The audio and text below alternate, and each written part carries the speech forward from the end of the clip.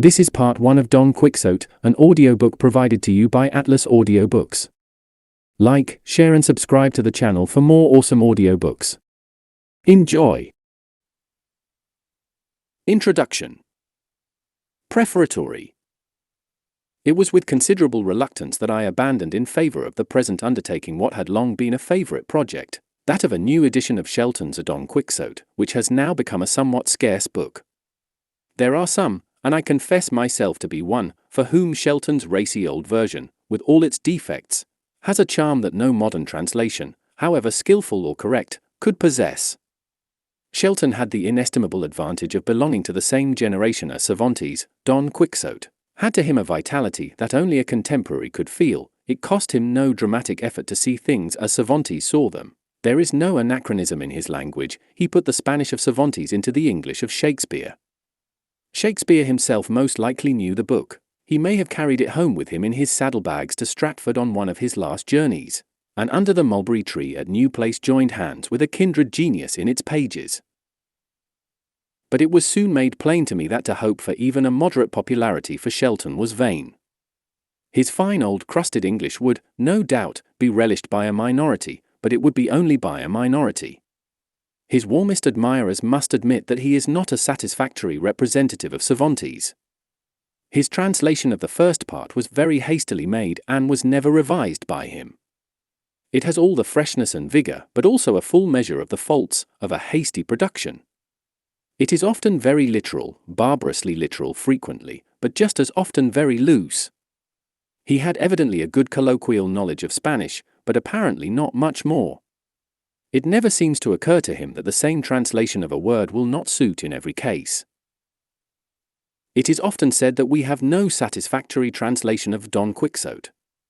To those who are familiar with the original, it savors of truism or platitude to say so, for in truth there can be no thoroughly satisfactory translation of Don Quixote into English or any other language.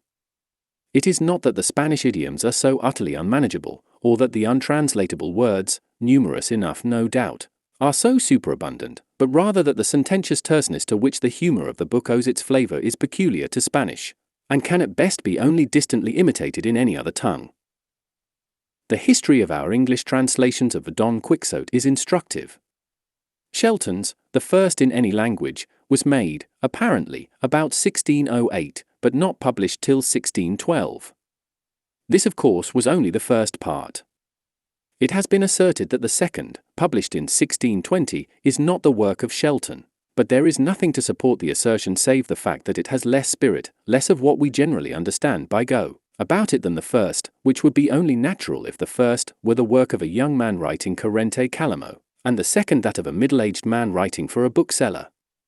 On the other hand, it is closer and more literal, the style is the same, the very same translations, or mistranslations, occur in it, and it is extremely unlikely that a new translator would, by suppressing his name, have allowed Shelton to carry off the credit. In 1687 John Phillips, Milton's nephew, produced a Don Quixote made English, he says, according to the humor of our modern language. His Quixote is not so much a translation as a travesty, and a travesty that for coarseness, vulgarity, and buffoonery is almost unexampled even in the literature of that day. Ned Ward's Life and Notable Adventures of Don Quixote, merrily translated into Hudibrastic verse, 1700, can scarcely be reckoned a translation, but it serves to show the light in which Don Quixote was regarded at the time. A further illustration may be found in the version published in 1712 by Peter Motto, who had then recently combined tea-dealing with literature. It is described as translated from the original by several hands. But if so, all Spanish flavor has entirely evaporated under the manipulation of the several hands. The flavor that it has, on the other hand, is distinctly Franco-Cockney. Anyone who compares it carefully with the original will have little doubt that it is a concoction from Shelton, and the French of Philo de Saint Martin, eked out by borrowings from Phillips, whose mode of treatment it adopts. It is, to be sure, more decent and decorous, but it treats Don Quixote in the same fashion as a comic book that cannot be made too comic. To attempt to improve the humor of Don Quixote by an infusion of Cockney flippancy and facetiousness, as Motto's operators did, is not merely an impertinence like larding a sirloin of prize beef, but an absolute falsification of the spirit of the book, and it is a proof of the uncritical way in which Don Quixote is generally read that this worse than worthless translation, worthless as failing to represent, worse than worthless as misrepresenting, should have been favored as it has been. It had the effect, however, of bringing out a translation undertaken and executed in a very different spirit, that of Charles Jervas, the portrait painter, and friend of Pope, Swift, Arbuthnot, and Gay. Jervas has been allowed little credit for his work, indeed it may be said none, for it is known to the world in general as Jarvis's. It was not published until after his death, and the printers gave the name according to the current pronunciation of the day. It has been the most freely used and the most freely abused of all the translations. It has seen far more editions than any other, it is admitted on all hands to be by far the most faithful, and yet nobody seems to have a good word to say for it or for its author. Jervas no doubt prejudiced readers against himself in his preface, where among many true words about Shelton, Stevens, and Motto, he rashly and unjustly charges Shelton with having translated not from the Spanish, but from the Italian version of Franciosini, which did not appear until 10 years after Shelton's first volume. A suspicion of incompetence, too, seems to have attached to him because he was by profession a painter and a mediocre one, though he has given us the best portrait we have of Swift, and this may have been strengthened by Pope's remark that he translated Don Quixote without understanding Spanish. He has been also charged with borrowing from Shelton, whom he disparaged. It is true that in a few difficult or obscure passages he has followed Shelton, and gone astray with him, but for one case of this sort, there are 50 where he is right and Shelton wrong. As for Pope's dictum, anyone who examines Jervas's version carefully, side by side with the original, will see that he was a sound Spanish scholar, incomparably a better one than Shelton, except perhaps in mere colloquial Spanish. He was, in fact, an honest, faithful, and painstaking translator, and he has left a version which, whatever its shortcomings may be, is singularly free from errors and mistranslations. The charge against it is that it is stiff, dry, wooden in a word, and no one can deny that there is a foundation for it. But it may be pleaded for Jervas that a good deal of this rigidity is due to his abhorrence of the light, flippant, jocose style of his predecessors. He was one of the few, very few, translators that have shown any apprehension of the unsmiling gravity which is the essence of quixotic humor. It seemed to him a crime to bring Cervantes forward smirking and grinning at his own good things, and to this may be attributed in a great measure the ascetic abstinence from everything savoring of liveliness which is the characteristic of his translation. In most modern editions, it should be observed, his style has been smoothed and smartened, but without any reference to the original Spanish, so that if he has been made to read more agreeably he has also been robbed of his chief merit of fidelity. Smollard's version, published in 1755, may be almost counted as one of these. At any rate it is plain that in its construction Jervas's translation was very freely drawn upon, and very little or probably no heed given to the original Spanish. The later translations may be dismissed in a few words. George Kelly's, which appeared in 1769, printed for the translator, was an impudent imposture, being nothing more than Motto's version with a few of the words, here and there, artfully transposed. Charles Wilmot's, 1774, was only an abridgment like Florian's, but not so skillfully executed, and the version published by Miss Smirke in 1818, to accompany her brother's plates, was merely a patchwork production made out of former translations. On the latest, Mr. A. J. Duffield's, it would be in every sense of the word impertinent in me to offer an opinion here. I had not even seen it when the present undertaking was proposed to me, and since then I may say vidi tantum, having for obvious reasons resisted the temptation which Mr. Duffield's reputation and comely volumes hold out to every lover of Cervantes. From the foregoing history of our translations of Don Quixote, it will be seen that there are a good many people who, provided they get the mere narrative with its full complement of facts, incidents, and adventures served up to them in a form that amuses them, care very little whether that form is the one in which Cervantes originally shaped his ideas.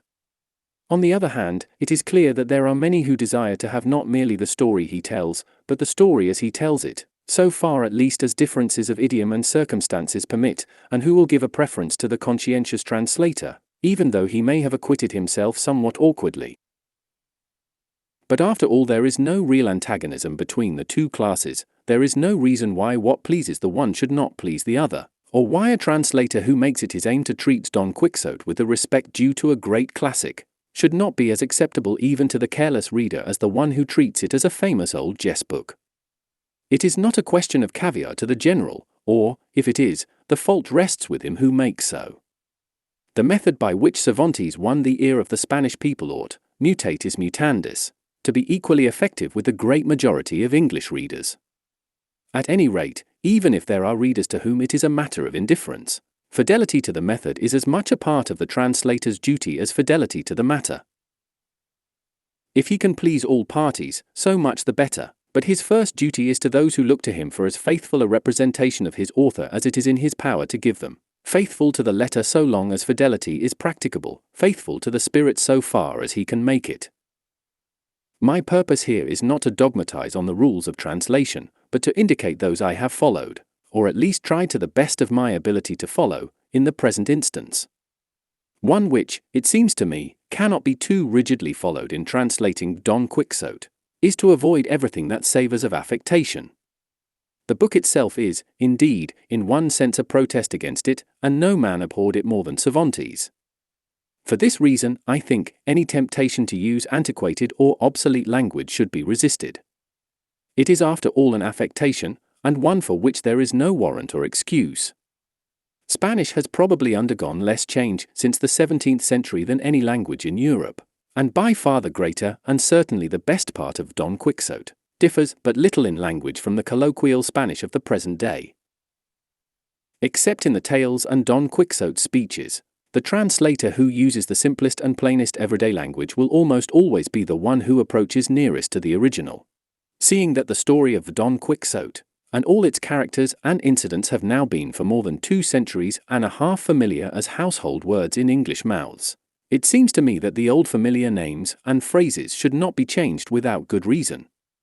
Of course, a translator who holds that Don Quixote should receive the treatment a great classic deserves, will feel himself bound by the injunction laid upon the Morisco in Chapter 9 not to omit or add anything. Cervantes. For generations had laughed over the Don Quixote before it occurred to anyone to ask, who and what manner of man was this Miguel de Cervantes Saavedra whose name is on the title page? And it was too late for a satisfactory answer to the question when it was proposed to add a life of the author to the London edition, published at Lord Carteret's instance in 1738. All traces of the personality of Cervantes had by that time disappeared. Any floating traditions that may once have existed, transmitted from men who had known him, had long since died out, and of other record there was none, for the 16th and 17th centuries were incurious as to the men of the time, a reproach against which the 19th has, at any rate, secured itself, if it has produced no Shakespeare or Cervantes. All that Mayans y Ciscar, to whom the task was entrusted, or any of those who followed him, Rios, Pellicer, or Navarrete, could do was to eke out the few allusions Cervantes makes to himself in his various prefaces with such pieces of documentary evidence bearing upon his life as they could find. This, however, has been done by the last-named biographer to such good purpose that he has superseded all predecessors. Thoroughness is the chief characteristic of Navarrete's work. Besides sifting, testing, and methodizing with rare patience and judgment what had been previously brought to light, he left, as the saying is, no stone unturned under which anything to illustrate his subject might possibly be found. Navarrete has done all that industry and acumen could do, and it is no fault of his if he has not given us what we want. What Hallam says of Shakespeare may be applied to the almost parallel case of Cervantes. It is not the register of his baptism, or the draft of his will, or the orthography of his name that we seek, no letter of his writing, no record of his conversation, no character of him drawn by a contemporary has been produced. It is only natural, therefore, that the biographers of Cervantes, forced to make brick without straw, should have recourse largely to conjecture, and that conjecture should in some instances come by degrees to take the place of established fact. All that I propose to do here is to separate what is matter of fact from what is matter of conjecture, and leave it to the reader's judgment to decide whether the data justify the inference or not. The men whose names by common consent stand in the front rank of Spanish literature, Cervantes, Lope de Vega, Quevedo, Calderon, Garcilaso de la Vega, the Mendozas, Góngora, were all men of ancient families, and, curiously, all, except the last, of families that traced their origin to the same mountain district in the north of Spain. The family of Cervantes is commonly said to have been of Galician origin, and unquestionably it was in possession of lands in Galicia at a very early date. But I think the balance of the evidence tends to show that the Sola, the original site of the family, was at Cervatos in the northwest corner of Old Castile, close to the junction of Castile, Leon, and the Asturias. As it happens, there is a complete history of the Cervantes family from the 10th century down to the 17th extant under the title of Illustrious Ancestry, Glorious Deeds, and Noble Posterity of the famous Nuno Alfonso, Alcaide of Toledo, written in 1648 by the industrious genealogist Rodrigo Méndez Silva, who availed himself of a manuscript genealogy by Juan de Mina, the poet laureate and historiographer of John II. The origin of the name Cervantes is curious. Nuno Alfonso was almost as distinguished in the struggle against the Moors in the reign of Alfonso VII as the Cid had been half a century before in that of Alfonso VI, and was rewarded by divers grants of land in the neighborhood of Toledo. On one of his acquisitions, about 2 leagues from the city, he built himself a castle, which he called Cervatos, because he was lord of the Sola of Cervatos in the Montana, as the mountain region extending from the Basque provinces to Leon was always called. At his death in battle in 1143, the castle passed by his will to his son Alfonso Munio, who, as territorial or local surnames were then coming into vogue in place of the simple patronymic, took the additional name of Cervatos. His eldest son Pedro succeeded him in the possession of the castle, and followed his example in adopting the name, an assumption at which the younger son, Gonzalo, seems to have taken umbrage. Everyone who has paid even a flying visit to Toledo will remember the ruined castle that crowns the hill above the spot, where the bridge of Alcantara spans the gorge of the Tagus, and with its broken outline and crumbling walls makes such an admirable pendant to the square solid Alcázar towering over the city roofs on the opposite side. It was built, or as some say restored, by Alfonso VI shortly after his occupation of Toledo in 1085, and called by him San Servando after a Spanish martyr, a name subsequently modified into San Servan, in which form it appears in the poem of the Cid, San Cervantes, and San Cervantes, with regard to which last the Handbook for Spain warns its readers against the supposition that it has anything to do with the author of Don Quixote. Ford, as all know who have taken him for a companion and counselor on the roads of Spain, is seldom wrong in matters of literature or history. In this instance, however, he is in error. It has everything to do with the author of Don Quixote, for it is in fact these old walls that have given to Spain the name she is proudest of today. Gonzalo, above mentioned, it may be readily conceived, did not relish the appropriation by his brother of a name to which he himself had an equal right, for though nominally taken from the castle, it was in reality derived from the ancient territorial possession of the family, and as a set-off, and to distinguish himself, differentias, from his brother, he took as a surname the name of the castle on the bank of the Tagus, in the building of which, according to a family tradition, his great-grandfather had a share. Both brothers founded families. The Cervantes branch had more tenacity, it sent offshoots in various directions, Andalusia, Extremadura, Galicia, and Portugal, and produced a goodly line of men distinguished in the service of church and state. Gonzalo himself, and apparently a son of his, followed Ferdinand III in the great campaign of 1236–48 that gave Cordova and Seville to Christian Spain, and penned up the Moors in the kingdom of Granada, and his descendants intermarried with some of the noblest families of the peninsula and numbered among them soldiers, magistrates, and church dignitaries, including at least 2 cardinal archbishops. Of the line that settled in Andalusia, Diego de Cervantes, commander of the Order of Santiago, married Juana of Ayonedo, daughter of Juan Arias de Saavedra, and had several sons, of whom one was Gonzalo Gomez, corregidor of Jerez and ancestor of the Mexican and Colombian branches of the family, and another, Juan, whose son Rodrigo married Dona Leonor de Cortinas, and by her had 4 children, Rodrigo, Andrea, Luisa, and Miguel, our author. The pedigree of Cervantes is not without its bearing on the Don Quixote. A man who could look back upon an ancestry of genuine knights-errant extending from well nigh the time of Pelayo to the siege of Granada, was likely to have a strong feeling on the subject of the sham chivalry of the romances. It gives a point, too, to what he says in more than one place about families that have once been great and have tapered away until they have come to nothing, like a pyramid. It was the case of his own.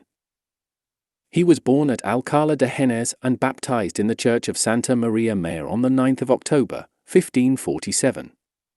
Of his boyhood and youth we know nothing, unless it be from the glimpse he gives us in the preface to his comedies, of himself as a boy looking on with delight while Lope de Rueda and his company set up their rude plank stage in the plaza, and acted the rustic farces which he himself afterwards took as the model of his interludes.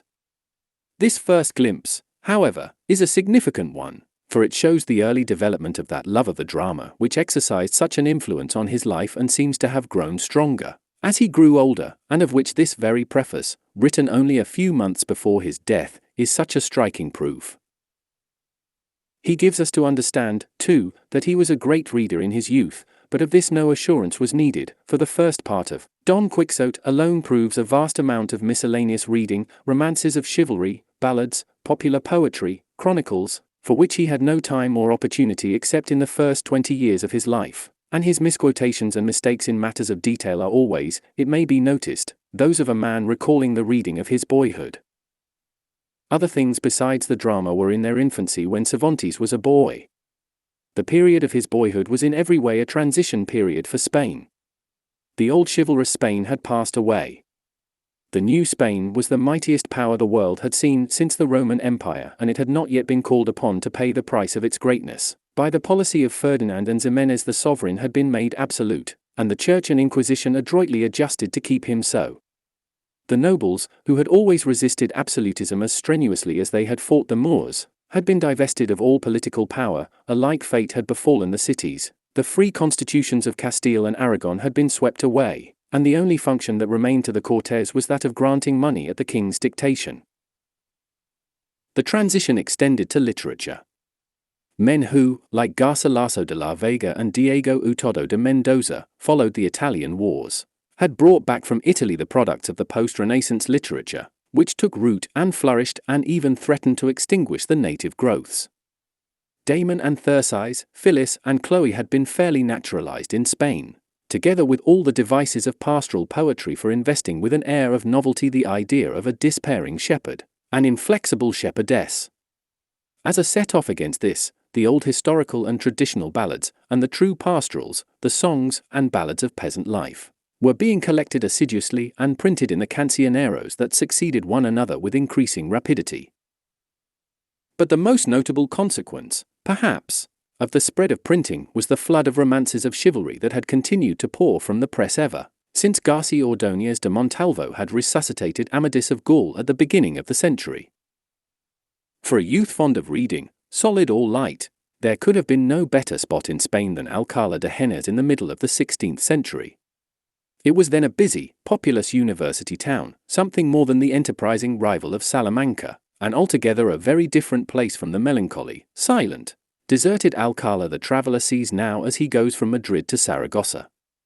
Theology and medicine may have been the strong points of the university, but the town itself seems to have inclined rather to the humanities and light literature, and as a producer of books Alcalá was already beginning to compete with the older presses of Toledo, Burgos, Salamanca and Seville. A pendant to the picture Cervantes has given us of his first playgoings might, no doubt, have been often seen in the streets of Alcalá at that time, a bright, eager, tawny-haired boy peering into a bookshop where the latest volumes lay open to tempt the public, wondering, it may be, what that little book with the woodcut of the blind beggar and his boy, that called itself Vida de Lazarillo de Tormes, Segunda Impresión, could be about, or with eyes brimming over with merriment gazing at one of those preposterous portraits of a knight-errant in outrageous panoply, and plumes with which the publishers of chivalry romances love to embellish the title pages of their folios. If the boy was the father of the man, the sense of the incongruous that was strong at 50 was lively at 10. And some such reflections as these may have been the true genesis of Don Quixote. For his more solid education, we are told, he went to Salamanca. But why Rodrigo de Cervantes, who was very poor, should have sent his son to a university 150 miles away when he had one at his own door, would be a puzzle, if we had any reason for supposing that he did so. The only evidence is a vague statement by Professor Thomas Gonzalez, that he once saw an old entry of the matriculation of a Miguel de Cervantes. This does not appear to have been ever seen again, but even if it had, and if the date corresponded, it would prove nothing, as there were at least 2 other Miguels born about the middle of the century, one of them, moreover, a Cervantes Saavedra, a cousin, no doubt, who was a source of great embarrassment to the biographers. That he was a student neither at Salamanca nor at Alcala is best proved by his own works. No man drew more largely upon experience than he did, and he has nowhere left a single reminiscence of student life, for the tia fingida, if it be his, is not one, nothing, not even a college joke, to show that he remembered days that most men remember best. All that we know positively about his education is that Juan López de Hoyos, a professor of humanities and belles lettres of some eminence, calls him his dear and beloved pupil. This was in a little collection of verses by different hands on the death of Isabel de Valois, second queen of Philip II. Published by the professor in 1569, to which Cervantes contributed 4 pieces, including an elegy, and an epitaph in the form of a sonnet. It is only by a rare chance that a Lycidas finds its way into a volume of this sort, and Cervantes was no Milton. His verses are no worse than such things usually are, so much, at least, may be said for them. By the time the book appeared he had left Spain, and, as fate ordered it, for 12 years, the most eventful ones of his life. Julio, afterwards Cardinal, Acquaviva had been sent at the end of 1568 to Philip II. By the Pope on a mission, partly of condolence, partly political, and on his return to Rome, which was somewhat brusquely expedited by the king, he took Cervantes with him as his camerero, chamberlain, the office he himself held in the Pope's household. The post would no doubt have led to advancement at the papal court had Cervantes retained it, but in the summer of 1570 he resigned it and enlisted as a private soldier in Captain Diego Urbina's company, belonging to Don Miguel de Moncada's regiment, but at that time forming a part of the command of Mark Antony Colonna. What impelled him to this step we know not, whether it was distaste for the career before him, or purely military enthusiasm. It may well have been the latter, for it was a stirring time. The events, however, which led to the alliance between Spain, Venice, and the Pope against the common enemy, the Porte, and to the victory of the combined fleets at Lepanto, belong rather to the history of Europe than to the life of Cervantes. He was one of those that sailed from Messina, in September 1571, under the command of Don John of Austria, but on the morning of the 7th of October, when the Turkish fleet was sighted, he was lying below ill with fever. At the news that the enemy was in sight he rose, and, in spite of the remonstrances of his comrades and superiors, insisted on taking his post, saying he preferred death in the service of God and the king to health. His galley, the Marquesa, was in the thick of the fight, and before it was over he had received 3 gunshot wounds, 2 in the breast and 1 in the left hand or arm. On the morning after the battle, according to Navarrete, he had an interview with the commander-in-chief, Don John, who was making a personal inspection of the wounded, one result of which was an addition of 3 crowns to his pay, and another, apparently, the friendship of his general. How severely Cervantes was wounded may be inferred from the fact that with youth, a vigorous frame, and as cheerful and buoyant a temperament as ever invalid had, he was 7 months in hospital at Messina before he was discharged. He came out with his left hand permanently disabled. He had lost the use of it, as Mercury told him in the Viage del Parnaso, for the greater glory of the right. This, however, did not absolutely unfit him for service, and in April 1572 he joined Manuel Ponce de Leon's company of Lope de Figueroa's regiment, in which, it seems probable, his brother Rodrigo was serving, and shared in the operations of the next 3 years, including the capture of the Goleta and Tunis. Taking advantage of the lull which followed the recapture of these places by the Turks, he obtained leave to return to Spain, and sailed from Naples in September 1575 on board the Sun galley, in company with his brother Rodrigo, Pedro Carrillo de Quesada, late governor of the Goleta, and some others, and furnished with letters from Don John of Austria and the Duke of Sesa, the viceroy of Sicily, recommending him to the king for the command of a company, on account of his services, a dono infelis, as events proved. On the 26th they fell in with a squadron of Algerine galleys, and after a stout resistance were overpowered and carried into Algiers.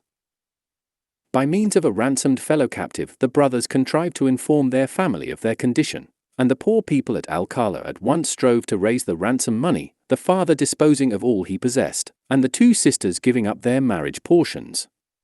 But Dalimummy had found on Cervantes the letters addressed to the king by Don John and the Duke of Sesa, and, concluding that his prize must be a person of great consequence, when the money came he refused it scornfully as being altogether insufficient.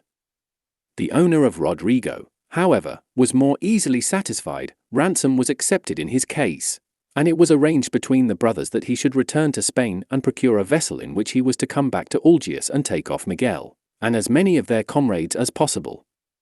This was not the first attempt to escape that Cervantes had made. Soon after the commencement of his captivity he induced several of his companions to join him in trying to reach Oran, then a Spanish post, on foot, but after the first day's journey, the Moor who had agreed to act as their guide deserted them, and they had no choice but to return. The second attempt was more disastrous.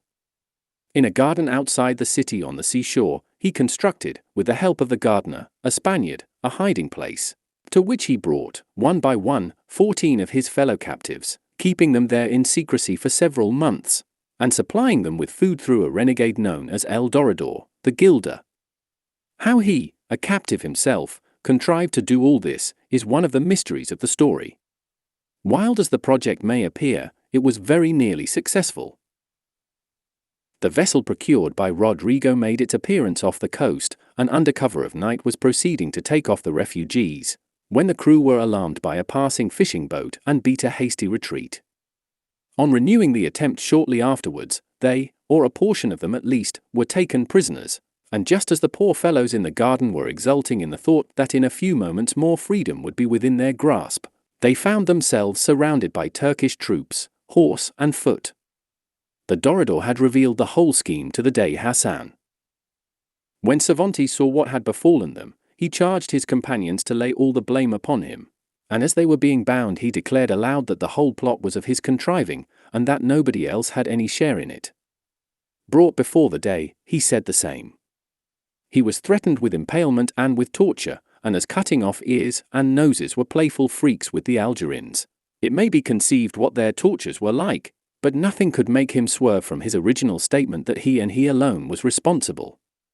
The upshot was that the unhappy gardener was hanged by his master, and the prisoners taken possession of by the Dey, who, however, afterwards restored most of them to their masters, but kept Cervantes, paying Dalimummy 500 crowns for him. He felt, no doubt, that a man of such resource, energy, and daring was too dangerous a piece of property to be left in private hands, and he had him heavily ironed and lodged in his own prison. If he thought that by these means he could break the spirit or shake the resolution of his prisoner, he was soon undeceived, for Cervantes contrived before long to despatch a letter to the governor of Oran, entreating him to send him someone that could be trusted, to enable him and 3 other gentlemen, fellow captives of his, to make their escape, intending evidently to renew his first attempt with a more trustworthy guide.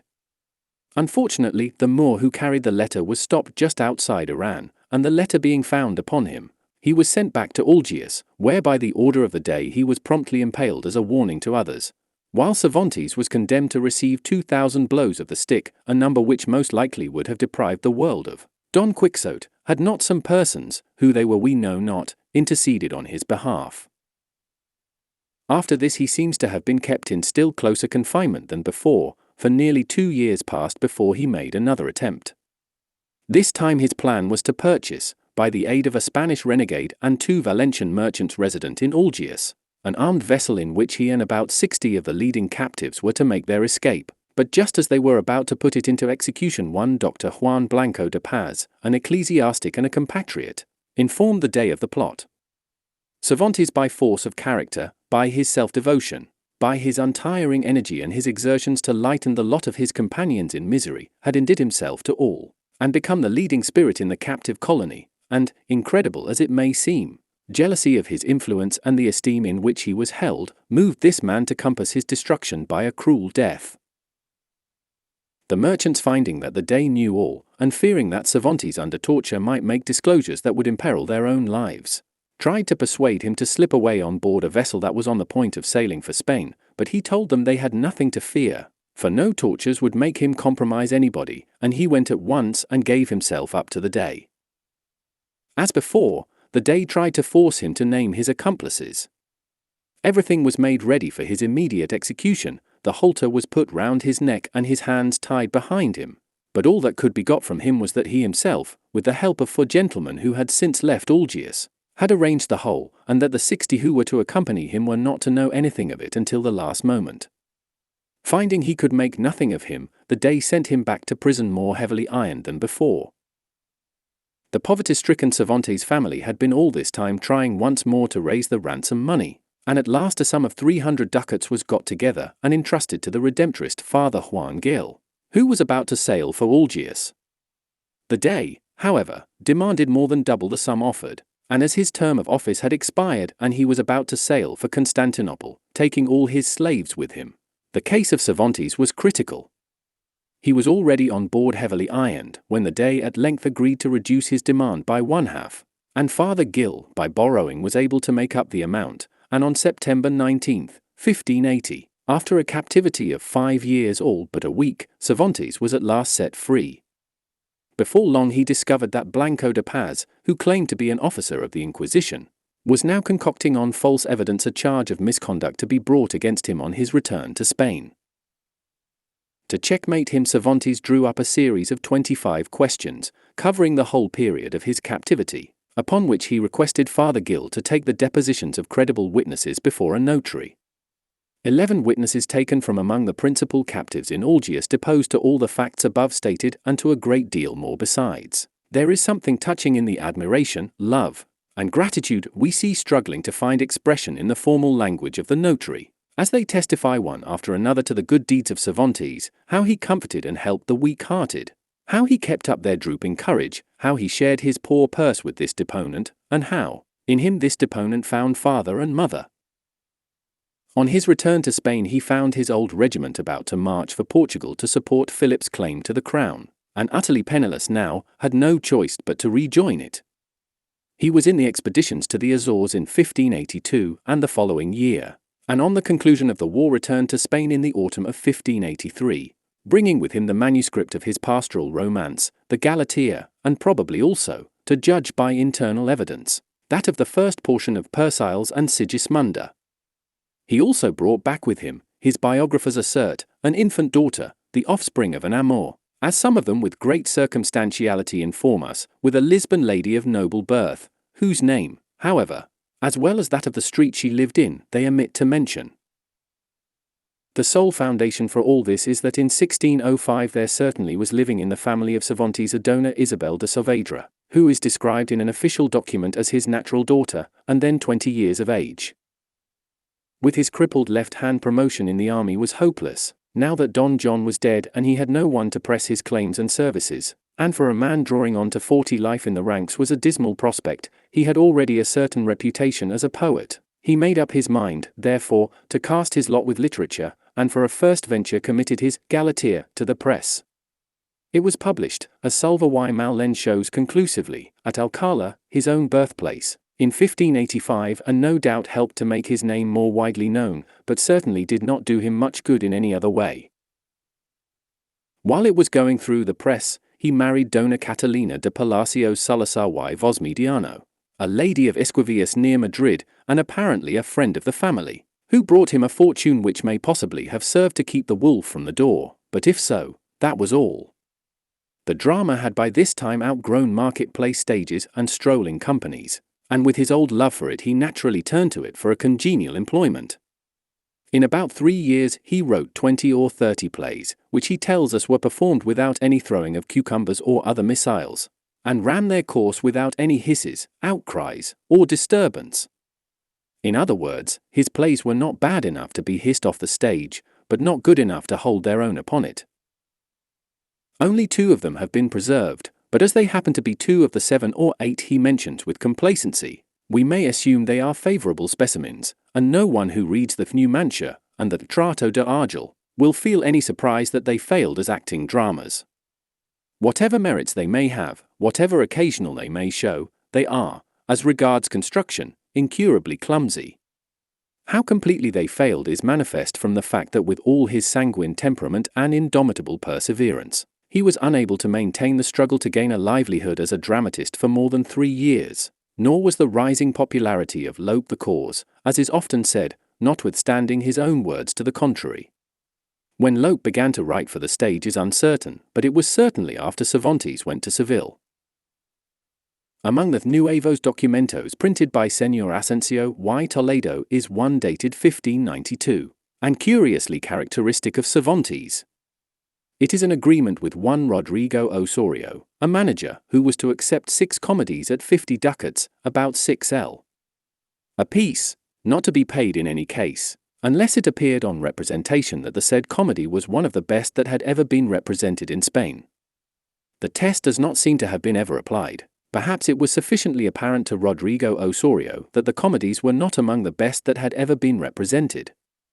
Among the correspondence of Cervantes there might have been found, no doubt, more than one letter like that we see in the Rake's Progress. Sir, I have read your play, and it will not do.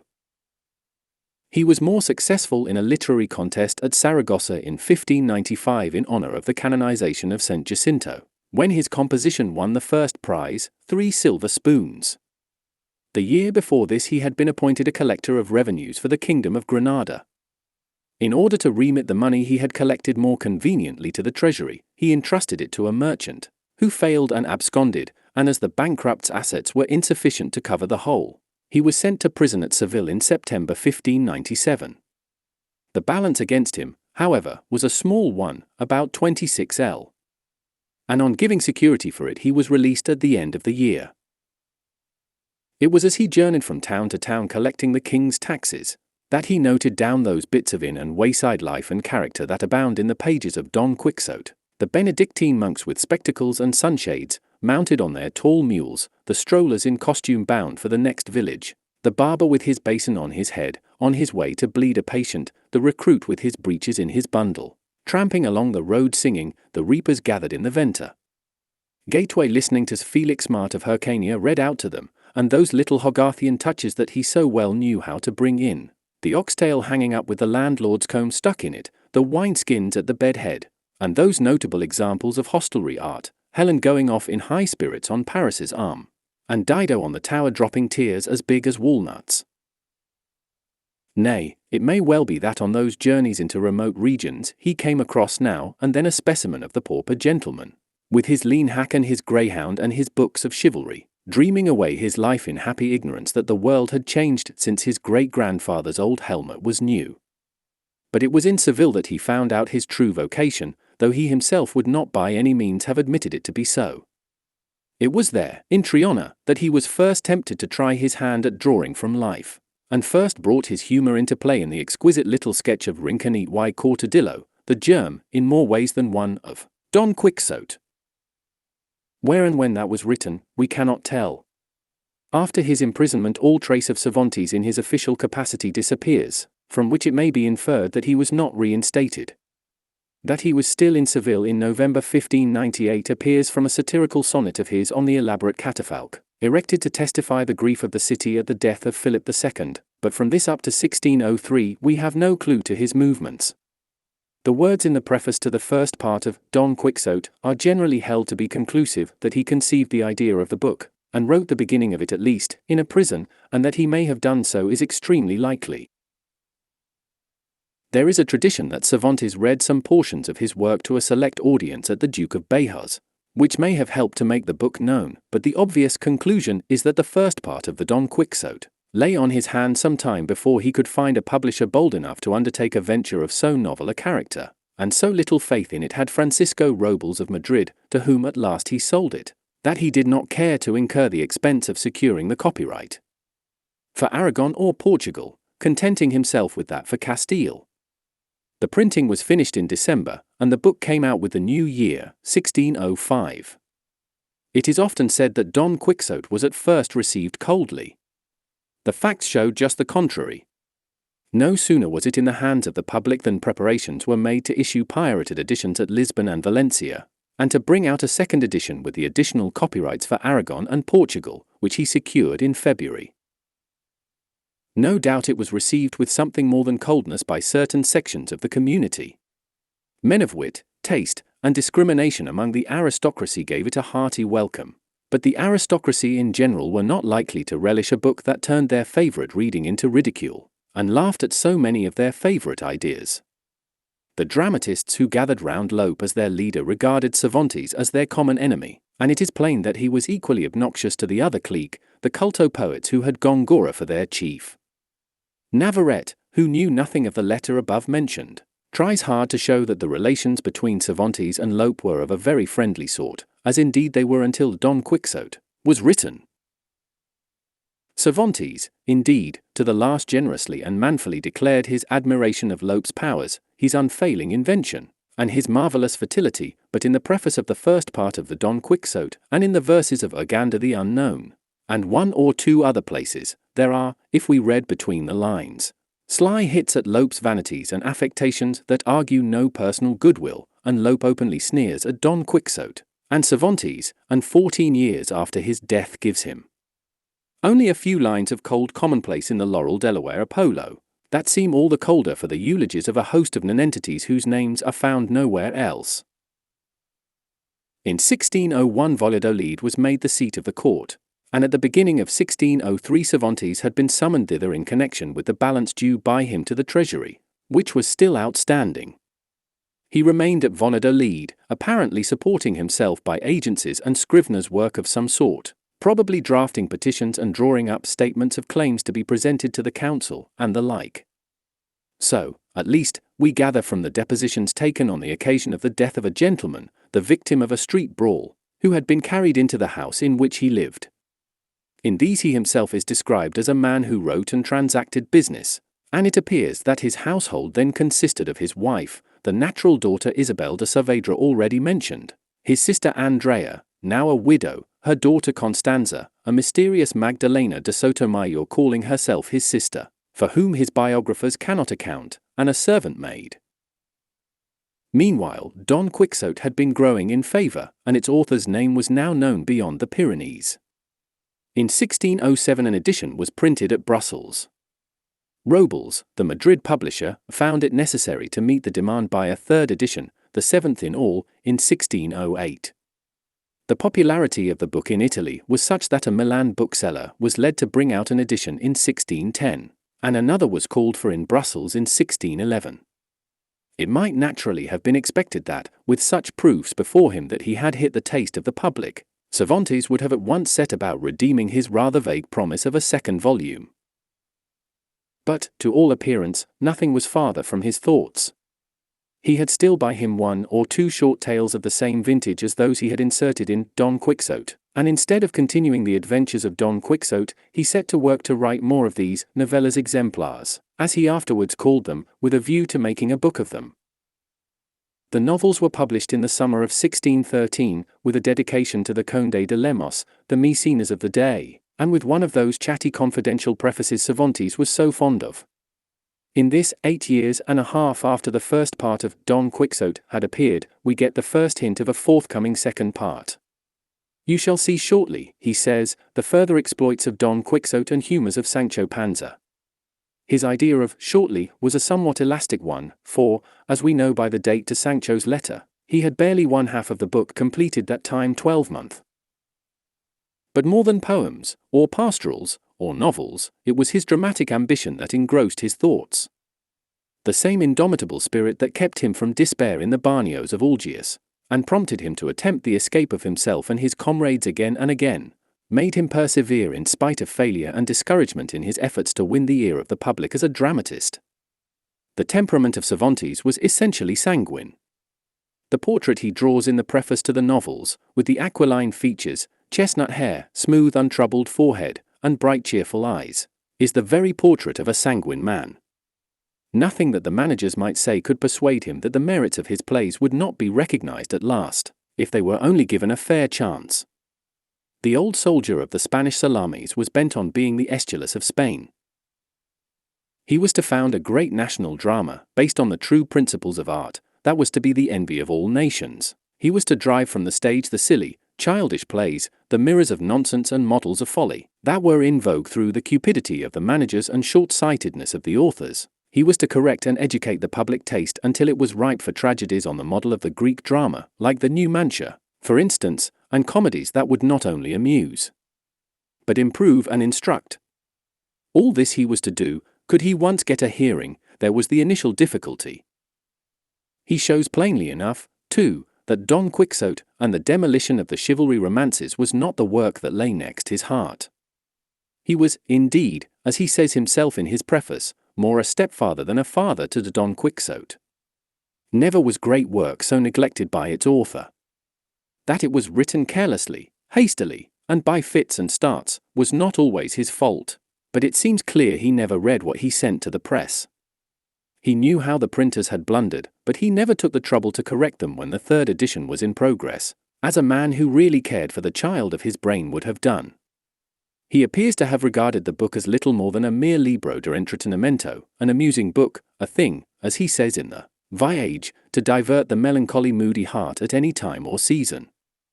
No doubt he had an affection for his hero, and was very proud of Sancho Panza. It would have been strange indeed if he had not been proud of the most humorous creation in all fiction. He was proud, too, of the popularity and success of the book, and beyond measure delightful is the naivete with which he shows his pride in a dozen passages in the second part. But it was not the success he coveted. In all probability he would have given all the success of Don Quixote, nay, would have seen every copy of Don Quixote burned in the Plaza Mayor, for one such success as Lope de Vega was enjoying on an average once a week. And so he went on, dawdling over Don Quixote, adding a chapter now and again, and putting it aside to turn to Persiles and Sigismunda, which, as we know, was to be the most entertaining book in the language, and the rival of Theogenes and Chariclea, or finishing off one of his darling comedies, and if Robles asked when Don Quixote would be ready, the answer no doubt was en breve, shortly. There was time enough for that. At 68 he was as full of life and hope and plans for the future as a boy of 18. Nemesis was coming, however. He had got as far as chapter 59, which at his leisurely pace he could hardly have reached before October or November 1614, when there was put into his hand a small octave lately printed at Tarragona, and calling itself, Second Volume of the Ingenious Gentleman Don Quixote of La Mancha, by the licentiate Alonso Fernandez de Avellaneda of Tordesillas. The last half of chapter 59 and most of the following chapters of the second part give us some idea of the effect produced upon him, and his irritation was not likely to be lessened by the reflection that he had no one to blame but himself. Had Avellaneda, in fact, been content with merely bringing out a continuation to Don Quixote, Cervantes would have had no reasonable grievance. His own intentions were expressed in the very vaguest language at the end of the book, nay, in his last words. Force altro cantera con miglia pletro, he seems actually to invite someone else to continue the work, and he made no sign until 8 years and a half had gone by which time Avellaneda's volume was no doubt written. In fact, Cervantes had no case, or a very bad one, as far as the mere continuation was concerned. But Avellaneda chose to write a preface to it, full of such coarse personal abuse as only an ill-conditioned man could pour out. He taunts Cervantes with being old, with having lost his hand, with having been in prison, with being poor, with being friendless, accuses him of envy of Lope's success, of petulance and querulousness, and so on, and it was in this that the sting lay. Avellaneda's reason for this personal attack is obvious enough. Whoever he may have been, it is clear that he was one of the dramatists of Lope's school, for he has the impudence to charge Cervantes with attacking him as well as Lope in his criticism on the drama. His identification has exercised the best critics and baffled all the ingenuity and research that has been brought to bear on it. Navarrete and Ticknor both incline to the belief that Cervantes knew who he was, but I must say I think the anger he shows suggests an invisible assailant. It is like the irritation of a man stung by a mosquito in the dark. Cervantes from certain solecisms of language pronounces him to be an Aragonese, and Pellicer, an Aragonese himself, supports this view and believes him, moreover, to have been an ecclesiastic, a Dominican probably. Any merit Avellaneda has is reflected from Cervantes, and he is too dull to reflect much. Dull and dirty will always be, I imagine, the verdict of the vast majority of unprejudiced readers. He is, at best, a poor plagiarist. All he can do is to follow slavishly the lead given him by Cervantes. His only humor lies in making Don Quixote take inns for castles and fancy himself some legendary or historical personage, and Sancho mistake words, invert proverbs, and display his gluttony. All through he shows a proclivity to coarseness and dirt, and he has contrived to introduce two tales filthier than anything by the 16th century novellary and without their sprightliness. But whatever Avellaneda and his book may be, we must not forget the debt we owe them. But for them, there can be no doubt, Don Quixote would have come to us a mere torso instead of a complete work. Even if Cervantes had finished the volume he had in hand, most assuredly he would have left off with a promise of a third part, giving the further adventures of Don Quixote and humours of Sancho Panza as shepherds. It is plain that he had at one time an intention of dealing with the pastoral romances as he had dealt with the books of chivalry, and but for Avellaneda he would have tried to carry it out. But it is more likely that, with his plans, and projects, and hopefulness, the volume would have remained unfinished till his death, and that we should have never made the acquaintance of the Duke and Duchess, or gone with Sancho to Barataria. From the moment the book came into his hands he seems to have been haunted by the fear that there might be more Avellanedas in the field, and putting everything else aside, he set himself to finish off his task and protect Don Quixote in the only way he could, by killing him. The conclusion is no doubt a hasty and in some places clumsy piece of work, and the frequent repetition of the scolding administered to Avellaneda becomes in the end rather wearisome, but it is, at any rate, a conclusion, and for that we must thank Avellaneda. The new volume was ready for the press in February, but was not printed till the very end of 1615, and during the interval Cervantes put together the comedies and interludes he had written within the last few years, and, as he adds plaintively, found no demand for among the managers, and published them with a preface, worth the book it introduces tenfold, in which he gives an account of the early Spanish stage, and of his own attempts as a dramatist. It is needless to say they were put forward by Cervantes in all good faith and full confidence in their merits. The reader, however, was not to suppose they were his last word or final effort in the drama, for he had in hand a comedy called Engano a los ojos, about which, if he mistook not, there would be no question. Of this dramatic masterpiece the world has no opportunity of judging. His health had been failing for some time and he died, apparently of dropsy, on the 23rd of April, 1616, the day on which England lost Shakespeare, nominally at least, for the English calendar had not yet been reformed. He died as he had lived, accepting his lot bravely and cheerfully. Was it an unhappy life, that of Cervantes? His biographers all tell us that it was, but I must say I doubt it. It was a hard life, a life of poverty, of incessant struggle, of toil ill-paid, of disappointment, but Cervantes carried within himself the antidote to all these evils. His was not one of those light natures that rise above adversity merely by virtue of their own buoyancy. It was in the fortitude of a high spirit that he was proof against it. It is impossible to conceive Cervantes giving way to despondency or prostrated by dejection.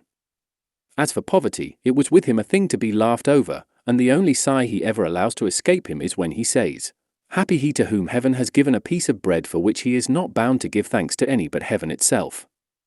Add to all this his vital energy and mental activity, his restless invention and his sanguine temperament, and there will be reason enough to doubt whether his could have been a very unhappy life. He who could take Cervantes' distresses together with his apparatus for enduring them would not make so bad a bargain, perhaps, as far as happiness in life is concerned. Of his burial place nothing is known except that he was buried, in accordance with his will, in the neighbouring convent of Trinitarian nuns, of which it is supposed his daughter, Isabel de Saavedra, was an inmate, and that a few years afterwards the nuns removed to another convent, carrying their dead with them. But whether the remains of Cervantes were included in the removal or not no one knows, and the clue to their resting place is now lost beyond all hope.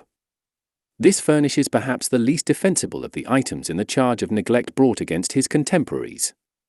In some of the others there is a good deal of exaggeration. To listen to most of his biographers one would suppose that all Spain was in league not only against the man but against his memory, or at least that it was insensible to his merits, and left him to live in misery and die of want. To talk of his hard life and unworthy employments in Andalusia is absurd. What had he done to distinguish him from thousands of other struggling men earning a precarious livelihood? True, he was a gallant soldier who had been wounded and had undergone captivity and suffering in his country's cause, but there were hundreds of others in the same case. He had written a mediocre specimen of an insipid class of romance, and some plays which manifestly did not comply with the primary condition of pleasing. Were the playgoers to patronize plays that did not amuse them, because the author was to produce Don Quixote 20 years afterwards? The scramble for copies which, as we have seen, followed immediately on the appearance of the book, does not look like general insensibility to its merits. No doubt it was received coldly by some, but if a man writes a book in ridicule of periwigs, he must make his account with being coldly received by the periwig wearers, and hated by the whole tribe of wigmakers. If Cervantes had the chivalry romance readers, the sentimentalists, the dramatists, and the poets of the period all against him, it was because Don Quixote was what it was, and if the general public did not come forward to make him comfortable for the rest of his days, it is no more to be charged with neglect and ingratitude than the English-speaking public that did not pay off Scott's liabilities. It did the best it could, it read his book and liked it and bought it, and encouraged the bookseller to pay him well for others. It has been also made a reproach to Spain that she has erected no monument to the man she is proudest of, no monument, that is to say, of him, for the bronze statue in the little garden of the Plaza de las Cortes, a fair work of art no doubt, and unexceptionable had it been set up to the local poet in the marketplace of some provincial town, is not worthy of Cervantes or of Madrid. But what need has Cervantes of such weak witness of his name, or what could a monument do in his case except testify to the self-glorification of those who had put it up? Si monumentum quiris, circumspice. The nearest bookseller's shop will show what bathos there would be in a monument to the author of Don Quixote. Don Quixote. 9 editions of the first part of Don Quixote had already appeared before Cervantes died, 30,000 copies in all, according to his own estimate, and a 10th was printed at Barcelona the year after his death. So large a number naturally supplied the demand for some time, but by 1634 it appears to have been exhausted, and from that time down to the present day the stream of editions has continued to flow rapidly and regularly. The translations show still more clearly in what request the book has been from the very outset. In 7 years from the completion of the work it had been translated into the 4 leading languages of Europe. Except the Bible, in fact, no book has been so widely diffused as Don Quixote.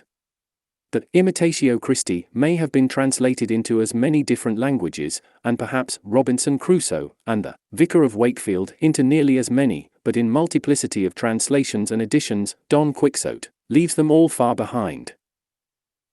Still more remarkable is the character of this wide diffusion.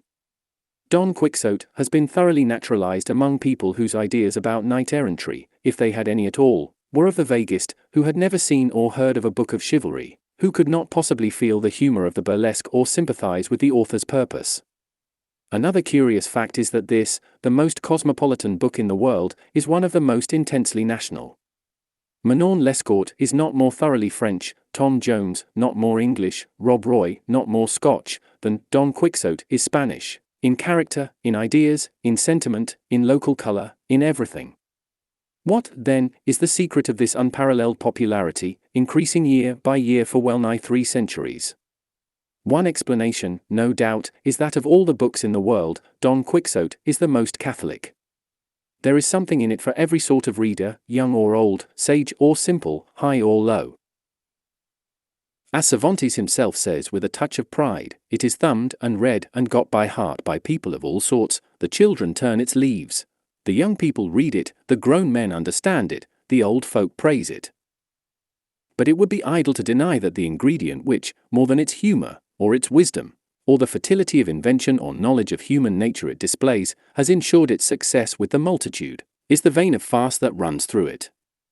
It was the attack upon the sheep, the battle with the wine-skins, Mambrino's helmet, the balsam of Fierabras, Don Quixote knocked over by the sails of the windmill, Sancho tossed in the blanket, the mishaps and misadventures of master and man, that were originally the great attraction, and perhaps are so still to some extent with the majority of readers. It is plain that Don Quixote was generally regarded at first, and indeed in Spain for a long time, as little more than a queer droll book, full of laughable incidents and absurd situations, very amusing, but not entitled to much consideration or care. All the editions printed in Spain from 1637 to 1771, when the famous printer Iborra took it up, were mere trade editions, badly and carelessly printed on vile paper and got up in the style of chapbooks intended only for popular use, with, in most instances, uncouth illustrations and claptrap editions by the publisher. To England belongs the credit of having been the first country to recognize the right of Don Quixote to better treatment than this. The London edition of 1738, commonly called Lord Carteret's from having been suggested by him, was not a mere edition deluxe. It produced Don Quixote in becoming form as regards paper and type, and embellished with plates which, if not particularly happy as illustrations, were at least well-intentioned and well executed. But it also aimed at correctness of text, a matter to which nobody except the editors of the Valencia and Brussels editions had given even a passing thought. And for a first attempt it was fairly successful, for though some of its emendations are inadmissible, a good many of them have been adopted by all subsequent editors. The zeal of publishers, editors, and annotators brought about a remarkable change of sentiment with regard to Don Quixote. A vast number of its admirers began to grow ashamed of laughing over it. It became almost a crime to treat it as a humorous book. The humor was not entirely denied, but, according to the new view, it was rated as an altogether secondary quality, a mere accessory, nothing more than the stalking horse under the presentation of which Cervantes shot his philosophy or his satire, or whatever it was he meant to shoot, for on this point opinions varied. All were agreed, however, that the object he aimed at was not the books of chivalry. He said emphatically in the preface to the first part and in the last sentence of the second, that he had no other object in view than to discredit these books, and this, to advanced criticism, made it clear that his object must have been something else. One theory was that the book was a kind of allegory, setting forth the eternal struggle between the ideal and the real, between the spirit of poetry and the spirit of prose, and perhaps German philosophy never evolved a more ungainly or unlikely camel out of the depths of its inner consciousness. Something of the antagonism, no doubt, is to be found in Don Quixote, because it is to be found everywhere in life, and Cervantes drew from life. It is difficult to imagine a community in which the never-ceasing game of cross-purposes between Sancho Panza and Don Quixote would not be recognized as true to nature. In the Stone Age, among the lake dwellers, among the cave men, there were Don Quixotes and Sancho Panzas. There must have been the troglodyte who never could see the facts before his eyes, and the troglodyte who could see nothing else. But to suppose Cervantes deliberately setting himself to expound any such idea in 2 stout quarto volumes, is to suppose something not only very unlike the age in which he lived, but altogether unlike Cervantes himself, who would have been the first to laugh at an attempt of the sort made by anyone else. The extraordinary influence of the romances of chivalry in his day is quite enough to account for the genesis of the book. Some idea of the prodigious development of this branch of literature in the 16th century may be obtained from the scrutiny of Chapter 7, if the reader bears in mind that only a portion of the romances belonging to by far the largest group are enumerated. As to its effect upon the nation, there is abundant evidence. From the time when the Amadises and Pomerins began to grow popular down to the very end of the century, there is a steady stream of invective from men whose character and position lend weight to their words, against the romances of chivalry and the infatuation of their readers. Ridicule was the only besom to sweep away that dust. That this was the task Cervantes set himself, and that he had ample provocation to urge him to it, will be sufficiently clear to those who look into the evidence, as it will be also that it was not chivalry itself that he attacked and swept away. Of all the absurdities that, thanks to poetry, will be repeated to the end of time, there is no greater one than saying that Cervantes smiled Spain's chivalry away. In the first place, there was no chivalry for him to smile away. Spain's chivalry had been dead for more than a century. Its work was done when Granada fell, and as chivalry was essentially republican in its nature, it could not live under the rule that Ferdinand substituted for the free institutions of medieval Spain. What he did smile away was not chivalry but a degrading mockery of it. The true nature of the right arm, and the bright array, before which, according to the poet, the world gave ground, and which Cervantes' single laugh demolished, may be gathered from the words of one of his own countrymen, Don Felix Pacheco, as reported by Captain George Carleton in his military memoirs from 1672 to 1713. Before the appearance in the world of that labor of Cervantes, he said, "It was next to an impossibility for a man to walk the streets with any delight or without danger. There were seen so many cavaliers prancing and curvetting before the windows of their mistresses, that a stranger would have imagined the whole nation to have been nothing less than a race of knight-errants. But after the world became a little acquainted with that notable history, the man that was seen in that once celebrated drapery was pointed at as a Don Quixote, and found himself the jest of high and low. And I verily believe that to this, and this only, We owe that dampness and poverty of spirit which has run through all our councils for a century past, so little agreeable to those nobler actions of our famous ancestors. To call Don Quixote a sad book, preaching a pessimist view of life, argues a total misconception of its drift. It would be so if its moral were that, in this world, true enthusiasm naturally leads to ridicule and discomfiture. But it preaches nothing of the sort. Its moral, so far as it can be said to have one, is that the spurious enthusiasm that is born of vanity and self-conceit, that is made an end in itself, not a means to an end, that acts on mere impulse, regardless of circumstances and consequences, is mischievous to its owner, and a very considerable nuisance to the community at large. To those who cannot distinguish between the one kind and the other, no doubt Don Quixote is a sad book. No doubt to some minds it is very sad that a man who had just uttered so beautiful a sentiment as that, "It is a hard case to make slaves of those whom God and nature made free," should be ungratefully pelted by the scoundrels his crazy philanthropy had let loose on society. But to others of a more judicial caste it will be a matter of regret that reckless self-sufficient enthusiasm is not oftener requited in some such way for all the mischief it does in the world. A very slight examination of the structure of Don Quixote will suffice to show that Cervantes had no deep design or elaborate plan in his mind when he began the book. When he wrote those lines in which, with a few strokes of a great master, he sets before us the pauper gentleman, he had no idea of the goal to which his imagination was leading him. There can be little doubt that all he contemplated was a short tale to range with those he had already written, a tale setting forth the ludicrous results that might be expected to follow the attempt of a crazy gentleman to act the part of a knight-errant in modern life. It is plain, for one thing, that Sancho Panza did not enter into the original scheme, for had Cervantes thought of him he certainly would not have omitted him in his hero's outfit, which he obviously meant to be complete. Him we owe to the landlord's chance remark in chapter 3 that knights seldom travelled without squires. To try to think of a Don Quixote without Sancho Panza is like trying to think of a one-bladed pair of scissors.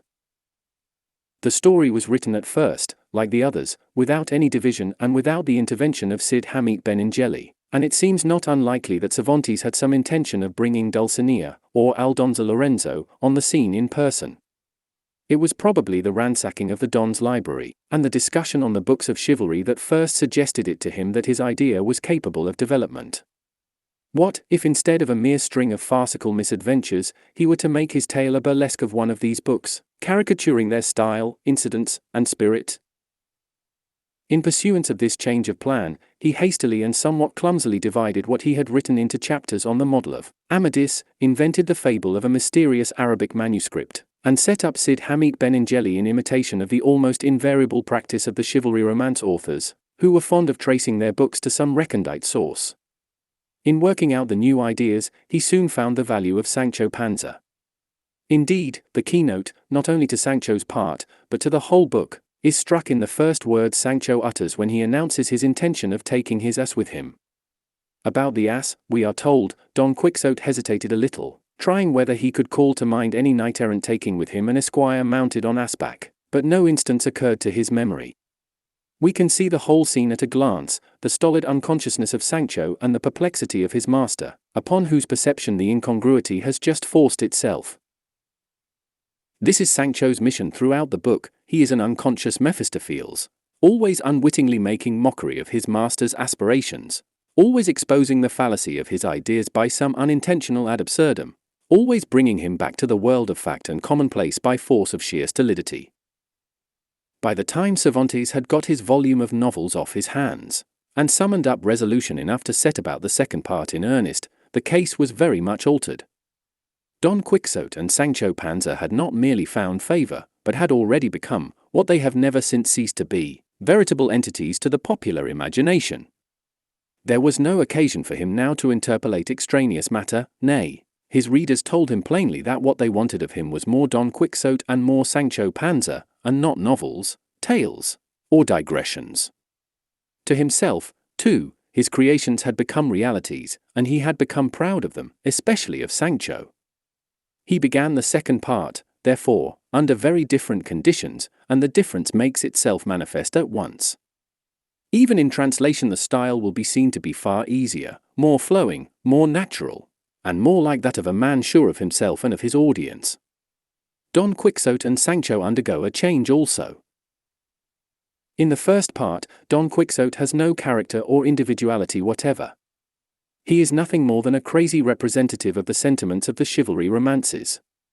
In all that he says and does, he is simply repeating the lesson he has learned from his books, and therefore, it is absurd to speak of him in the gushing strain of the sentimental critics when they dilate upon his nobleness, disinterestedness, dauntless courage, and so forth. It was the business of a knight-errant to right wrongs, redress injuries, and succor the distressed, and this, as a matter of course, he makes his business when he takes up the part. A knight-errant was bound to be intrepid, and so he feels bound to cast fear aside. Of all Byron's melodious nonsense about Don Quixote, the most nonsensical statement is that "'tis his virtue makes him mad." The exact opposite is the truth. It is his madness makes him virtuous. In the second part, Cervantes repeatedly reminds the reader, as if it was a point upon which he was anxious there should be no mistake, that his hero's madness is strictly confined to delusions on the subject of chivalry, and that on every other subject he is discreto, one, in fact, whose faculty of discernment is in perfect order. The advantage of this is that he is enabled to make use of Don Quixote as a mouthpiece for his own reflections, and so, without seeming to digress, allow himself the relief of digression when he requires it, as freely as in a commonplace book. It is true the amount of individuality bestowed upon Don Quixote is not very great. There are some natural touches of character about him, such as his mixture of irascibility and placability, and his curious affection for Sancho together with his impatience of the squire's loquacity and impertinence, but in the main, apart from his craze, he is little more than a thoughtful, cultured gentleman, with instinctive good taste and a great deal of shrewdness and originality of mind. As to Sancho, it is plain, from the concluding words of the preface to the first part, that he was a favorite with his creator even before he had been taken into favor by the public. An inferior genius, taking him in hand a second time, would very likely have tried to improve him by making him more comical, clever, amiable, or virtuous. But Cervantes was too true an artist to spoil his work in this way. Sancho, when he reappears, is the old Sancho with the old familiar features, but with a difference. They have been brought out more distinctly, but at the same time with a careful avoidance of anything like caricature. The outline has been filled in where filling in was necessary, and, vivified by a few touches of a master's hand, Sancho stands before us as he might in a character portrait by Velázquez. He is a much more important and prominent figure in the second part than in the first. Indeed, it is his matchless mendacity about Dulcinea that to a great extent supplies the action of the story. His development in this respect is as remarkable as in any other. In the first part he displays a great natural gift of lying. His lies are not of the highly imaginative sort that liars in fiction commonly indulge in, like Falstaffs. They resemble the father that begets them. They are simple, homely, plump lies, plain working lies, in short. But in the service of such a master as Don Quixote he develops rapidly, as we see when he comes to palm off the three country wenches as Dulcinea and her ladies-in-waiting. It is worth noticing how, flushed by his success in this instance, he is tempted afterwards to try a flight beyond his powers in his account of the journey on Clavellino. In the second part it is the spirit rather than the incident of the chivalry romances that is the subject of the burlesque. Enchantments of the sort travestied in those of Dulcinea, and the Trifaldi, and the Cave of Montesinos, play a leading part in the later and inferior romances, and another distinguishing feature is caricatured in Don Quixote's blind adoration of Dulcinea. In the romances of chivalry love is either a mere animalism or a fantastic idolatry.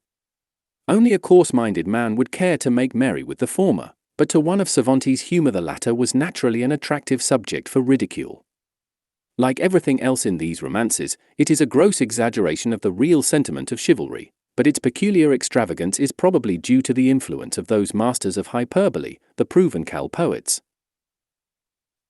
When a troubadour professed his readiness to obey his lady in all things, he made it incumbent upon the next comer, if he wished to avoid the imputation of tameness and commonplace, to declare himself the slave of her will, which the next was compelled to cap by some still stronger declaration. And so expressions of devotion went on rising one above the other like biddings at an auction, and a conventional language of gallantry and theory of love came into being that in time permeated the literature of southern Europe, and bore fruit, in one direction in the transcendental worship of Beatrice and Laura, and in another in the grotesque idolatry which found exponents in writers like Feliciano da Silva. This is what Cervantes deals with in Don Quixote's passion for Dulcinea, and in no instance has he carried out the burlesque more happily. By keeping Dulcinea in the background, and making her a vague shadowy being of whose very existence we are left in doubt, he invests Don Quixote's worship of her virtues and charms with an additional extravagance, and gives still more point to the caricature of the sentiment and language of the romances. One of the great merits of Don Quixote, and one of the qualities that have secured its acceptance by all classes of readers and made it the most cosmopolitan of books, is its simplicity. There are, of course, points obvious enough to a Spanish 17th century audience which do not immediately strike a reader nowadays, and Cervantes often takes it for granted that an allusion will be generally understood which is only intelligible to a few. For example, on many of his readers in Spain, and most of his readers out of it, the significance of his choice of a country for his hero is completely lost. It would be going too far to say that no one can thoroughly comprehend Don Quixote without having seen La Mancha, but undoubtedly even a glimpse of La Mancha will give an insight into the meaning of Cervantes such as no commentator can give. Of all the regions of Spain, it is the last that would suggest the idea of romance. Of all the dull central plateau of the peninsula, it is the dullest tract. There is something impressive about the grim solitudes of Estremadura, and if the plains of Leon and Old Castile are bald and dreary, they are studded with old cities renowned in history and rich in relics of the past. But there is no redeeming feature in the Manchegan landscape. It has all the sameness of the desert without its dignity. The few towns and villages that break its monotony are mean and commonplace. There is nothing venerable about them. They have not even the picturesqueness of poverty. Indeed, Don Quixote's own village, Argamasilla, has a sort of oppressive respectability in the prim regularity of its streets and houses. Everything is ignoble. The very windmills are the ugliest and shabbiest of the windmill kind. To anyone who knew the country well, the mere style and title of Don Quixote of La Mancha gave the key to the author's meaning at once. La Mancha as the knight's country and scene of his chivalries is of a piece with the pasteboard helmet, the farm labourer on assback for a squire, knighthood conferred by a rascally ventero, convicts taken for victims of oppression, and the rest of the incongruities between Don Quixote's world and the world he lived in, between things as he saw them and things as they were. It is strange that this element of incongruity, underlying the whole humour and purpose of the book, should have been so little heeded by the majority of those who have undertaken to interpret Don Quixote. It has been completely overlooked, for example, by the illustrators. To be sure, the great majority of the artists who illustrated Don Quixote knew nothing whatever of Spain. To them a venta conveyed no idea but the abstract one of a roadside inn, and they could not therefore do full justice to the humour of Don Quixote's misconception in taking it for a castle, or perceive the remoteness of all its realities from his ideal.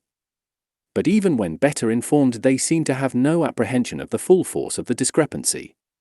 Take, for instance, Gustave Dorés' drawing of Don Quixote watching his armour in the inn-yard. Whether or not the Venta de Quixote on the Seville road is, as tradition maintains, the inn described in Don Quixote, beyond all question it was just such an inn-yard as the one behind it that Cervantes had in his mind's eye, and it was on just such a rude stone trough as that beside the primitive draw-well in the corner that he meant Don Quixote to deposit his armour. Gustave Doré makes it an elaborate fountain such as no arriero ever watered his mules at in the corral of any venta in Spain, and thereby entirely misses the point aimed at by Cervantes. It is the mean, prosaic, commonplace character of all the surroundings and circumstances that gives a significance to Don Quixote's vigil and the ceremony that follows. Cervantes' humour is for the most part of that broader and simpler sort, the strength of which lies in the perception of the incongruous. It is the incongruity of Sancho in all his ways, words, and works, with the ideas and aims of his master, quite as much as the wonderful vitality and truth to nature of the character, that makes him the most humorous creation in the whole range of fiction. That unsmiling gravity of which Cervantes was the first great master, Cervantes' serious air, which sits naturally on Swift alone, perhaps, of later humorists, is essential to this kind of humour, and here again Cervantes has suffered at the hands of his interpreters. Nothing, unless indeed the coarse buffoonery of Phillips, could be more out of place in an attempt to represent Cervantes than a flippant, would-be facetious style, like that of Motteu's version for example, or the sprightly, jaunty air French translators sometimes adopt. It is the grave matter-of-factness of the narrative, and the apparent unconsciousness of the author that he is saying anything ludicrous, anything but the merest commonplace, that give its peculiar flavour to the humour of Cervantes. His, in fact, is the exact opposite of the humour of Sterne and the self-conscious humorists. Even when Uncle Toby is at his best, you are always aware of the man Sterne behind him, watching you over his shoulder to see what effect he is producing. Cervantes always leaves you alone with Don Quixote and Sancho. He and Swift and the great humorists always keep themselves out of sight, or, more properly speaking, never think about themselves at all, unlike our latter-day school of humorists, who seem to have revived the old horse-collar method, and try to raise a laugh by some grotesque assumption of ignorance, imbecility, or bad taste. It is true that to do full justice to Spanish humor in any other language is well nigh an impossibility. There is a natural gravity and a sonorous stateliness about Spanish, be it ever so colloquial, that make an absurdity doubly absurd, and give plausibility to the most preposterous statement. This is what makes Sancho Panza's drollery the despair of the conscientious translator. Sancho's curt comments can never fall flat, but they lose half their flavour when transferred from their native Castilian into any other medium. But if foreigners have failed to do justice to the humour of Cervantes, they are no worse than his own countrymen. Indeed, were it not for the Spanish peasant's relish of Don Quixote, one might be tempted to think that the great humorist was not looked upon as a humorist at all in his own country. The craze of Don Quixote seems, in some instances, to have communicated itself to his critics, making them see things that are not in the book and run full tilt at phantoms that have no existence save in their own imaginations. Like a good many critics nowadays, they forget that screams are not criticism, and that it is only vulgar tastes that are influenced by strings of superlatives, three-piled hyperboles, and pompous epithets. But what strikes one as particularly strange is that while they deal in extravagant eulogies, and ascribe all manner of imaginary ideas and qualities to Cervantes, they show no perception of the quality that 99 out of 100 of his readers would rate highest in him, and hold to be the one that raises him above all rivalry. To speak of Don Quixote as if it were merely a humorous book would be a manifest misdescription. Cervantes at times makes it a kind of commonplace book for occasional essays and criticisms, or for the observations and reflections and gathered wisdom of a long and stirring life. It is a mine of shrewd observation on mankind and human nature. Among modern novels there may be, here and there, more elaborate studies of character, but there is no book richer in individualized character. What Coleridge said of Shakespeare in Minimus is true of Cervantes: he never, even for the most temporary purpose, puts forward a lay figure.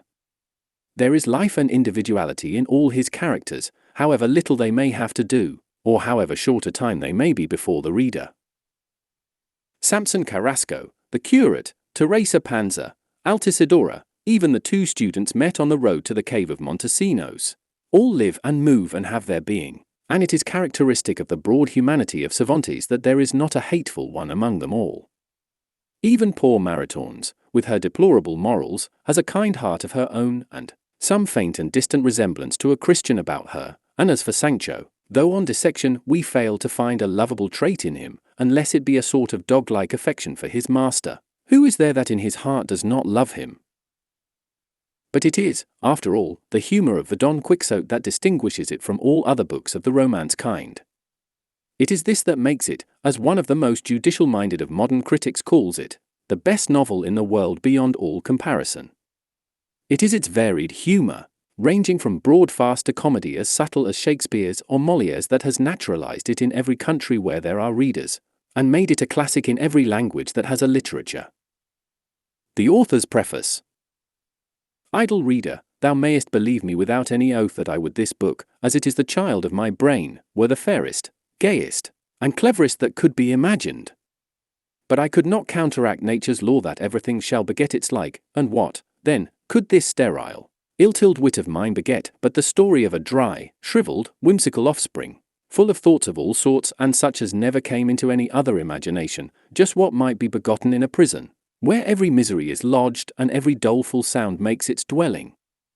Tranquility, a cheerful retreat, pleasant fields, bright skies, murmuring brooks, peace of mind, these are the things that go far to make even the most barren muses fertile, and bring into the world births that fill it with wonder and delight.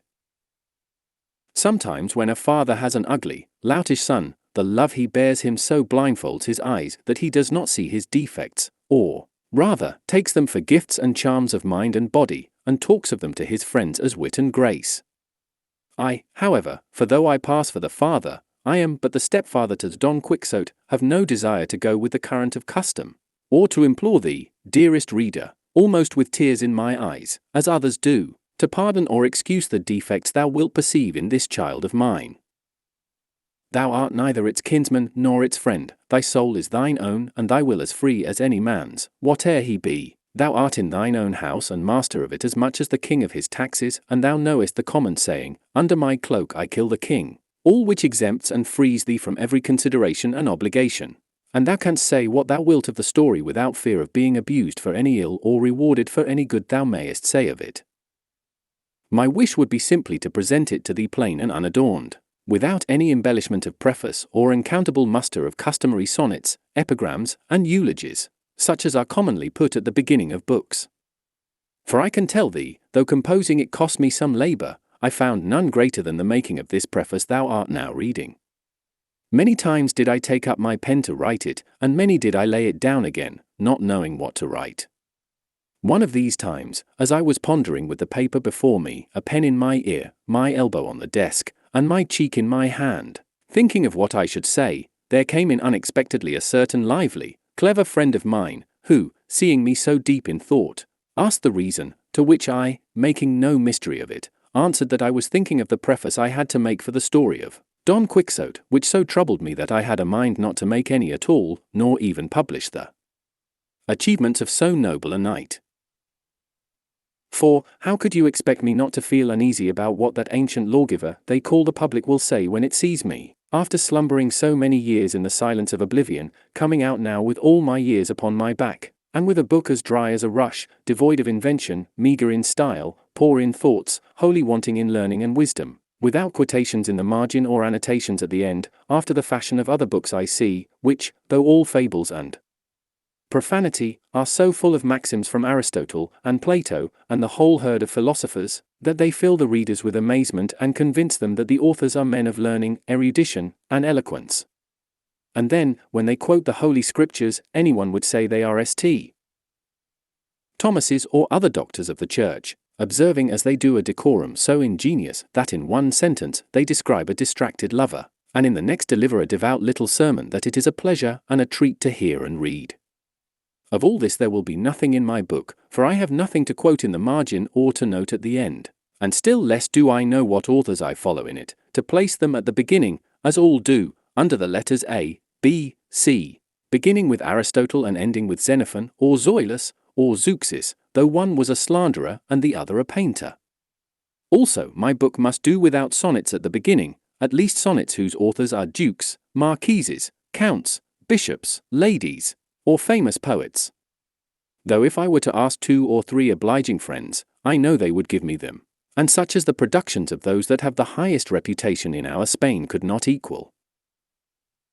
In short, my friend, I continued, I am determined that Señor Don Quixote shall remain buried in the archives of his own La Mancha, until heaven provide someone to garnish him with all those things he stands in need of, because I find myself, through my shallowness and want of learning, unequal to supplying them, and because I am by nature shy and careless about hunting for authors to say what I myself can say without them. Hence the cogitation and abstraction you found me in, and reason enough, what you have heard from me. Hearing this, my friend, giving himself a slap on the forehead and breaking into a hearty laugh, exclaimed, before God, brother, now am I disabused of an error in which I have been living all this long time I have known you, all through which I have taken you to be shrewd and sensible in all you do. But now I see you are as far from that as the heaven is from the earth. Is it possible that things of so little moment and so easy to set right can occupy and perplex a ripe wit like yours, fit to break through and crush far greater obstacles? By my faith, this comes, not of any want of ability, but of too much indolence and too little knowledge of life. Do you want to know if I am telling the truth? Well, then, attend to me, and you will see how, in the opening and shutting of an eye, I sweep away all your difficulties, and supply all those deficiencies which you say check and discourage you from bringing before the world the story of your famous Don Quixote. the light and mirror of all knight-errantry. Say on, said I, listening to his talk, how do you propose to make up for my diffidence, and reduce to order this chaos of perplexity I am in? To which he made answer, your first difficulty about the sonnets, epigrams, or complimentary verses which you want for the beginning, and which ought to be by persons of importance and rank, can be removed if you yourself take a little trouble to make them. You can afterwards baptize them, and put any name you like to them, fathering them on Prester John of the Indies or the Emperor of Trebizond, who, to my knowledge, were said to have been famous poets, and even if they were not, and any pedant or bachelor should attack you and question the fact, never care two maravedis for that, for even if they prove a lie against you they cannot cut off the hand you wrote it with. As to references in the margin to the books and authors from whom you take the aphorisms and sayings you put into your story, it is only contriving to fit in nicely any sentences or scraps of Latin you may happen to have by heart, or at any rate that will not give you much trouble to look up, so as, when you speak of freedom and captivity, to insert non bin pro toto libertas vendita oro, and then refer in the margin to Horace, or whoever said it, or, if you allude to the power of death, to come in with pallida mors equo pulsat pede pauperum tabernas, regump ters. If it be friendship and the love God bids us bear to our enemy, go at once to the Holy Scriptures, which you can do with a very small amount of research, and quote no less than the words of God himself, ego autem dico vobis, diligite inimicos vestros. If you speak of evil thoughts, turn to the Gospel, decord exeunt cogitations malae. If of the fickleness of friends, there is Cato, who will give you his distich. Donec eris felix multos numerabis amicos, tempora si furent nubila, solus eris.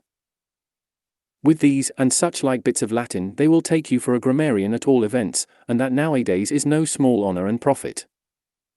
With regard to adding annotations at the end of the book, you may safely do it in this way. If you mention any giant in your book, contrive that it shall be the giant Goliath, and with this alone, which will cost you almost nothing, you have a grand note, for you can put, the giant Goliath or Goliath was a Philistine whom the shepherd David slew by a mighty stone cast in the Terebinth valley, as is related in the Book of Kings, in the chapter where you find it written. Next, to prove yourself a man of erudition in polite literature and cosmography, manage that the river Tagus shall be named in your story, and there you are at once with another famous annotation, setting forth, the river Tagus was so called after a king of Spain, it has its source in such and such a place and falls into the ocean, kissing the walls of the famous city of Lisbon, and it is a common belief that it has golden sands, etc.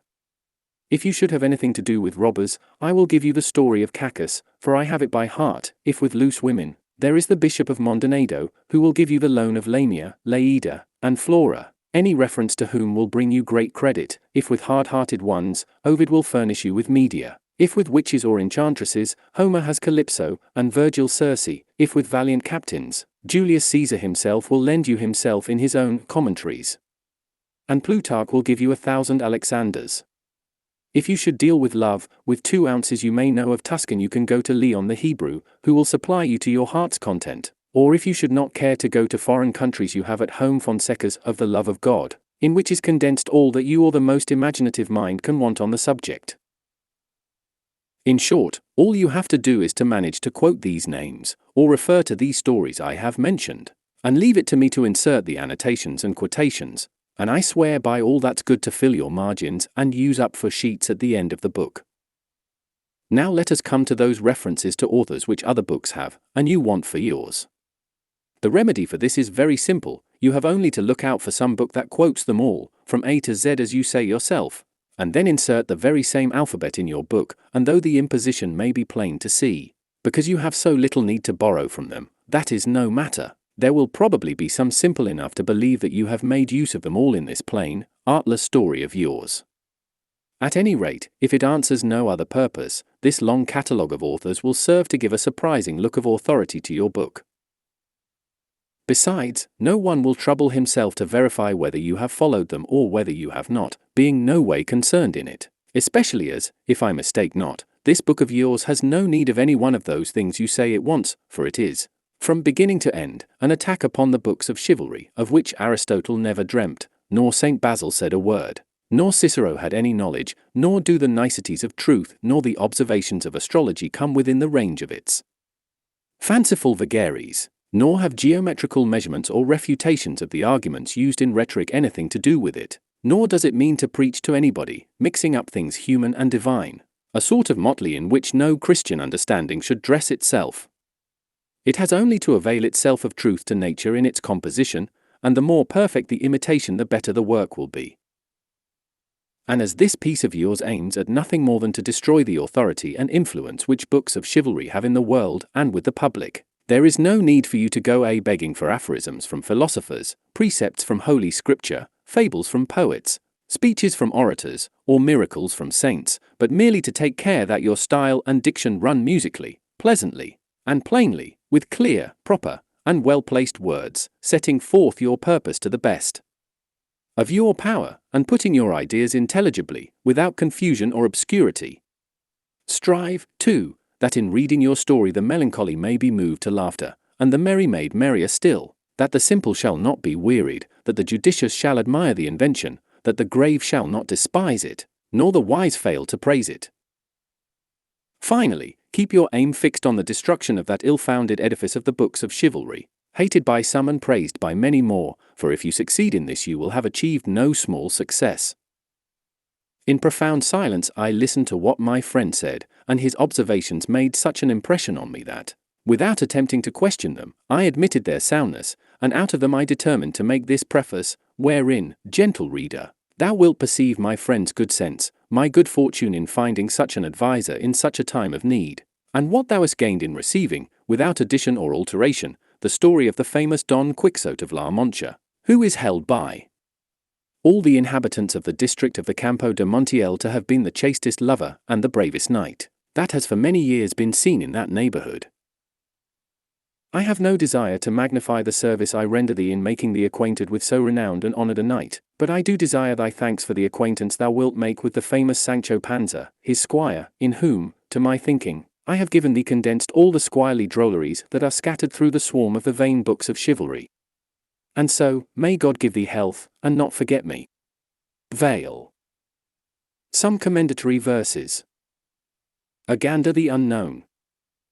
To the book of Don Quixote of La Mancha. If to be welcomed by the good, O book, thou make thy steady aim, no empty chatterer will dare to question or dispute thy claim. But if perchance thou hast a mind to win of idiots' approbation, lost labor will be thy reward, though they'll pretend appreciation. They say a goodly shade he finds who shelters 'neath a goodly tree, and such a one thy kindly star in Bayhobath provided thee, a royal tree whose spreading boughs a show of princely fruit display, a tree that bears a noble duke, the Alexander of his day. Of a Manchegan gentleman thy purpose is to tell the story, relating how he lost his wits or idle tales of love and glory, of ladies, arms, and cavaliers, a new Orlando Furioso, inamorato, rather, who won Dulcinea del Toboso. Put no vain emblems on thy shield, all figures, that is bragging play. A modest dedication make, and give no scoffer room to say, what? Alvaro de Luna here? Or is it Hannibal again? Or does King Francis at Madrid once more of destiny complain? Since heaven it hath not pleased on thee deep erudition to bestow, or black Latino's gift of tongues, no Latin let thy pages show. Ape not philosophy or wit, lest one who cannot comprehend, make a wry face at thee and ask, why offer flowers to me, my friend? Be not a meddler, no affair of thine the life thy neighbours lead, be prudent, oft the random jest recoils upon the jester's head. Thy constant labour let it be to earn thyself an honest name, for fooleries preserved in print are perpetuity of shame. A further counsel bear in mind, if that thy roof be made of glass, it shows small wit to pick up stones to pelt the people as they pass. Win the attention of the wise, and give the thinker food for thought, whoso indicts frivolities, will but by simpletons be sought. Amadis of Gaul. To Don Quixote of La Mancha. Sonnet. Thou that didst imitate that life of mine when I in lonely sadness on the great rock Pena Poba sat disconsolate, in self-imposed penance there to pine, thou, whose sole beverage was the bitter brine of thine own tears, and who withouten plate of silver, copper, tin, in lowly state off the bare earth and on earth's fruits didst dine, live thou, of thine eternal glory sure. So long as on the round of the fourth sphere the bright Apollo shall his coursers steer, in thy renown thou shalt remain secure, thy country's name in story shall endure, and thy sage author stand without a peer. Don Belianis of Greece. To Don Quixote of La Mancha. Sonnet. In slashing, hewing, cleaving, word and deed, I was the foremost knight of chivalry, stout, bold, expert, as e'er the world did see. Thousands from the oppressor's wrong I freed, great were my feats, eternal fame their meed, in love I proved my truth and loyalty. The hugest giant was a dwarf for me, ever to knighthood's laws gave I good heed. My mastery the fickle goddess owned, and even chance, submitting to control, grasped by the forelock, yielded to my will. Yet, though above yon horned moon enthroned my fortune seems to sit, great Quixote, still envy of thy achievements fills my soul. The Lady of Oriana. To Dulcinea del Toboso. Sonnet. Oh, fairest Dulcinea, could it be? It were a pleasant fancy to suppose so, could Miraflores change to El Toboso, and London's town to that which shelters thee. Oh, could mine but acquire that livery of countless charms thy mind and body show so. Or him, now famous grown, thou madst him grow so, thy knight, in some dread combat could I see. Oh, could I be released from Amadis by exercise of such coy chastity as led thee gentle Quixote to dismiss. Then would my heavy sorrow turn to joy, none would I envy, all would envy me, and happiness be mine without alloy. Gandalin, squire of Amadis of Gaul. To Sancho Panza, squire of Don Quixote.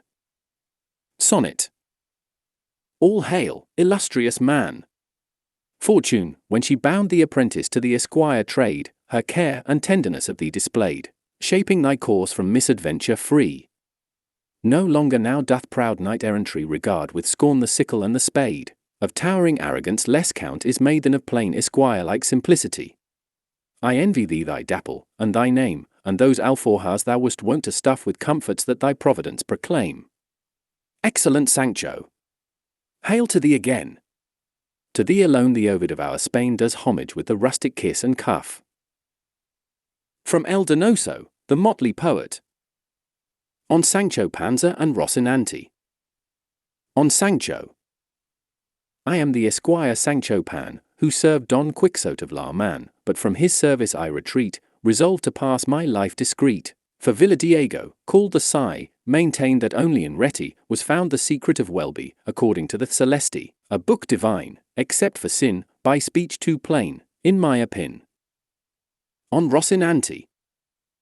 I am that Rocinante F.A., great-grandson of great Baby, who, all for being lean and bon, had won Don Quixote for an own. But if I matched him well in weak, I never took short commons meek, but kept myself in corn by steel, a trick I learned from Lazaril. When with a piece of straw so neat, the blind man of his wine he cheat. Orlando Furioso. To Don Quixote of La Mancha. Sonnet. If thou art not a peer, peer thou hast none, among 1,000 peers thou art a peer, nor is there room for one when thou art near, unvanquished victor, great unconquered one. Orlando, by Angelica undone, am I, o'er distant seas condemned to steer, and to fame's altars as an offering bear valour respected by oblivion. I cannot be thy rival, for thy fame and prowess rise above all rivalry, albeit both bereft of wits we go. But though the Scythian or the more to tame was not thy lot, still thou dost rival me, a love binds us in a fellowship of woe. The Knight of Phoebus. To Don Quixote of La Mancha. My sword was not to be compared with thine Phoebus of Spain, marvel of courtesy, nor with thy famous arm this hand of mine that smote from east to west as lightnings fly. I scorned all empire, and that monarchy the rosy east held out did I resign for one glance of Claridiana's eye, the bright aurora for whose love I pine. A miracle of constancy my love, and banished by her ruthless cruelty, this arm had might the rage of hell to tame. But, Gothic Quixote, happier thou dost prove, for thou dost live in Dulcinea's name, and famous, honoured, wise, she lives in thee. From Solistan. To Don Quixote of La Mancha. Sonnet. Your fantasies, Sir Quixote, it is true, that crazy brain of yours have quite upset, but aught of base or meaneth never yet been charged by any in reproach to you. Your deeds are open proof in all men's view, for you went forth in justice to abate, And for your pains sore drubbings did you get from many a rascally and ruffian crew. If the fair Dulcinea, your heart's queen, be unrelenting in her cruelty, if still your woe be powerless to move her, in such hard case your comfort let it be that Sancho was a sorry go-between, a booby he, hard-hearted she, and you no lover. Dialogue between Babica and Rocinante. Sonnet. B. How comes it, Rocinante, you're so lean? Ah, I'm underfed, with overwork I'm worn. B. But what becomes of all the hay and corn? Ah, my master gives me none, he's much too mean. B. Come, you show ill-breeding, sir, I ween, 'tis likeness your master thus to scorn. Ah, he is an ass, will die an ass was born, why, he's in love, what's plainer to be seen? B. To be in love is folly? Ah, no great sense. B. You're metaphysical. Ah, from want of food. B. Rail at the squire, then. Ah, why, what's the good? I might indeed complain of him, I grant ye, but, squire or master, where's the difference? They're both as sorry hacks as Rocinante. Dedication of Part 1. To the Duke of Béjar, Marquis of Gibraleon, Count of Benalcazar and Benares, Viscount of the Puebla de Alcosa, Master of the towns of Capilla, Curiel and Berguilas. In belief of the good reception and honours that your Excellency bestows on all sort of books, as prince so inclined to favour good arts, chiefly those who by their nobleness do not submit to the service and bribery of the vulgar, I have determined bringing to light the ingenious gentleman Don Quixote of La Mancha, in shelter of your Excellency's glamorous name, to whom, with the obeisance I owe to such grandeur, I pray to receive it agreeably under his protection, so that in this shadow, though deprived of that precious ornament of elegance and erudition that clothe the works composed in the houses of those who know, it dares appear with assurance in the judgment of some who, trespassing the bounds of their own ignorance, use to condemn with more rigour and less justice the writings of others. It is my earnest hope that your Excellency's good counsel in regard to my honourable purpose will not disdain the littleness of so humble a service. Miguel de Cervantes. Chapter 1. Which treats of the character and pursuits of the famous gentleman Don Quixote of La Mancha. In a village of La Mancha, the name of which I have no desire to call to mind, there lived not long since one of those gentlemen that keep a lance in the lance-rack, an old buckler, a lean hack, and a greyhound for coursing. An oller of rather more beef than mutton, a salad on most nights, scraps on Saturdays, lentils on Fridays, and a pigeon or so extra on Sundays, made away with 3/4 of his income. The rest of it went in a doublet of fine cloth and velvet breeches and shoes to match for holidays, while on weekdays he made a brave figure in his best homespun. He had in his house a housekeeper past 40, a niece under 20, and a lad for the field and market-place, who used to saddle the hack as well as handle the bill-book. The age of this gentleman of ours was bordering on 50, he was of a hardy habit, spare, gaunt-featured, a very early riser, and a great sportsman. They will have it his surname was Quixada or Quixoda, for here there is some difference of opinion among the authors who write on the subject, although from reasonable conjectures it seems plain that he was called Quexana. This, however, is of but little importance to our tale, it will be enough not to stray a hair's breadth from the truth in the telling of it.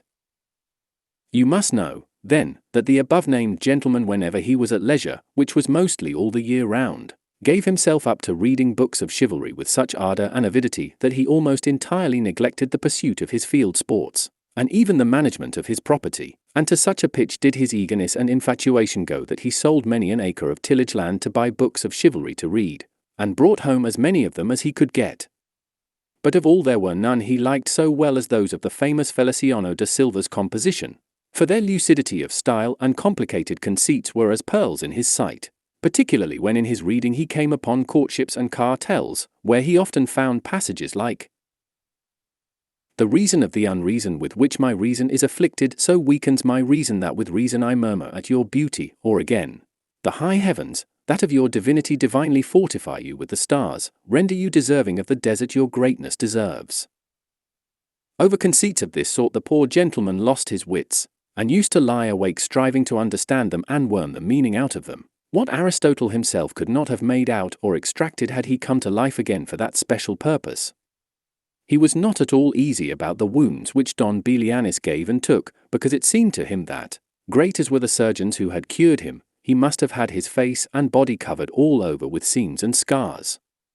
He commended, however, the author's way of ending his book with the promise of that interminable adventure, and many a time was he tempted to take up his pen and finish it properly as is there proposed, which no doubt he would have done, and made a successful piece of work of it too, had not greater and more absorbing thoughts prevented him. Many an argument did he have with the curate of his village, a learned man, and a graduate of Siguenza, as to which had been the better knight, Pomerin of England or Amadis of Gaul. Master Nicholas, the village barber, however, used to say that neither of them came up to the Knight of Phoebus, and that if there was any that could compare with him, it was Don Gala, the brother of Amadis of Gaul, because he had a spirit that was equal to every occasion, and was no finikin knight, nor lachrymose like his brother, while in the matter of valour he was not a whit behind him. In short, he became so absorbed in his books that he spent his nights from sunset to sunrise, and his days from dawn to dark, poring over them, and what with little sleep and much reading his brains got so dry that he lost his wits. His fancy grew full of what he used to read about in his books, enchantments, quarrels, battles, challenges, wounds, wooings, loves, agonies, and all sorts of impossible nonsense, and it so possessed his mind that the whole fabric of invention and fancy he read of was true, that to him no history in the world had more reality in it. He used to say the Cid Ruy Diaz was a very good knight, but that he was not to be compared with the knight of the burning sword who with one backstroke cut in half two fierce and monstrous giants. He thought more of Bernardo del Carpio because at Roncesvalles he slew Roland in spite of enchantments, availing himself of the artifice of Hercules when he strangled Antaeus the son of Terror in his arms. He approved highly of the giant Morganta because, although of the giant breed which is always arrogant and ill-conditioned, he alone was affable and well-bred. But above all he admired Reynoldos of Mornalban, especially when he saw him sallying forth from his castle and robbing everyone he met, and when beyond the seas he stole that image of Mahomet which, as his history says, was entirely of gold. To have a bout of kicking at that traitor of a Ganelon he would have given his housekeeper and his niece into the bargain. In short, his wits being quite gone, he hit upon the strangest notion that ever madman in this world hit upon, and that was that he fancied it was right and requisite, as well for the support of his own honour as for the service of his country, that he should make a knight-errant of himself, roaming the world over in full armour and on horseback in quest of adventures, and putting in practice himself all that he had read of as being the usual practices of knights-errant, writing every kind of wrong, and exposing himself to peril and danger from which, in the issue, he was to reap eternal renown and fame. Already the poor man saw himself crowned by the might of his arm Emperor of Trebizond at least, and so, led away by the intense enjoyment he found in these pleasant fancies, he set himself forthwith to put his scheme into execution. The first thing he did was to clean up some armor that had belonged to his great-grandfather, and had been for ages lying forgotten in a corner eaten with rust and covered with mildew. He scoured and polished it as best he could, but he perceived one great defect in it, that it had no closed helmet, nothing but a simple morion. This deficiency, however, his ingenuity supplied, for he contrived a kind of half-helmet of pasteboard which, fitted onto the morion, looked like a whole one. It is true that, in order to see if it was strong and fit to stand a cut, he drew his sword and gave it a couple of slashes, the first of which undid in an instant what had taken him a week to do. The ease with which he had knocked it to pieces disconcerted him somewhat, and to guard against that danger he set to work again, fixing bars of iron on the inside until he was satisfied with its strength, and then, not caring to try any more experiments with it, he passed it and adopted it as a helmet of the most perfect construction. He next proceeded to inspect his hack, which, with more quartos than a reel and more blemishes than the steed of Ganella, that tantum pellicit ossa fute, surpassed in his eyes the Bucephalus of Alexander or the Babeca of the Cid. For days were spent in thinking what name to give him, because, as he said to himself, it was not right that a horse belonging to a knight so famous, and one with such merits of his own, should be without some distinctive name, and he strove to adapt it so as to indicate what he had been before belonging to a knight-errant, and what he then was, for it was only reasonable that, his master taking a new character, he should take a new name, and that it should be a distinguished and full-sounding. one befitting the new order and calling he was about to follow. And so, after having composed, struck out, rejected, added to, unmade, and remade a multitude of names out of his memory and fancy, he decided upon calling him Rocinante, a name, to his thinking, lofty, sonorous, and significant of his condition as a hack before he became what he now was, the first and foremost of all the hacks in the world. Having got a name for his horse so much to his taste, he was anxious to get one for himself, and he was 8 days more pondering over this point, till at last he made up his mind to call himself the Don Quixote, whence, as has been already said, the authors of this veracious history have inferred that his name must have been beyond a doubt Quixada, and not Quixote as others would have it. Recollecting, however, that the valiant Amadis was not content to call himself curtly Amadis and nothing more, but added the name of his kingdom and country to make it famous, and called himself Amadis of Gaul, he, like a good knight, resolved to add on the name of his, and to style himself Don Quixote of La Mancha, whereby, he considered, he described accurately his origin and country, and did honor to it in taking his surname from it. So then, his armor being furbished, his morion turned into a helmet, his hack christened, and he himself confirmed, he came to the conclusion that nothing more was needed now but to look out for a lady to be in love with, for a knight-errant without love was like a tree without leaves or fruit, or a body without a soul.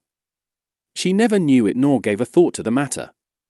Her name was Aldonza Lorenzo, and upon her he thought fit to confer the title of Lady of his Thoughts, and after some search for a name which should not be out of harmony with her own, and should suggest and indicate that of a princess and great lady, he decided upon calling her Dulcinea del Toboso, she being of El Toboso, a name, to his mind, musical, uncommon, and significant, like all those he had already bestowed upon himself and the things belonging to him.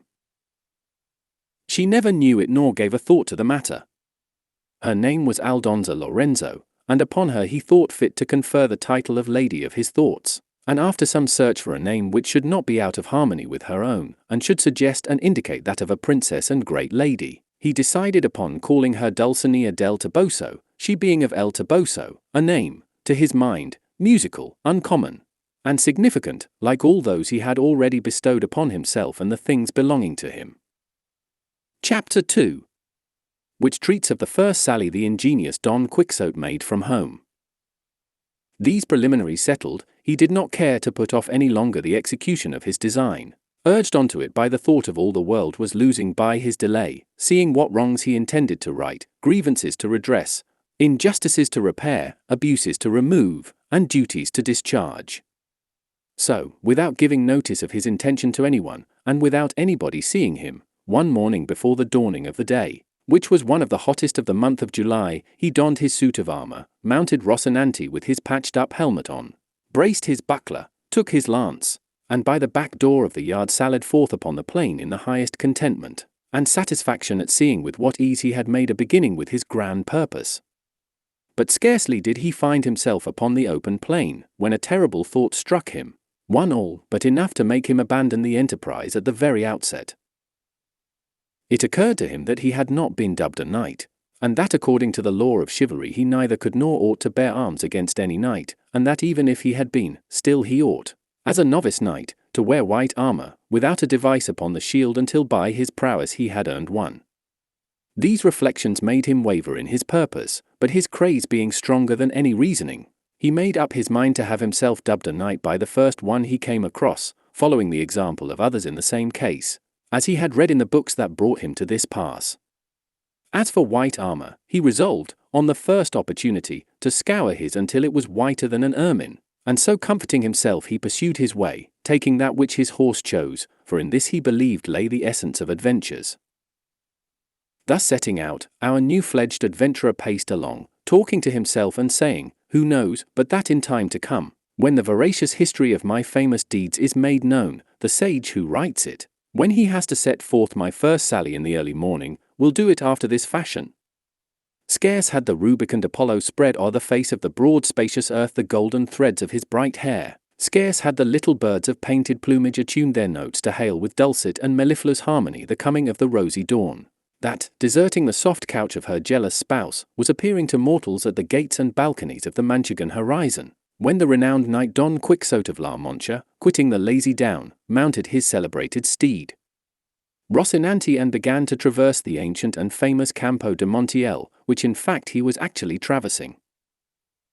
Happy the age, happy the time, he continued, in which shall be made known my deeds of fame, worthy to be moulded in brass, carved in marble, limned in pictures, for a memorial for ever. And thou, O sage magician, whoever thou art, to whom it shall fall to be the chronicler of this wondrous history, forget not, I entreat thee, my good Rocinante, the constant companion of my ways and wanderings. Presently he broke out again, as if he were love-stricken in earnest, O Princess Dulcinea, lady of this captive heart, a grievous wrong hast thou done me to drive me forth with scorn, and with inexorable obduracy banish me from the presence of thy beauty. O lady, deign to hold in remembrance this heart, thy vassal, that thus in anguish pines for love of thee. So he went on stringing together these and other absurdities, all in the style of those his books had taught him, imitating their language as well as he could, and all the while he rode so slowly and the sun mounted so rapidly and with such fervour that it was enough to melt his brains if he had any. Nearly all day he travelled without anything remarkable happening to him, at which he was in despair, for he was anxious to encounter someone at once upon whom to try the might of his strong arm. Writers there are who say the first adventure he met with was that of Puerto Lapis, others say it was that of the windmills. But what I have ascertained on this point, and what I have found written in the annals of La Mancha, is that he was on the road all day, and towards nightfall his hack and he found themselves dead tired and hungry when, looking all around to see if he could discover any castle or shepherd's shanty where he might refresh himself and relieve his sore wants, he perceived, not far out of his road, an inn, which was as welcome as a star guiding him to the portals, if not the palaces, of his redemption. And quickening his pace he reached it just as night was setting in. But seeing that they were slow about it, and that Rocinante was in a hurry to reach the stable, he made for the inn door, and perceived the two gay damsels who were standing there, and who seemed to him to be two fair maidens or lovely ladies taking their ease at the castle gate. But seeing that they were slow about it, and that Rocinante was in a hurry to reach the stable, he made for the inn door, and perceived the two gay damsels who were standing there, and who seemed to him to be two fair maidens or lovely ladies taking their ease at the castle gate. At this moment it so happened that a swineherd who was going through the stubbles collecting a drove of pigs, for, without any apology, that is what they are called, gave a blast of his horn to bring them together, and forthwith it seemed to Don Quixote to be what he was expecting, the signal of some dwarf announcing his arrival, and so with prodigious satisfaction he rode up to the inn and to the ladies, who, seeing a man of this sort approaching in full armour and with lance and buckler, were turning in dismay into the inn, when Don Quixote, guessing their fear by their flight, raising his pasteboard visor, disclosed his dry dusty visage, and with courteous bearing and gentle voice addressed them, Your ladyships need not fly or fear any rudeness, for that it belongs not to the order of knighthood which I profess to offer to anyone, much less to highborn maidens as your appearance proclaims you to be.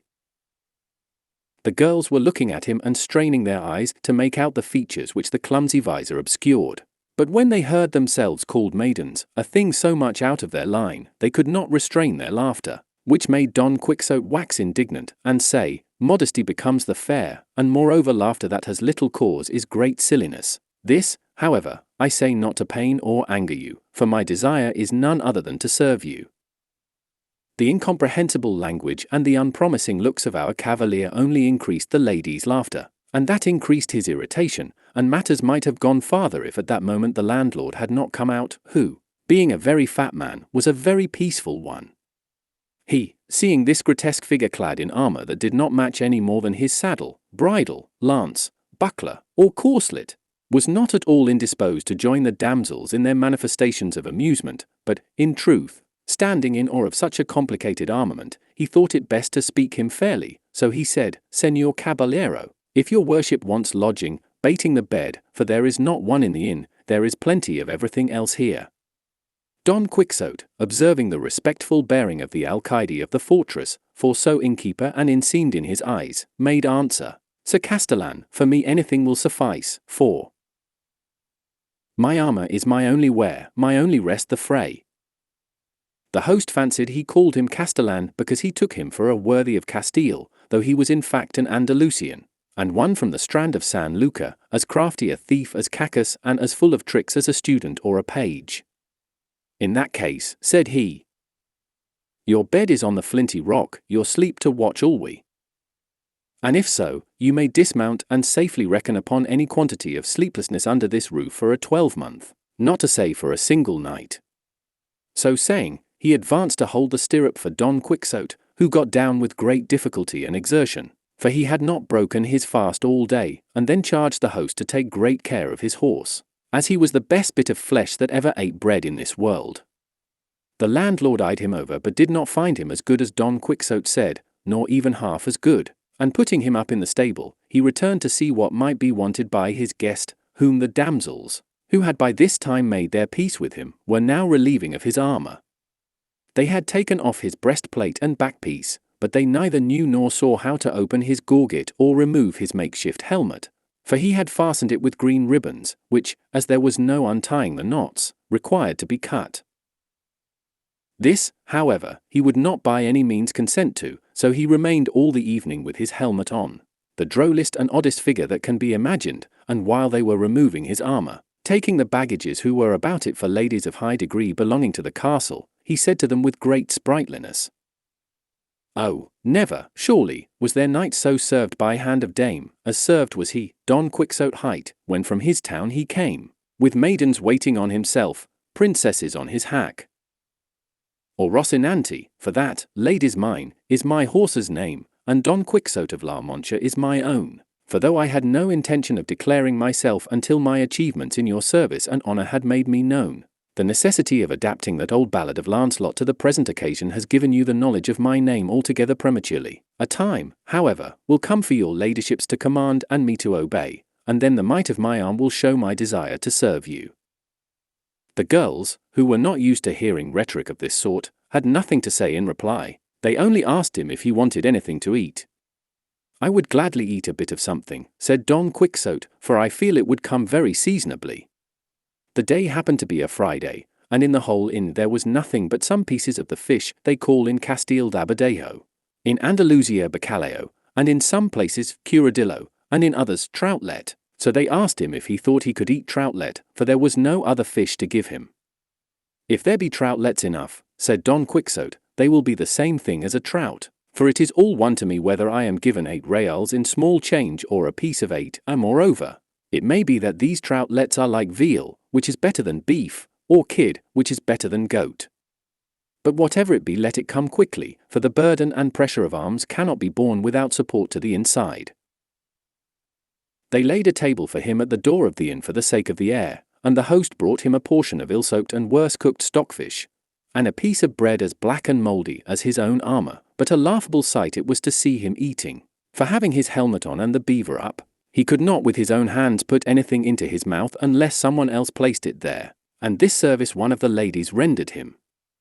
But to give him anything to drink was impossible, or would have been so had not the landlord bored a reed, and putting one end in his mouth poured the wine into him through the other, all which he bore with patience rather than sever the ribbons of his helmet.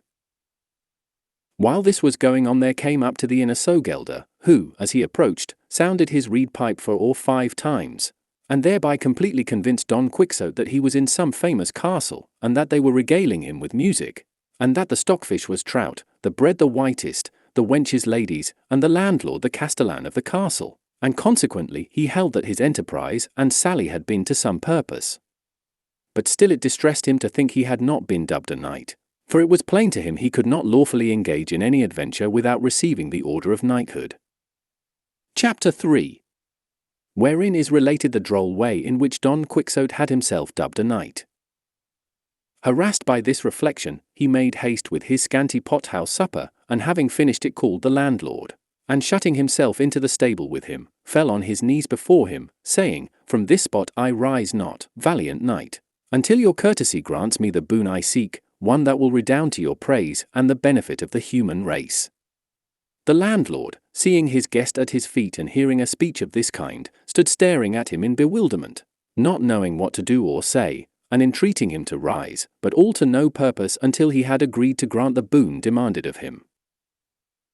"I looked for no less, my lord, from your high magnificence," replied Don Quixote, "and I have to tell you that the boon I have asked and your liberality has granted is that you shall dub me knight tomorrow morning, and that tonight I shall watch my arms in the chapel of this your castle, thus tomorrow, as I have said, will be accomplished what I so much desire, enabling me lawfully to roam through all the four quarters of the world seeking adventures on behalf of those in distress, as is the duty of chivalry and of knights errant like myself, whose ambition is directed to such deeds. The landlord, who, as has been mentioned, was something of a wag, and had already some suspicion of his guest's want of wits, was quite convinced of it on hearing talk of this kind from him, and to make sport for the knight he determined to fall in with his humour. So he told him he was quite right in pursuing the object he had in view, and that such a motive was natural and becoming in cavaliers as distinguished as he seemed and his gallant bearing showed him to be, and that he himself in his younger days had followed the same honourable calling, roaming in quest of adventures in various parts of the world, among others the curing grounds of Malaga, the Isles of Riron, the precinct of Seville, the little market of Segovia, the Oliveira of Valencia, the Rondilla of Granada, the strand of San Luca, the colt of Cordova, the taverns of Toledo, and divers other quarters, where he had proved the nimbleness of his feet and the lightness of his fingers, doing many wrongs, cheating many widows, ruining maids and swindling minors, and, in short, bringing himself under the notice of almost every tribunal and court of justice in Spain, until at last he had retired to this castle of his, where he was living upon his property and upon that of others, and where he received all knights errant of whatever rank or condition they might be, all for the great love he bore them and that they might share their substance with him in return for his benevolence.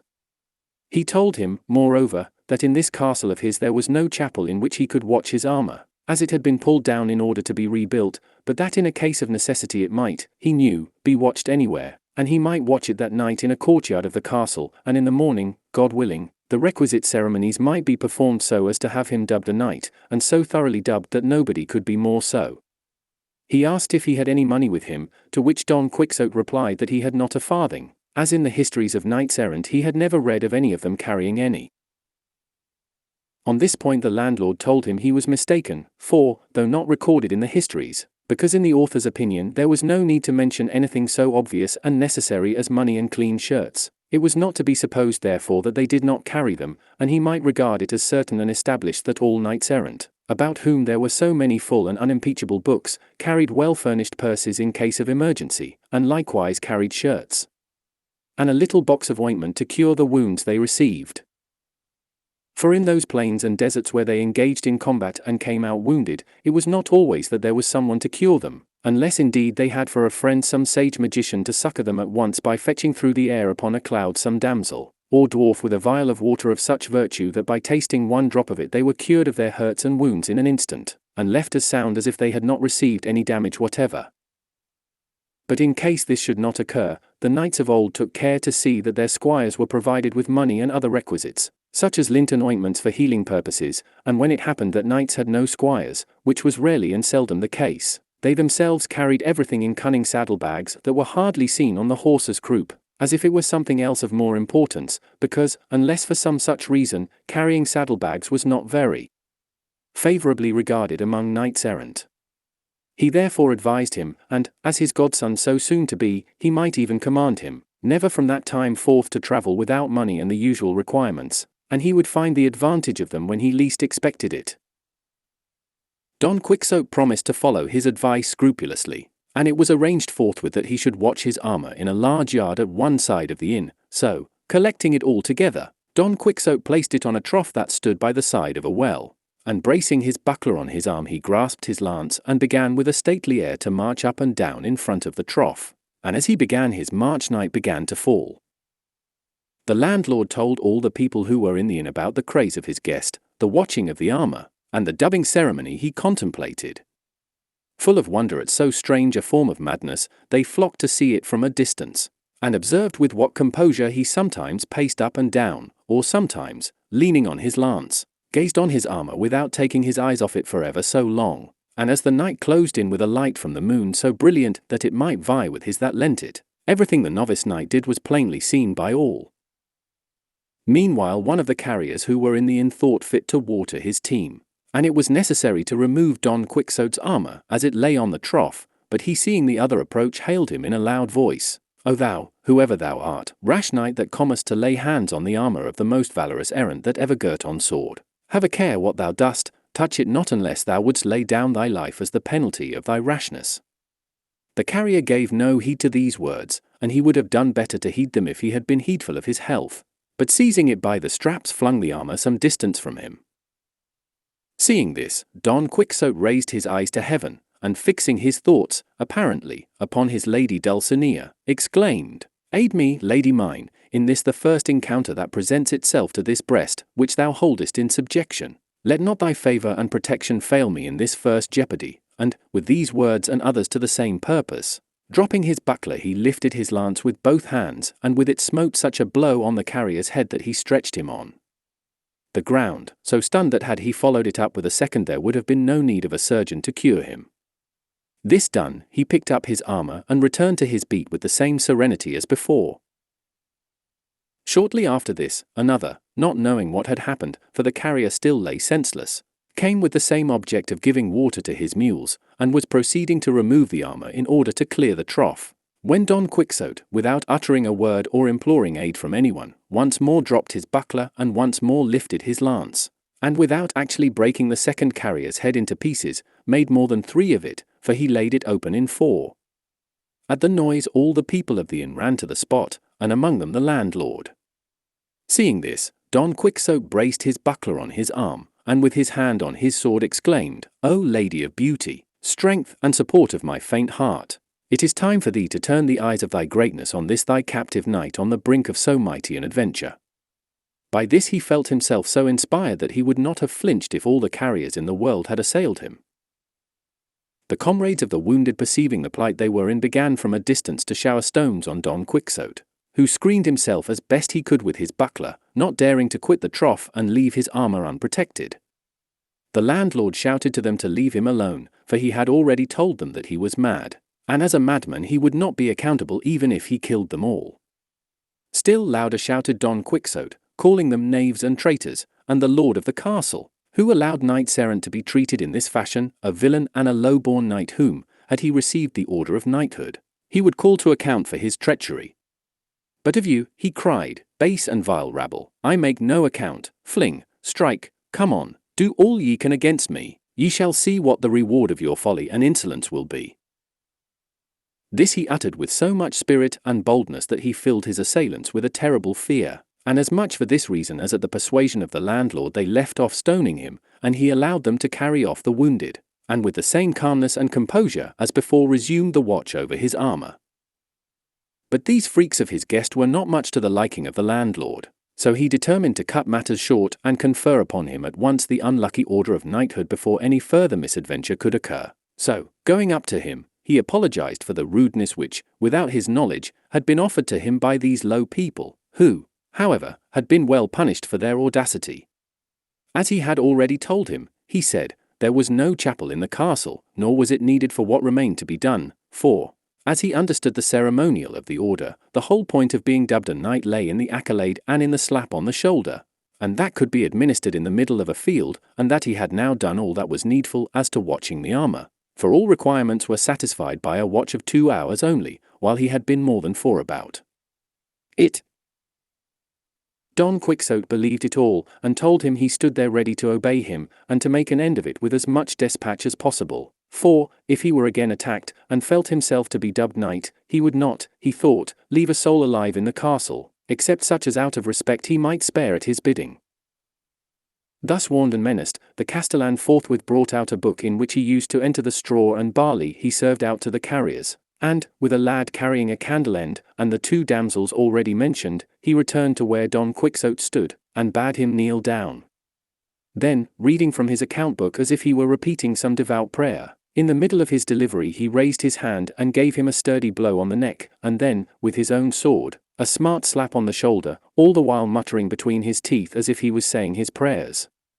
Having done this, he directed one of the ladies to gird on his sword, which she did with great self-possession and gravity, and not a little was required to prevent a burst of laughter at each stage of the ceremony, but what they had already seen of the novice knight's prowess kept their laughter within bounds. On girding him with the sword the worthy lady said to him, "May God make your worship a very fortunate knight, and grant you success in battle." Don Quixote asked her name in order that he might from that time forward know to whom he was beholden for the favor he had received, as he meant to confer upon her some portion of the honor he acquired by the might of his arm. She answered with great humility that she was called La Tolosa, and that she was the daughter of a cobbler of Toledo who lived in the stalls of Sancho Panza, and that wherever she might be she would serve and esteem him as her lord. Don Quixote said in reply that she would do him a favor if thenceforward she assumed the Don, and called herself Dona Tolosa. She promised she would, and then the other buckled on his spur, and with her followed almost the same conversation as with the lady of the sword. He asked her name, and she said it was La Molinera, and that she was the daughter of a respectable miller of Antequera, and of her likewise Don Quixote requested that she would adopt the Don, and call herself Dona Molinera, making offers to her further services and favors. Having thus, with hot haste and speed, brought to a conclusion these never till now seen ceremonies, Don Quixote was on thorns until he saw himself on horseback sallying forth in quest of adventures, and saddling Rocinante at once he mounted, and embracing his host, as he returned thanks for his kindness in knighting him, he addressed him in language so extraordinary that it is impossible to convey an idea of it or report it. The landlord, to get him out of the inn, replied with no less rhetoric though with shorter words, and without calling upon him to pay the reckoning let him go with a Godspeed. Chapter 4. Of what happened to our knight when he left the inn. Day was dawning when Don Quixote quitted the inn, so happy, so gay, so exhilarated at finding himself now dubbed a knight, that his joy was like to burst his horse girths. However, recalling the advice of his host as to the requisites he ought to carry with him, especially that referring to money and shirts, he determined to go home and provide himself with all, and also with a squire, for he reckoned upon securing a farm labourer, a neighbour of his, a poor man with a family, but very well qualified for the office of squire to a knight. With this object he turned his horse's head towards his village, and Rocinante, thus reminded of his old quarters, stepped out so briskly that he hardly seemed to tread the earth. He had not gone far, when out of a thicket on his right there seemed to come feeble cries as of someone in distress, and the instant he heard them he exclaimed, "Thanks be to heaven for the favour it accords me, that it so soon offers me an opportunity of fulfilling the obligation I have undertaken, and gathering the fruit of my ambition." These cries, no doubt, come from some man or woman in want of help, and needing my aid and protection, and wheeling, he turned Rocinante in the direction whence the cries seemed to proceed. He had gone but a few paces into the wood, when he saw a mare tied to an oak, and tied to another, and stripped from the waist upwards, a youth of about 15 years of age, from whom the cries came. Nor were they without cause, for a lusty farmer was flogging him with a belt and following up every blow with scoldings and commands, repeating, "Your mouth shut and your eyes open," while the youth made answer, "I won't do it again, master mine, by God's passion I won't do it again, and I'll take more care of the flock another time." Seeing what was going on, Don Quixote said in an angry voice, "Discourteous knight, it ill becomes you to assail one who cannot defend himself. Mount your steed and take your lance, for there was a lance leaning against the oak to which the mare was tied, and I will make you know that you are behaving as a coward." The farmer, seeing before him this figure in full armour brandishing a lance over his head, gave himself up for dead, and made answer meekly, "Sir Knight, this youth that I am chastising is my servant, employed by me to watch a flock of sheep that I have hard by, and he is so careless that I lose one every day. And when I punish him for his carelessness and knavery, he says I do it out of niggardliness, to escape paying him the wages I owe him. And before God, and on my soul, he lies." "Lies before me, base clown," said Don Quixote.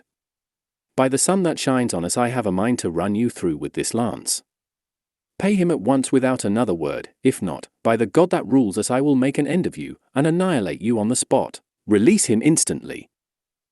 The farmer hung his head, and without a word untied his servant, of whom Don Quixote asked how much his master owed him. He replied, 9 months at 7 reals a month. Don Quixote added it up, found that it came to 63 reals, and told the farmer to pay it down immediately, if he did not want to die for it. The trembling clown replied that as he lived, and by the oath he had sworn, though he had not sworn any, it was not so much, for there were to be taken into account and deducted 3 pairs of shoes he had given him, and a reel for 2 bloodlettings when he was sick. "All that is very well," said Don Quixote, "but let the shoes and the bloodletting stand as a set-off against the blows you have given him without any cause, For if he spoiled the leather of the shoes you paid for, you have damaged that of his body. And if the barber took blood from him when he was sick, you have drawn it when he was sound, so on that score he owes you nothing. The difficulty is, Sir Knight, that I have no money here. Let Andres come home with me, and I will pay him all, real by real. I go with him, said the youth. Nay, God forbid. No, Señor, not for the world, for once alone with me, he would flay me like a Saint Bartholomew. He will do nothing of the kind, said Don Quixote. I have only to command, and he will obey me, and as he has sworn to me by the order of knighthood which he has received, I leave him free, and I guarantee the payment. Consider what you are saying, Señor, said the youth. This master of mine is not a knight, nor has he received any order of knighthood, for he is Juan Haldudo the Rich, of Quintana. That matters little, replied Don Quixote. There may be Haldudo's knights, moreover, everyone is the son of his works. That is true, said Andres, but this master of mine, of what works is he the son, when he refuses me the wages of my sweat and labor? I do not refuse, brother Andres, said the farmer. Be good enough to come along with me, and I swear by all the orders of knighthood there are in the world to pay you as I have agreed, real by real, and perfumed. For the perfumery I excuse you, said Don Quixote. Give it to him in reals, and I shall be satisfied, and see that you do as you have sworn. If not, by the same oath I swear to come back and hunt you out and punish you, and I shall find you though you should lie closer than a lizard. And if you desire to know who it is lays this command upon you, that you be more firmly bound to obey it, know that I am the valorous Don Quixote of La Mancha, the undoer of wrongs and injustices, and so, God be with you, and keep in mind what you have promised and sworn under those penalties that have been already declared to you. So saying, he gave Rocinante the spur, and was soon out of reach. The farmer followed him with his eyes, and when he saw that he had cleared the wood and was no longer in sight, he turned to his boy Andres, and said, Come here, my son, I want to pay you what I owe you, as that undoer of wrongs has commanded me. My oath on it, said Andres, your worship will be well advised to obey the command of that good knight, may he live 1,000 years, for, as he is a valiant and just judge, by roke, if you do not pay me, he will come back and do as he said.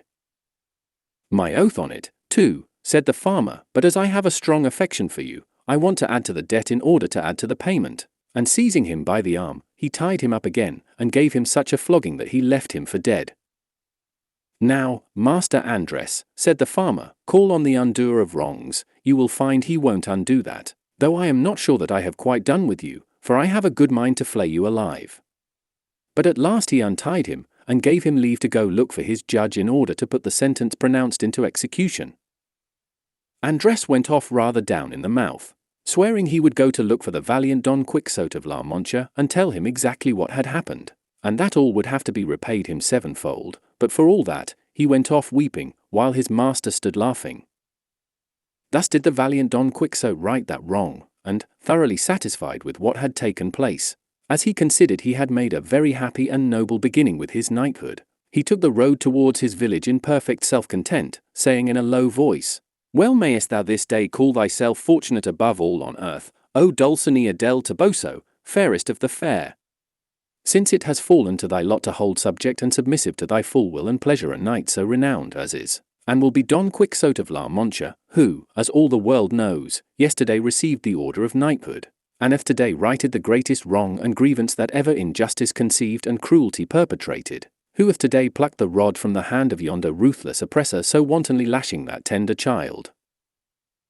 He now came to a road branching in 4 directions, and immediately he was reminded of those crossroads where knights-errant used to stop to consider which road they should take. In imitation of them he halted for a while, and after having deeply considered it, he gave Rocinante his head, submitting his own will to that of his hack, who followed out his first intention, which was to make straight for his own stable. After he had gone about 2 miles, Don Quixote perceived a large party of people, who, as afterwards appeared, were some Toledo traders, on their way to buy silk at Murcia. There were 6 of them coming along under their sunshades, with 4 servants mounted, and 3 muleteers on foot. Scarcely had Don Quixote descried them when the fancy possessed him that this must be some new adventure, and to help him to imitate as far as he could those passages he had read of in his books, here seemed to come one made on purpose, which he resolved to attempt. So with a lofty bearing and determination he fixed himself firmly in his stirrups, got his lance ready, brought his buckler before his breast, and planting himself in the middle of the road, stood waiting the approach of these knights errant. For such he now considered and held them to be, and when they had come near enough to see and hear, he exclaimed with a haughty gesture, "All the world stand, unless all the world confess that in all the world there is no maiden fairer than the Empress of La Mancha, the peerless Dulcinea del Toboso."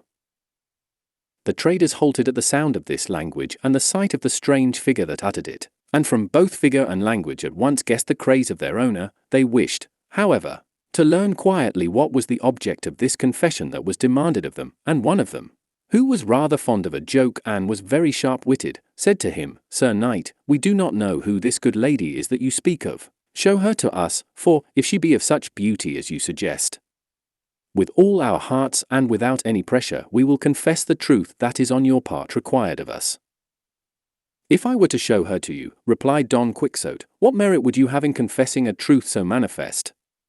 The essential point is that without seeing her you must believe, confess, affirm, swear, and defend it, else ye have to do with me in battle, ill-conditioned, arrogant rabble that ye are, and come ye on, one by one as the order of knighthood requires, or altogether as is the custom and vile usage of your breed. Here do I bide and await you, relying on the justice of the cause I maintain."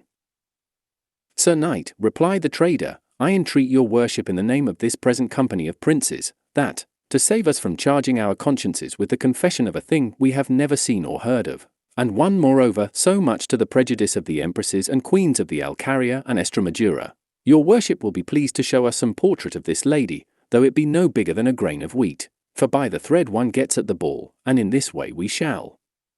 be satisfied and easy, and you will be content and pleased. Nay, I believe we are already so far agreed with you that even though her portrait should show her blind of one eye, and distilling vermilion and sulphur from the other, we would nevertheless, to gratify your worship, say all in her favour that you desire."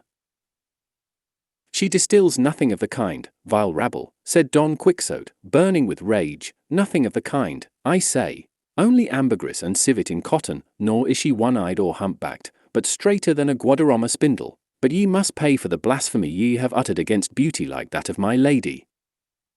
And so saying, he charged with levelled lance against the one who had spoken, with such fury and fierceness that, if luck had not contrived that Rocinante should stumble midway and come down, it would have gone hard with the rash trader. Down went Rocinante, and over went his master, rolling along the ground for some distance, and when he tried to rise he was unable, so encumbered was he with lance, buckler, spurs, helmet, and the weight of his old armour, and all the while he was struggling to get up he kept saying, "Fly not, cowards and caitiffs! Stay, for not by my fault, but my horses, am I stretched here." One of the muleteers in attendance, who could not have had much good nature in him, hearing the poor prostrate man blustering in this style, was unable to refrain from giving him an answer on his ribs, and coming up to him he seized his lance, and having broken it in pieces, with one of them he began so to belabour our Don Quixote that, notwithstanding and in spite of his armour, he milled him like a measure of wheat. His masters called out not to lay on so hard and to leave him alone, but the muleteer's blood was up, and he did not care to drop the game until he had vented the rest of his wrath, and gathering up the remaining fragments of the lance he finished with a discharge upon the unhappy victim, who all through the storm of sticks that rained on him never ceased threatening heaven, and earth, and the brigands, for such they seemed to him. At last the muleteer was tired, and the traders continued their journey, taking with them matter for talk about the poor fellow who had been cudgelled. He, when he found himself alone, made another effort to rise, but if he was unable when whole and sound, how was he to rise after having been thrashed and well-nigh knocked to pieces? And yet he esteemed himself fortunate, as it seemed to him that this was a regular knight-errant's mishap, and entirely, he considered, the fault of his horse. However, battered in body as he was, to rise was beyond his power. Chapter 5. In which the narrative of our knight's mishap is continued. Finding, then, that, in fact he could not move, he thought himself of having recourse to his usual remedy, which was to think of some passage in his books, and his craze brought to his mind that about Baldwin and the Marquis of Mantua, when Carloto left him wounded on the mountainside, a story known by heart by the children, not forgotten by the young men, and lauded and even believed by the old folk, and for all that not a whit truer than the miracles of Mahomet. This seemed to him to fit exactly the case in which he found himself, so, making a show of severe suffering, he began to roll on the ground and with feeble breath repeat the very words which the wounded knight of the wood is said to have uttered. "Where art thou, lady mine, that thou my sorrow dost not rue? Thou canst not know it, lady mine, or else thou art untrue." And so he went on with the ballad as far as the lines: "O noble Marquis of Mantua, my uncle and liege lord." As chance would have it, when he had got to this line there happened to come by a peasant from his own village, a neighbour of his, who had been with a load of wheat to the mill, and he, seeing the man stretched there, came up to him and asked him who he was and what was the matter with him that he complained so dolefully. Don Quixote was firmly persuaded that this was the Marquis of Mantua, his uncle, so the only answer he made was to go on with his ballad, in which he told the tale of his misfortune, and of the loves of the emperor's son and his wife, all exactly as the ballad sings it. The peasant stood amazed at hearing such nonsense, and relieving him of the visor, already battered to pieces by blows, he wiped his face, which was covered with dust, and as soon as he had done so he recognized him and said, "Señor Quixada," for so he appears to have been called when he was in his senses and had not yet changed from a quiet country gentleman into a knight-errant. "Who has brought your worship to this pass?" But to all questions the other only went on with his ballad. Seeing this, the good man removed as well as he could his breastplate and backpiece to see if he had any wound, but he could perceive no blood nor any mark whatever. He then contrived to raise him from the ground, and with no little difficulty hoisted him upon his ass, which seemed to him to be the easiest mount for him, and collecting the arms, even to the splinters of the lance, he tied them on Rocinante, and leading him by the bridle and the ass by the halter he took the road for the village, very sad to hear what absurd stuff Don Quixote was talking. Nor was Don Quixote less so, for what with blows and bruises he could not sit upright on the ass, and from time to time he sent up sighs to heaven, so that once more he drove the peasant to ask what ailed him. Who, at the end of it, said, "Señor Don Rodrigo de Novales, your worship must know that this fair Zarifa I have mentioned is now the lovely Dulcinea del Toboso, for whom I have done, am doing, and will do the most famous deeds of chivalry that in this world have been seen, are to be seen, or ever shall be seen." Who, at the end of it, said, "Señor Don Rodrigo de Novales, your worship must know that this fair Zarifa I have mentioned is now the lovely Dulcinea del Toboso, for whom I have done, am doing, and will do the most famous deeds of chivalry that in this world have been seen, are to be seen, or ever shall be seen." To this the peasant answered, "Señor, sinner that I am, cannot your worship see that I am not Don Rodrigo de Novales nor the Marquis of Mantua, but Pedro Alonso your neighbour, and that your worship is neither Baldwin nor Abindraez, but the worthy gentleman Señor Quixada?" "I know who I am," replied Don Quixote, "and I know that I may be not only those I have named, but all the 12 peers of France and even all the 9 worthies, since my achievements surpass all that they have done altogether, and each of them on his own account." With this talk and more of the same kind they reached the village just as night was beginning to fall, but the peasant waited until it was a little later that the belaboured gentleman might not be seen riding in such a miserable trim.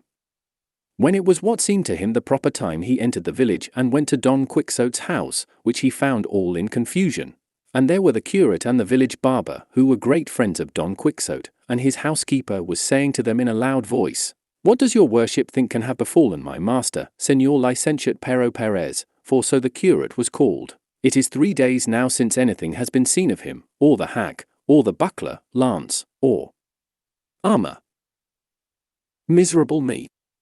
I am certain of it, and it is as true as that I was born to die, that these accursed books of chivalry he has, and has got into the way of reading so constantly, have upset his reason. For now I remember having often heard him saying to himself that he would turn knight-errant and go all over the world in quest of adventures, to the devil and Barabbas with such books, that have brought to ruin in this way the finest understanding there was in all La Mancha."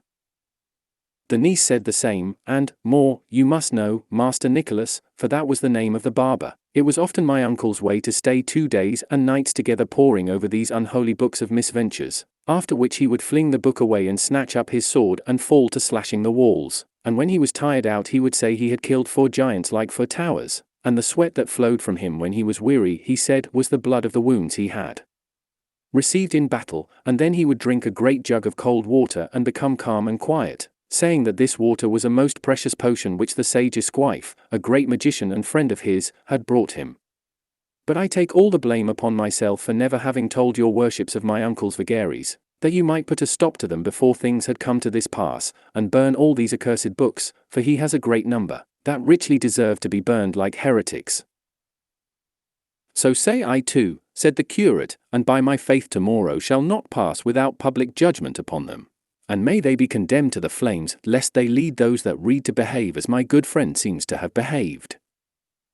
All this the peasant heard, and from it he understood at last what was the matter with his neighbour, so he began calling aloud, Open, your worships, to Señor Baldwin and to Señor the Marquis of Mantua, who comes badly wounded, and to Señor Abindarraez, the Moor, whom the valiant Rodrigo de Novaez, the alcaide of Antequera, brings captive. At these words they all hurried out, and when they recognized their friend, master, and uncle, who had not yet dismounted from the ass because he could not, they ran to embrace him. Hold, said he, for I am badly wounded through my horse's fault, carry me to bed, and if possible send for the wise Urganda to cure and see to my wounds. See there! Plague on it, cried the housekeeper at this, did not my heart tell the truth as to which foot my master went lame of? To bed with your worship at once, and we will contrive to cure you here without fetching that Hurgada. A curse I say once more, and 100 times more, on those books of chivalry that have brought your worship to such a pass. They carried him to bed at once, and after searching for his wounds could find none, but he said they were all bruises from having had a severe fall with his horse Rocinante when in combat with 10 giants, the biggest and the boldest to be found on earth. So, said the curate, are there giants in the dance? By the sign of the cross I will burn them tomorrow before the day is over. They put a host of questions to Don Quixote, but his only answer to all was, give him something to eat, and leave him to sleep, for that was what he needed most. They did so, and the curate questioned the peasant at great length as to how he had found Don Quixote. He told him, and the nonsense he had talked when found and on the way home, all which made the licentiate the more eager to do what he did the next day, which was to summon his friend the barber, Master Nicholas, and go with him to Don Quixote's house. Chapter 6. Of the diverting and important scrutiny which the curate and the barber made in the library of our ingenious gentleman. He was still sleeping, so the curate asked the niece for the keys of the room where the books, the authors of all the mischief, were, and right willingly she gave them. They all went in, the housekeeper with them, and found more than 100 volumes of big books very well bound, and some other small ones. The moment the housekeeper saw them she turned about and ran out of the room, and came back immediately with a saucer of holy water and a sprinkler, saying, Here, your worship, Señor Licentiate, sprinkle this room. Don't leave any magician of the many there are in these books to bewitch us in revenge for our design of banishing them from the world. The simplicity of the housekeeper made the licentiate laugh, and he directed the barber to give him the books one by one to see what they were about, as there might be some to be found among them that did not deserve the penalty of fire. No, said the niece, there is no reason for showing mercy to any of them, they have every one of them done mischief. Better fling them out of the window into the court and make a pile of them and set fire to them, or else carry them into the yard, and there a bonfire can be made without the smoke giving any annoyance. The housekeeper said the same, so eager were they both for the slaughter of those innocents, but the curate would not agree to it without first reading at any rate the titles. The first that Master Nicholas put into his hand was the 4 books of Amadis of Gaul. This seems a mysterious thing, said the curate, for, as I have heard say, this was the first book of chivalry printed in Spain, and from this all the others derive their birth and origin, so it seems to me that we ought inexorably to condemn it to the flames as the founder of so vile a sect. Nay, sir, said the barber, I too have heard say that this is the best of all the books of this kind that have been written, and so, as something singular in its line, it ought to be pardoned. True, said the curate, and for that reason let its life be spared for the present. Let us see that other which is next to it. It is, said the barber, that Sergus de Esplandian, the lawful son of Amadis of Gaul.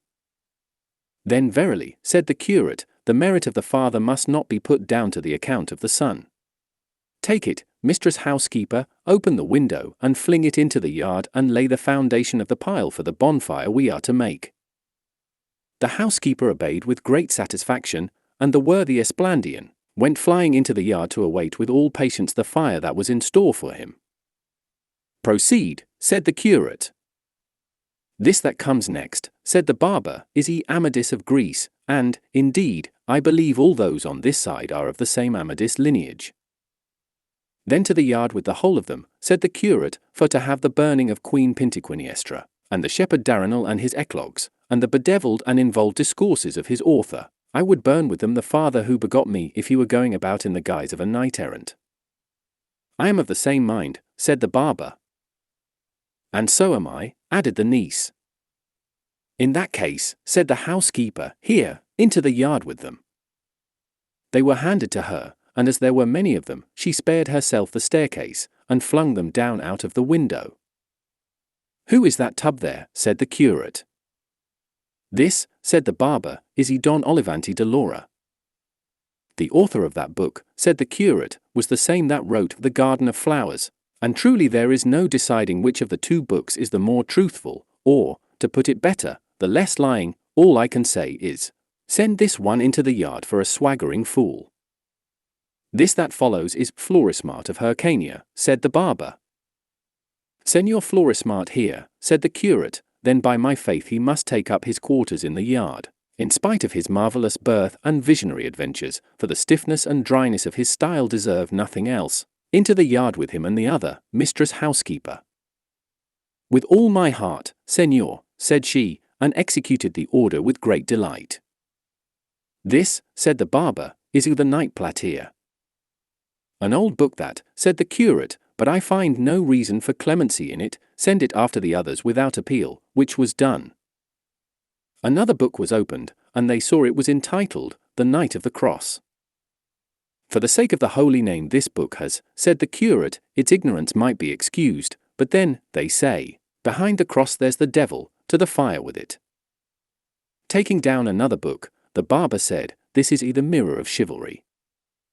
"I know his worship," said the curate, "that is where Senor Reynaldos of Montalvan figures with his friends and comrades, greater thieves than Cacus, and the 12 peers of France with the veracious historian Turpin. However, I am not for condemning them to more than perpetual banishment, because, at any rate, they have some share in the invention of the famous Matteo Boiardo, whence too the Christian poet Ludovico Ariosto wove his web, to whom, if I find him here, and speaking any language but his own, I shall show no respect whatever, but if he speaks his own tongue I will put him upon my head." "Well, I have him in Italian," said the barber, "but I do not understand him." "Nor would it be well that you should understand him," said the curate, "and on that score we might have excused the captain if he had not brought him into Spain and turned him into Castilian. He robbed him of a great deal of his natural force, and so do all those who try to turn books written in verse into another language, for, with all the pains they take and all the cleverness they show, they never can reach the level of the originals as they were first produced.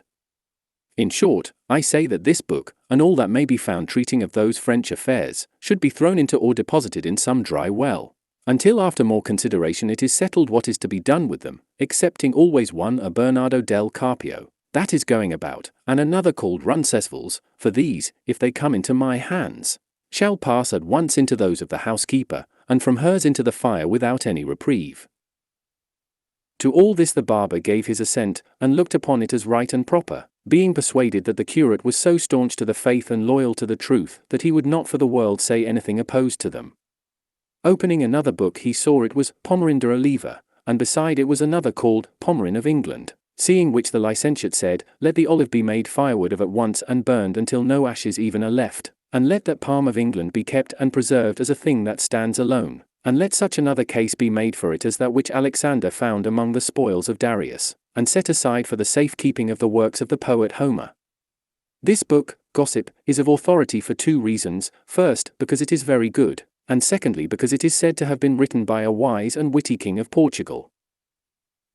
All the adventures at the castle of Miragada are excellent and of admirable contrivance, and the language is polished and clear, studying and observing the style befitting the speaker with propriety and judgment. So then, provided it seems good to you, Master Nicholas, I say let this and the Amadis of Gaul be remitted the penalty of fire, and as for all the rest, let them perish without further question or query. Nay, gossip, said the barber, for this that I have here is the famous Don Belianis.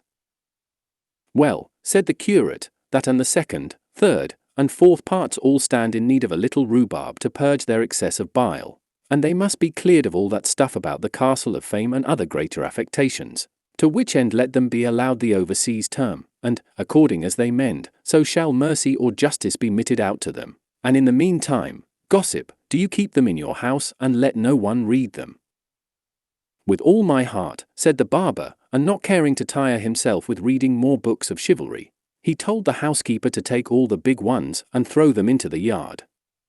It was not said to one dull or deaf, but to one who enjoyed burning them more than weaving the broadest and finest web that could be, and seizing about 8 at a time, she flung them out of the window. In carrying so many together she let one fall at the feet of the barber, who took it up, curious to know whose it was, and found it said, History of the famous knight, Tirantiel Blanco. God bless me, said the curate with a shout, Tirantiel Blanco here. Hand it over, gossip, for in it I reckon I have found a treasury of enjoyment and a mine of recreation. Here is Don Quixote of Montalvan, a valiant knight, and his brother Thomas of Montalvan, and the knight Fonseca, with the battle the bold Tirante fought with the mastiff, and the witticisms of the damsel Placida Mivida, and the loves and whiles of the widow Reposada, and the empress in love with the squire Hippolito. In truth, gossip, by right of its style it is the best book in the world. Here knights eat and sleep, and die in their beds, and make their wills before dying, and a great deal more of which there is nothing in all the other books. Nevertheless, I say he who wrote it, for deliberately composing such fooleries, deserves to be sent to the galleys for life. Take it home with you and read it, and you will see that what I have said is true. As you will, said the barber, but what are we to do with these little books that are left? These must be, not chivalry, but poetry, said the curate, and opening one he saw it was the Diana of Jorge de Montemayor, and, supposing all the others to be of the same sort, these, he said, do not deserve to be burned like the others, for they neither do nor can do the mischief the books of chivalry have done, being books of entertainment that can hurt no one.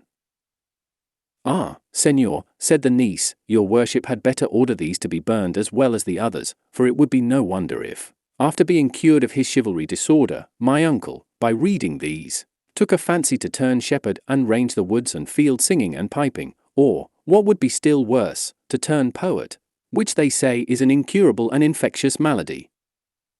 The damsel is right, said the curate, and it will be well to put this stumbling block and temptation out of our friend's way. To begin, then, with the Diana of Montemayor. I am of opinion it should not be burned, but that it should be cleared of all that about the sage Felicia and the magic water, and of almost all the longer pieces of verse, let it keep, and welcome, its prose and the honour of being the first of books of the kind. This that comes next, said the barber, is the Diana, entitled the second part, by the Salamancan, and this other has the same title, and its author is Gil Polo. As for that of the Salamancan, replied the curate, let it go to swell the number of the condemned in the yard, and let Gil Polo's be preserved as if it came from Apollo himself, but get on, gossip, and make haste, for it is growing late. This book, said the barber, opening another, is the 10 books of the Fortune of Love, written by Antonio de la Fraso, a Sardinian poet. By the orders I have received, said the curate, since Apollo has been Apollo, and the muses have been muses, and poets have been poets, so droll and absurd a book as this has never been written, and in its way it is the best and the most singular of all of this species that have as yet appeared, and he who has not read it may be sure he has never read what is delightful. Give it here, gossip, for I make more account of having found it than if they had given me a cassock of Florence stuff. He put it aside with extreme satisfaction, and the barber went on, these that come next are the Shepherd of Iberia, Nymphs of Hennes, and the Enlightenment of Jealousy. Then all we have to do, said the curate, is to hand them over to the secular arm of the housekeeper, and ask me not why, or we shall never have done. This next is the Pastor de Filida. No pastor that, said the curate, but a highly polished courtier, let it be preserved as a precious jewel. "This large one here," said the barber, "is called to the treasury of various poems." "If there were not so many of them," said the curate, "they would be more relished. This book must be weeded and cleansed of certain vulgarities which it has with its excellences. Let it be preserved because the author is a friend of mine, and out of respect for other more heroic and loftier works that he has written. This," continued the barber, "is the Cancionero of Lopez de Maldonado." "The author of that book, too," said the curate, "is a great friend of mine, and his verses from his own mouth are the admiration of all who hear them. For such is the sweetness of his voice that he enchants when he chants them, it gives rather too much of its eclogues. But what is good was never yet plentiful, let it be kept with those that have been set apart." "But what book is that next it?" "The Galateos of Miguel de Cervantes," said the barber.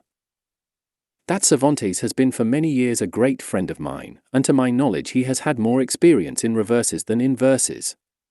His book has some good invention in it, it presents us with something but brings nothing to a conclusion. We must wait for the second part it promises. Perhaps with amendment it may succeed in winning the full measure of grace that is now denied it, and in the meantime do you, Señor Gossip, keep it shut up in your own quarters."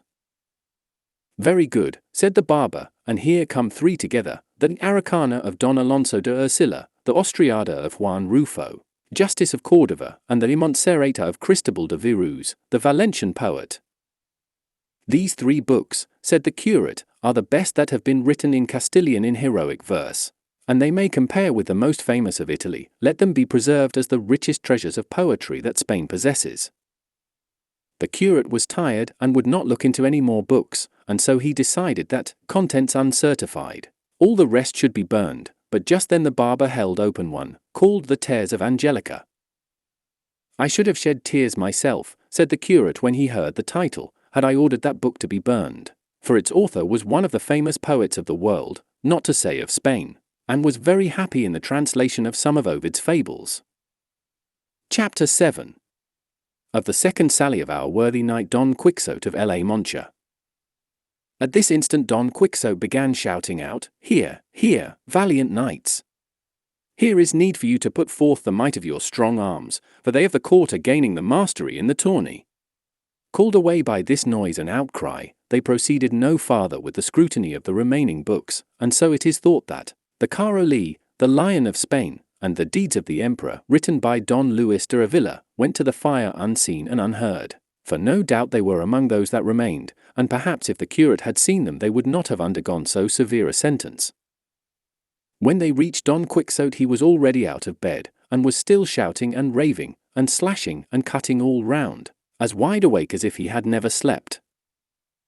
They closed with him and by force got him back to bed, and when he had become a little calm, addressing the curate, he said to him, "Of a truth, Señor Archbishop Turpin, it is a great disgrace for us who call ourselves the 12 Peers, so carelessly to allow the knights of the court to gain the victory in this tourney, we the adventurers having carried off the honor on the 3 former days."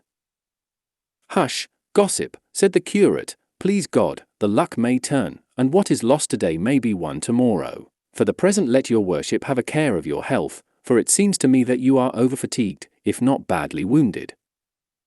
"Wounded no," said Don Quixote, "but bruised and battered no doubt, for that bastard Don Roland has cudgelled me with the trunk of an oak tree, and all for envy, because he sees that I alone rival him in his achievements. But I should not call myself Reynaldos of Montalvan, did he not pay me for it in spite of all his enchantments as soon as I rise from this bed. For the present let them bring me something to eat, for that, I feel, is what will be more to my purpose, and leave it to me to avenge myself." They did as he wished. They gave him something to eat, and once more he fell asleep, leaving them marveling at his madness. That night the housekeeper burned to ashes all the books that were in the yard and in the whole house, and some must have been consumed that deserved preservation in everlasting archives, but their fate and the laziness of the examiner did not permit it, and so in them was verified the proverb that the innocent suffer for the guilty.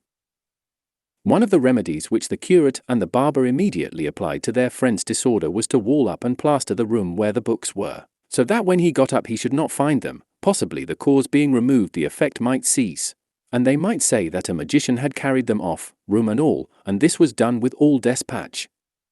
2 days later Don Quixote got up, and the first thing he did was to go and look at his books. and not finding the room where he had left it, he wandered from side to side looking for it. He came to the place where the door used to be, and tried it with his hands, and turned and twisted his eyes in every direction without saying a word. But after a good while he asked his housekeeper whereabouts was the room that held his books. The housekeeper, who had been already well instructed in what she was to answer, said, "What room or what nothing is it that your worship is looking for?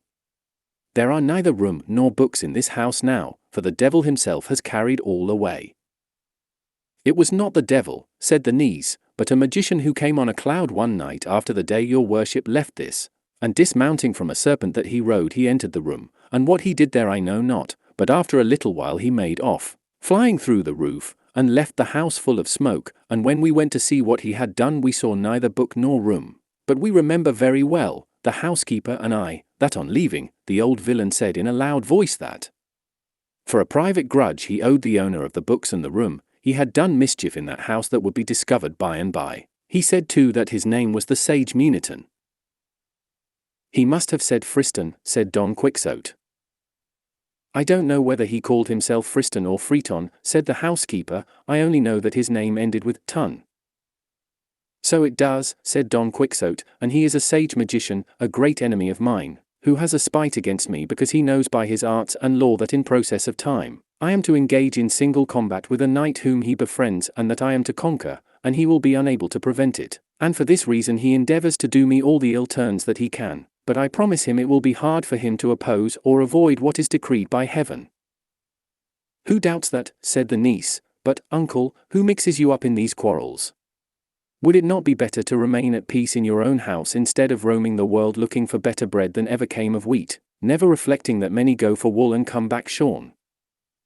"Oh, niece of mine," replied Don Quixote, "how much astray art thou in thy reckoning? Ere they shear me I shall have plucked away and stripped off the beards of all who dare to touch only the tip of a hair of mine." The two were unwilling to make any further answer, as they saw that his anger was kindling. In short, then, he remained at home 15 days very quietly without showing any signs of a desire to take up with his former delusions, and during this time he held lively discussions with his two gossips, the curate and the barber, on the point he maintained, that knights-errant were what the world stood most in need of, and that in him was to be accomplished the revival of knight-errantry. The curate sometimes contradicted him, sometimes agreed with him, for if he had not observed this precaution he would have been unable to bring him to reason. Meanwhile Don Quixote worked upon a farm labourer, a neighbour of his, an honest man, if indeed that title can be given to him who is poor, but with very little wit in his pate. In a word, he so talked him over, and with such persuasions and promises, that the poor clown made up his mind to sally forth with him and serve him as a squire. Don Quixote, among other things, told him he ought to be ready to go with him gladly, because any moment an adventure might occur that might win an island in the twinkling of an eye and leave him governor of it. On these and the like promises Sancho Panza, for so the labourer was called, left wife and children, and engaged himself as a squire to his neighbour. Don Quixote next set about getting some money, and selling one thing and pawning another, and making a bad bargain in every case. He got together a fair sum.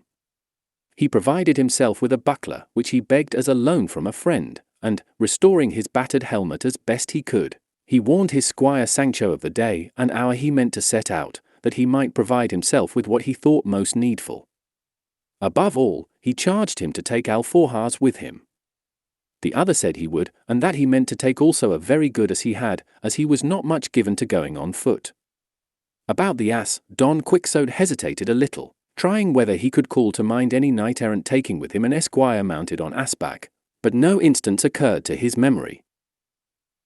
For all that, however, he determined to take him, intending to furnish him with a more honourable mount when a chance of it presented itself, by appropriating the horse of the first discourteous knight he encountered. Himself he provided with shirts and such other things as he could, according to the advice the host had given him, all which being done, without taking leave, Sancho Panza of his wife and children, or Don Quixote of his housekeeper and niece, they sallied forth unseen by anybody from the village one night, and made such good way in the course of it that by daylight they held themselves safe from discovery, even should search be made for them. Sancho rode on his ass like a patriarch, with his alforjas and bota, and longing to see himself soon governor of the island his master had promised him. Don Quixote decided upon taking the same route and road he had taken on his first journey, that over the Campo de Montiel, which he travelled with less discomfort than on the last occasion, for, as it was early morning and the rays of the sun fell on them obliquely, the heat did not distress them. And now said Sancho Panza to his master, "Your worship will take care, Señor Knight-errant, not to forget about the island you have promised me, for be it ever so big I'll be equal to governing it." To which Don Quixote replied, "Thou must know, friend Sancho Panza, that it was a practice very much in vogue with the knights-errant of old to make their squires governors of the islands or kingdoms they won. And I am determined that there shall be no failure on my part in so liberal a custom. On the contrary, I mean to improve upon it, for they sometimes, and perhaps most frequently, waited until their squires were old, and then when they had had enough of service and hard days and worse knights, they gave them some title or other, of count, or at the most marquis, of some valley or province more or less. But if thou livest and I live, it may well be that before 6 days are over, I may have won some kingdom that has others dependent upon it, which will be just the thing to enable thee to be crowned king of one of them. Nor needst thou count this wonderful, for things and chances fall to the lot of such knights in ways so unexampled and unexpected, that I might easily give thee even more than I promise thee. In that case, said Sancho Panza, if I should become a king by one of those miracles your worship speaks of, even Juana Gutierrez, my old woman would come to be queen and my children infantes. Well, who doubts it, said Don Quixote. I doubt it, replied Sancho Panza, because for my part one am persuaded that though God should shower down kingdoms upon earth, not one of them would fit the head of Marie Gutierrez. Let me tell you, Señor, she is not worth 2 maravedis for a queen. Countess will fit her better, and that only with God's help. Leave it to God, Sancho, returned Don Quixote, for he will give her what suits her best, but do not undervalue thyself so much as to come to be content with anything less than being governor of a province. I will not, Señor, answered Sancho, specially as I have a man of such quality for a master in your worship, who will know how to give me all that will be suitable for me and that I can bear. Chapter 8. Of the good fortune which the valiant Don Quixote had in the terrible and undreamt of adventure of the windmills, with other occurrences worthy to be fitly recorded.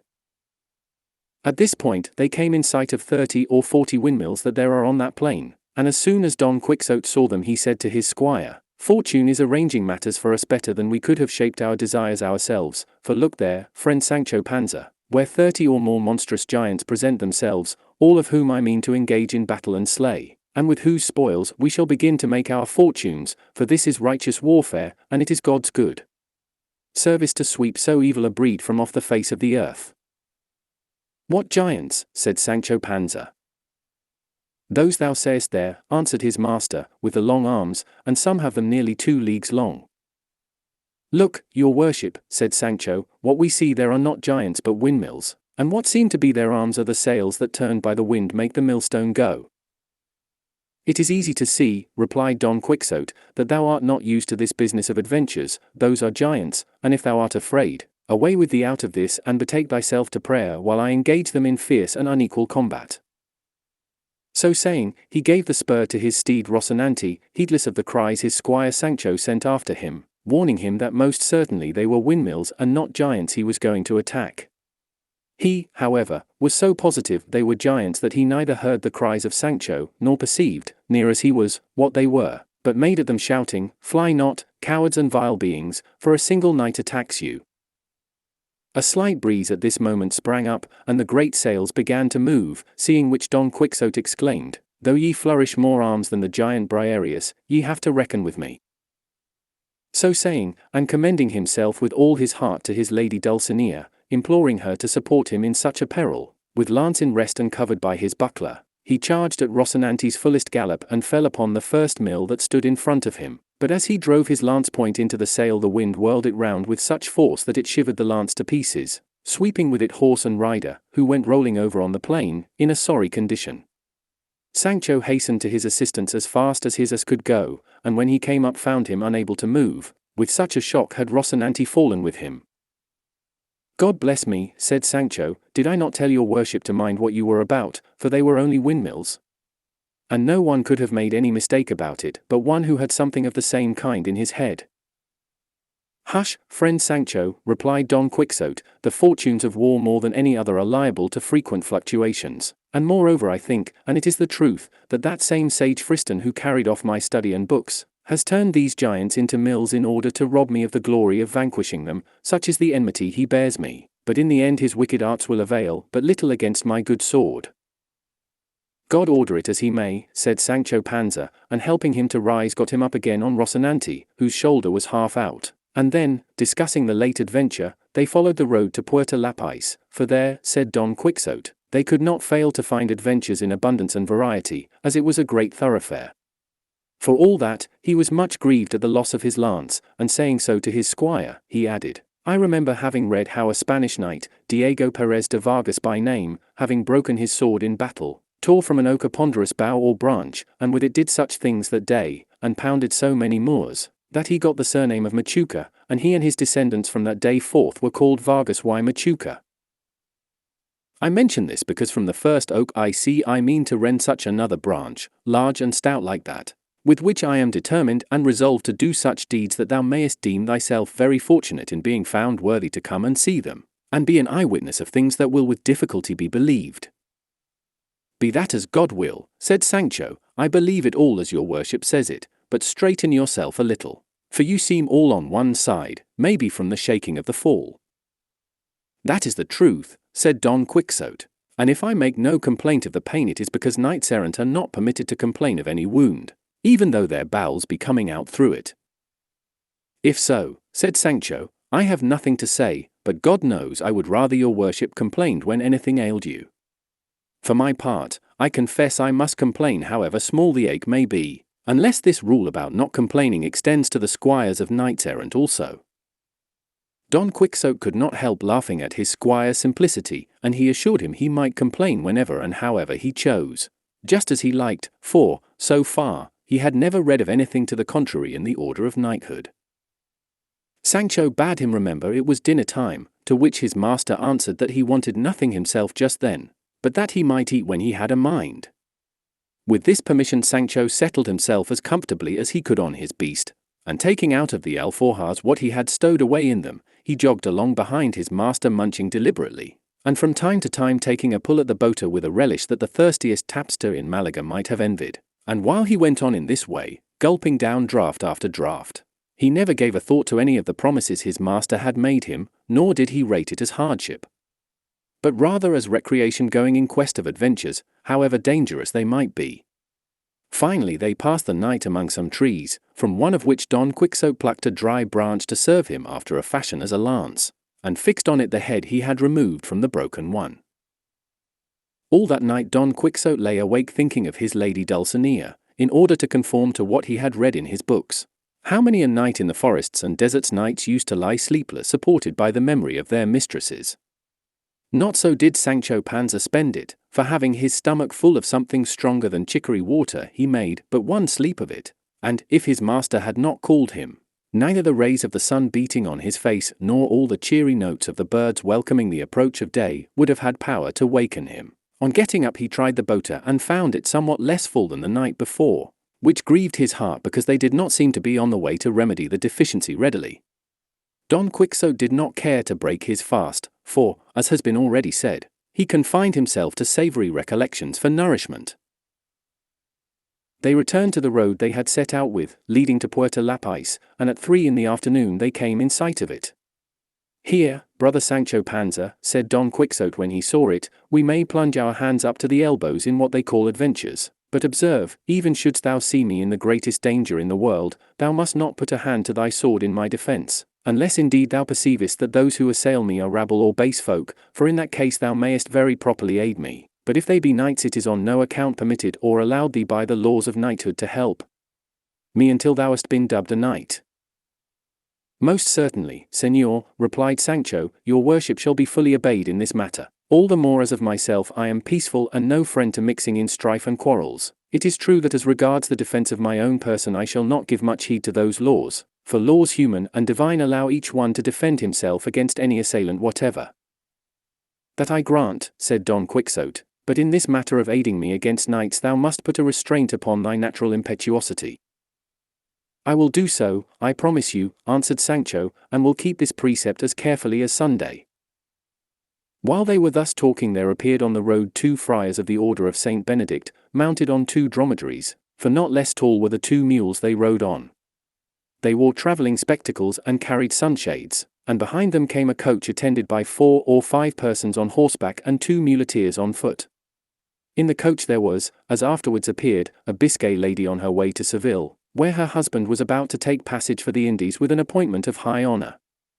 The friars, though going the same road, were not in her company, but the moment Don Quixote perceived them he said to his squire, "Either I am mistaken, or this is going to be the most famous adventure that has ever been seen, for those black bodies we see there must be, and doubtless are, magicians who are carrying off some stolen princess in that coach, and with all my might I must undo this wrong." "This will be worse than the windmills," said Sancho. "Look, señor, those are friars of Saint Benedict, and the coach plainly belongs to some travellers. I tell you to mind well what you are about, and don't let the devil mislead you." "I have told thee already, Sancho," replied Don Quixote, "that on the subject of adventures thou knowest little. What I say is the truth, as thou shalt see presently." So saying, he advanced and posted himself in the middle of the road along which the friars were coming, and as soon as he thought they had come near enough to hear what he said, he cried aloud, "Devilish and unnatural beings! Release instantly the high-born princesses whom you are carrying off by force in this coach, else prepare to meet a speedy death as the just punishment of your evil deeds."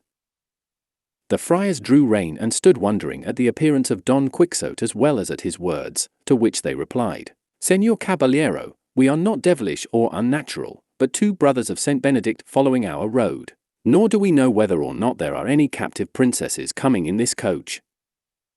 "No soft words with me, for I know you, lying rabble," said Don Quixote, and without waiting for a reply he spurred Rocinante and with levelled lance charged the first friar with such fury and determination, that, if the friar had not flung himself off the mule, he would have brought him to the ground against his will, and sore wounded, if not killed outright. The second brother, seeing how his comrade was treated, drove his heels into his castle of a mule and made off across the country faster than the wind. Sancho Panza, when he saw the friar on the ground, dismounting briskly from his ass, rushed towards him and began to strip off his gown. At that instant the friar's muleteers came up and asked what he was stripping him for. Sancho answered them that this fell to him lawfully as spoil of the battle which his lord Don Quixote had won. The muleteers, who had no idea of a joke and did not understand all this about battles and spoils, seeing that Don Quixote was some distance off talking to the travellers in the coach, fell upon Sancho, knocked him down, and leaving hardly a hair in his beard, belaboured him with kicks and left him stretched breathless and senseless on the ground, and without any more delay helped the friar to mount, who, trembling, terrified, and pale, as soon as he found himself in the saddle, spurred after.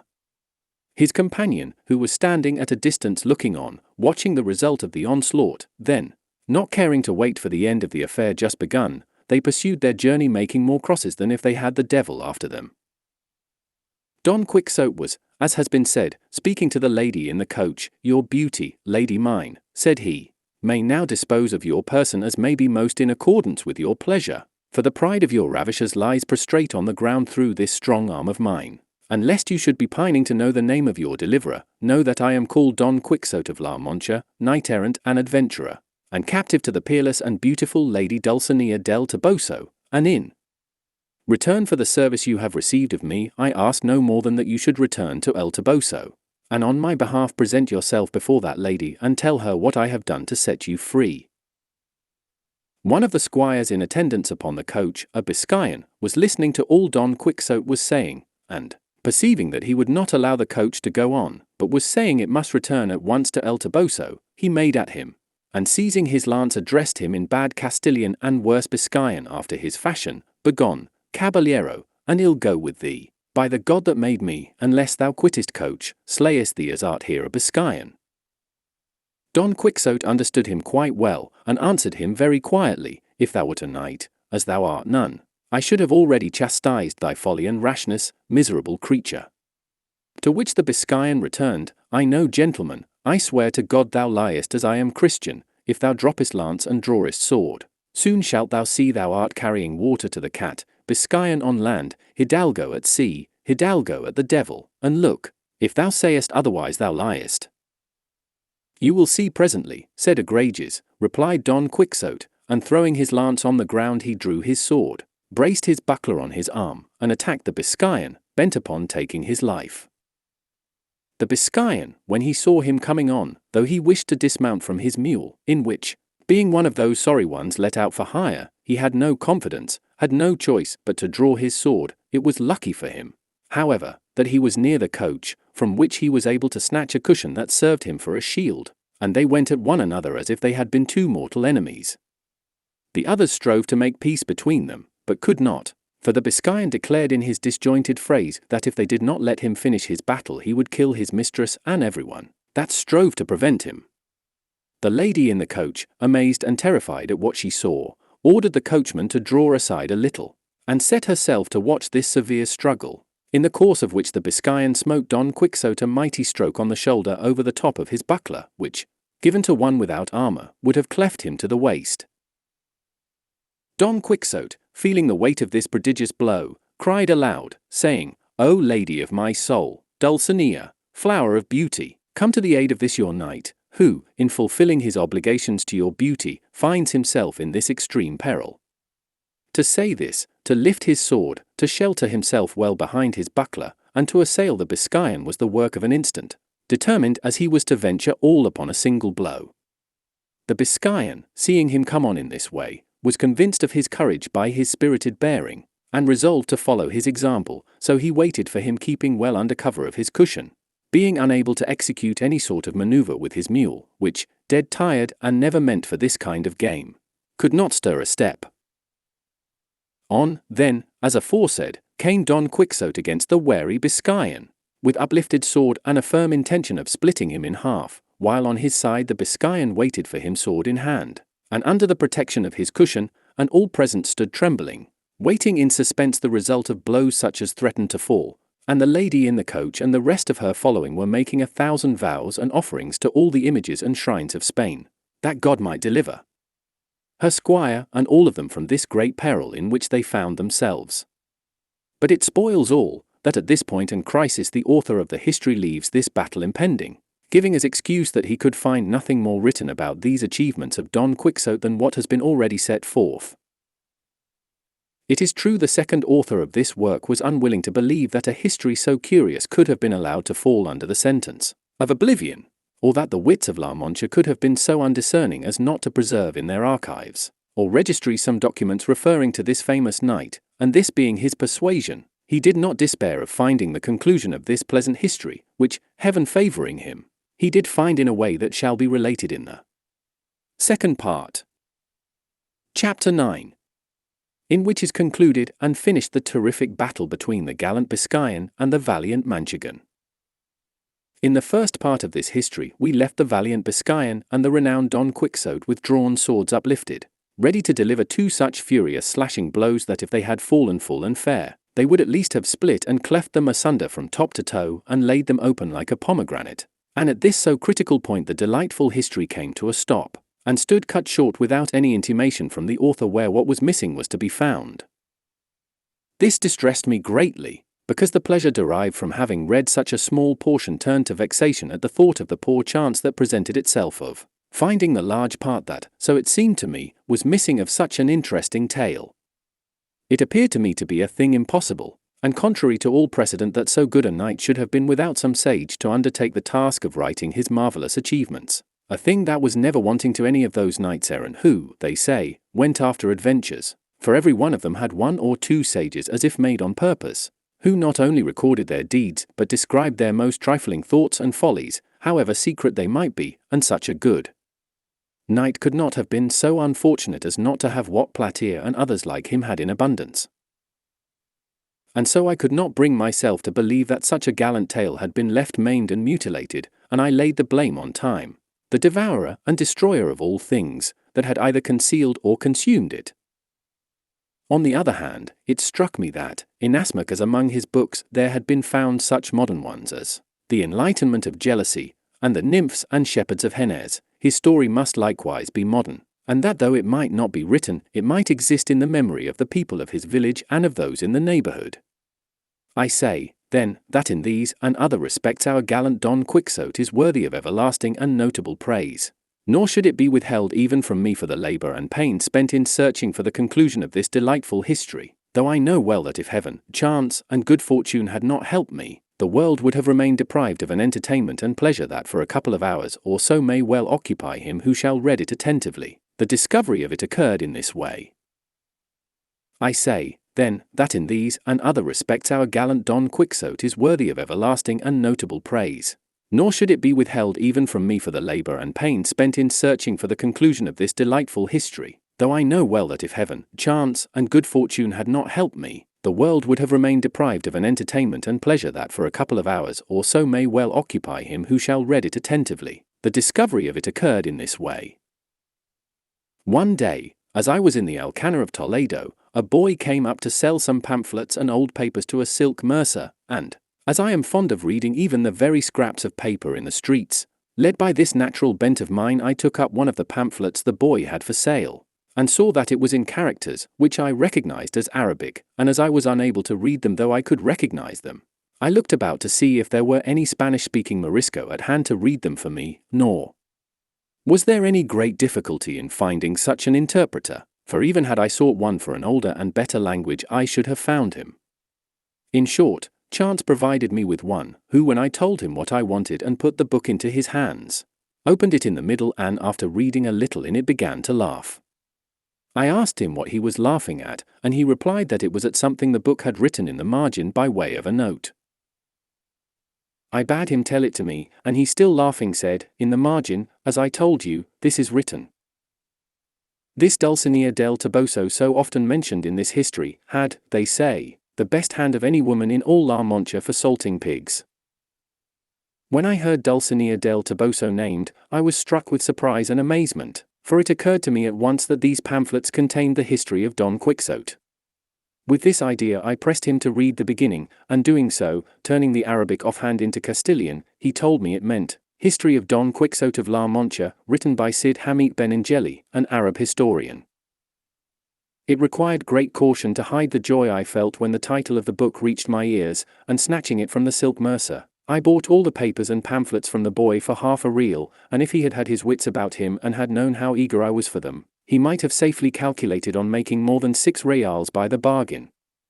I withdrew at once with the Morisco into the cloister of the cathedral, and begged him to turn all these pamphlets that related to Don Quixote into the Castilian tongue, without omitting or adding anything to them, offering him whatever payment he pleased.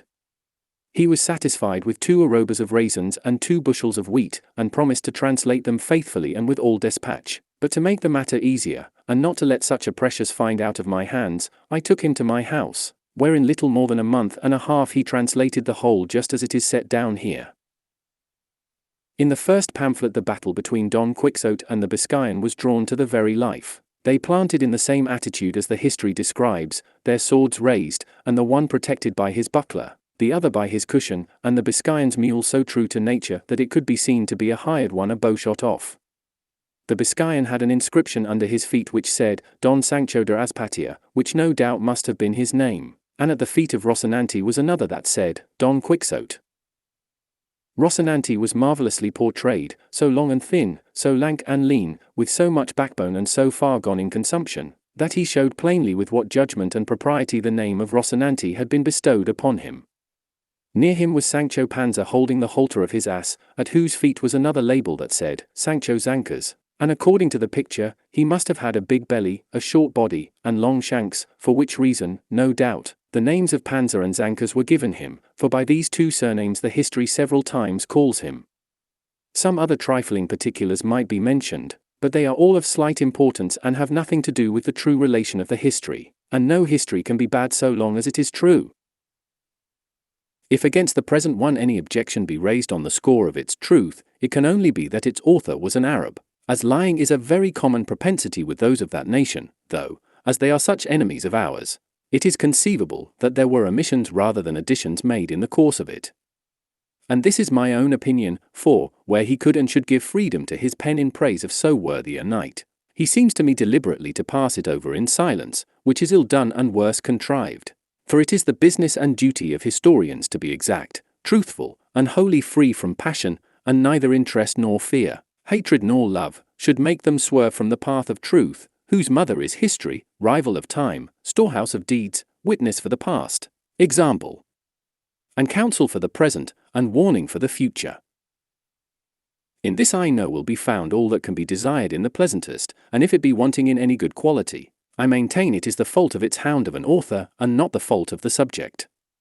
To be brief, its second part, according to the translation, began in this way.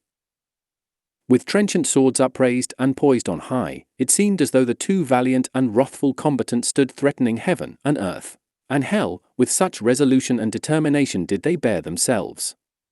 The fiery Biscayan was the first to strike a blow, which was delivered with such force and fury that had not the sword turned in its course, that single stroke would have sufficed to put an end to the bitter struggle and to all the adventures of our knight. But that good fortune, which reserved him for greater things, turned aside the sword of his adversary, so that although it smote him upon the left shoulder, it did him no more harm than to strip all that side of its armor, carrying away a great part of his helmet with half of his ear, all which with fearful ruin fell to the ground, leaving him in a sorry plight. Good God! Who is there that could properly describe the rage that filled the heart of our Manchegan when he saw himself dealt with in this fashion?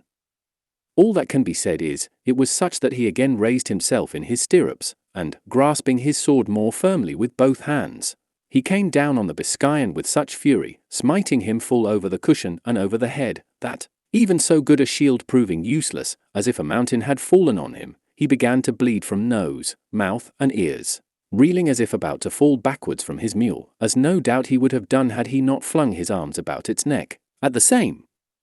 time, however, he slipped his feet out of the stirrups and then unclasped his arms, and the mule, taking fright at the terrible blow, made off across the plain, and with a few plunges flung its master to the ground. Don Quixote stood looking on very calmly, and, when he saw him fall, leaped from his horse and with great briskness ran to him, and, presenting the point of his sword to his eyes, bade him surrender, or he would cut his head off.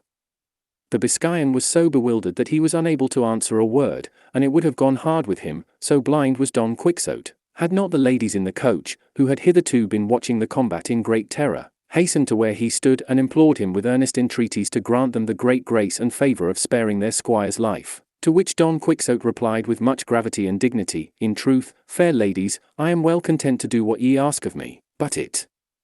must be on one condition and understanding, which is that this knight promise me to go to the village of El Toboso, and on my behalf present himself before the peerless lady Dulcinea, that she deal with him as shall be most pleasing to her. The terrified and disconsolate ladies, without discussing Don Quixote's demand or asking who Dulcinea might be, promised that their squire should do all that had been commanded. Then, on the faith of that promise, said Don Quixote, I shall do him no further harm, though he well deserves it of me. Chapter 10. Of the pleasant discourse that passed between Don Quixote and his squire Sancho Panza. Now by this time Sancho had risen, rather the worse for the handling of the friar's muleteers, and stood watching the battle of his master, Don Quixote, and praying to God in his heart that it might be his will to grant him the victory, and that he might thereby win some island to make him governor of, as he had promised. Seeing, therefore, that the struggle was now over, and that his master was returning to Mount Rocinante, he approached to hold the stirrup for him, and, before he could mount, he went on his knees before him, and taking his hand, kissed it, saying, May it please your worship, Señor Don Quixote, to give me the government of that island which has been won in this hard fight, for be it ever so big I feel myself in sufficient force to be able to govern it as much and as well as anyone in the world. Who has ever governed islands? To which Don Quixote replied, Thou must take notice, brother Sancho, that this adventure and those like it are not adventures of islands, but of crossroads, in which nothing is got except a broken head or an ear the less. Have patience, for adventures will present themselves from which I may make you, not only a governor, but something more. Sancho gave him many thanks, and again kissing his hand and the skirt of his hauberk, helped him to Mount Rocinante, and mounting his ass himself, proceeded to follow his master, who at a brisk pace, without taking leave, or saying anything further to the ladies belonging to the coach, turned into a wood that was hard by. Sancho followed him at his ass's best trot, but Rocinante stepped out so that, seeing himself left behind, he was forced to call to his master to wait for him. Don Quixote did so, reining in Rocinante until his weary squire came up, who on reaching him said, "It seems to me, Señor, it would be prudent in us to go and take refuge in some church, for, seeing how mauled he with whom you fought has been left, it will be no wonder if they give information of the affair to the Holy Brotherhood and arrest us, and, faith, if they do, before we come out of gaol we shall have to sweat for it." "Peace," said Don Quixote, "where hast thou ever seen or heard that a knight-errant has been arraigned before a court of justice, however many homicides he may have committed?" "I know nothing about ompsals," answered Sancho, "nor in my life have had anything to do with one. I only know that the Holy Brotherhood looks after those who fight in the fields, and in that other matter I do not meddle." "Then thou needst have no uneasiness, my friend," said Don Quixote, "for I will deliver thee out of the hands of the Chaldeans, much more out of those of the Brotherhood. But tell me, as thou livest, hast thou seen a more valiant knight than I in all the known world? Hast thou read in history of any who has or had higher mettle in attack, more spirit in maintaining it, more dexterity in wounding, or skill in overthrowing?" "The truth is," answered Sancho, "that I have never read any history, for I can neither read nor write. But what I will venture to bet is that a more daring master than your worship I have never served in all the days of my life. And God grant that this daring be not paid for where I have said, what I beg of your worship is to dress your wound, for a great deal of blood flows from that ear, and I have here some lint and a little white ointment in the alforjas." "All that might be well dispensed with," said Don Quixote, "if I had remembered to make a vial of the balsam of Fierabras, for time and medicine are saved by one single drop." "What vial and what balsam is that?" said Sancho Panza. "It is a balsam," answered Don Quixote, "the receipt of which I have in my memory, with which one need have no fear of death, or dread dying of any wound. And so when I make it and give it to thee thou hast nothing to do when in some battle thou sayest, they have cut me in half through the middle of the body, as is wont to happen frequently, but neatly and with great nicety, ere the blood congeal, to place that portion of the body which shall have fallen to the ground upon the other half which remains in the saddle, taking care to fit it on evenly and exactly. Then thou shalt give me to drink but 2 drops of the balsam I have mentioned, and thou shalt see me become sounder than an apple." "If that be so," said Panza, "I renounce henceforth the government of the promised island, and desire nothing more in payment of my many and faithful services than that your worship give me the receipt of this supreme liquor, for I am persuaded it will be worth more than 2 reals an ounce anywhere, and I want no more to pass the rest of my life in ease and honor, but it remains to be told if it costs much to make it." "With less than 3 reals, 6 quarts of it may be made," said Don Quixote. "Sinner that I am," said Sancho, "then why does your worship put off making it and teaching it to me?" "Peace, friend," answered Don Quixote, "greater secrets I mean to teach thee and greater favours to bestow upon thee, and for the present let us see to the dressing, for my ear pains me more than I could wish." Sancho took out some lint and ointment from the alforjas, but when Don Quixote came to see his helmet shattered, he was like to lose his senses, and clapping his hand upon his sword and raising his eyes to heaven, he said, "I swear by the Creator of all things and the 4 Gospels in their fullest extent, to do as the great Marquis of Mantua did when he swore to avenge the death of his nephew Baldwin, and that was not to eat bread from a tablecloth, nor embrace his wife, and other points which, though I cannot now call them to mind, I here grant as expressed, until I take complete vengeance upon him who has committed such an offence against me." Hearing this, Sancho said to him, "Your worship should bear in mind, Señor Don Quixote, that if the knight has done what was commanded him in going to present himself before my lady Dulcinea del Toboso, he will have done all that he was bound to do, and does not deserve further punishment unless he commit some new offence."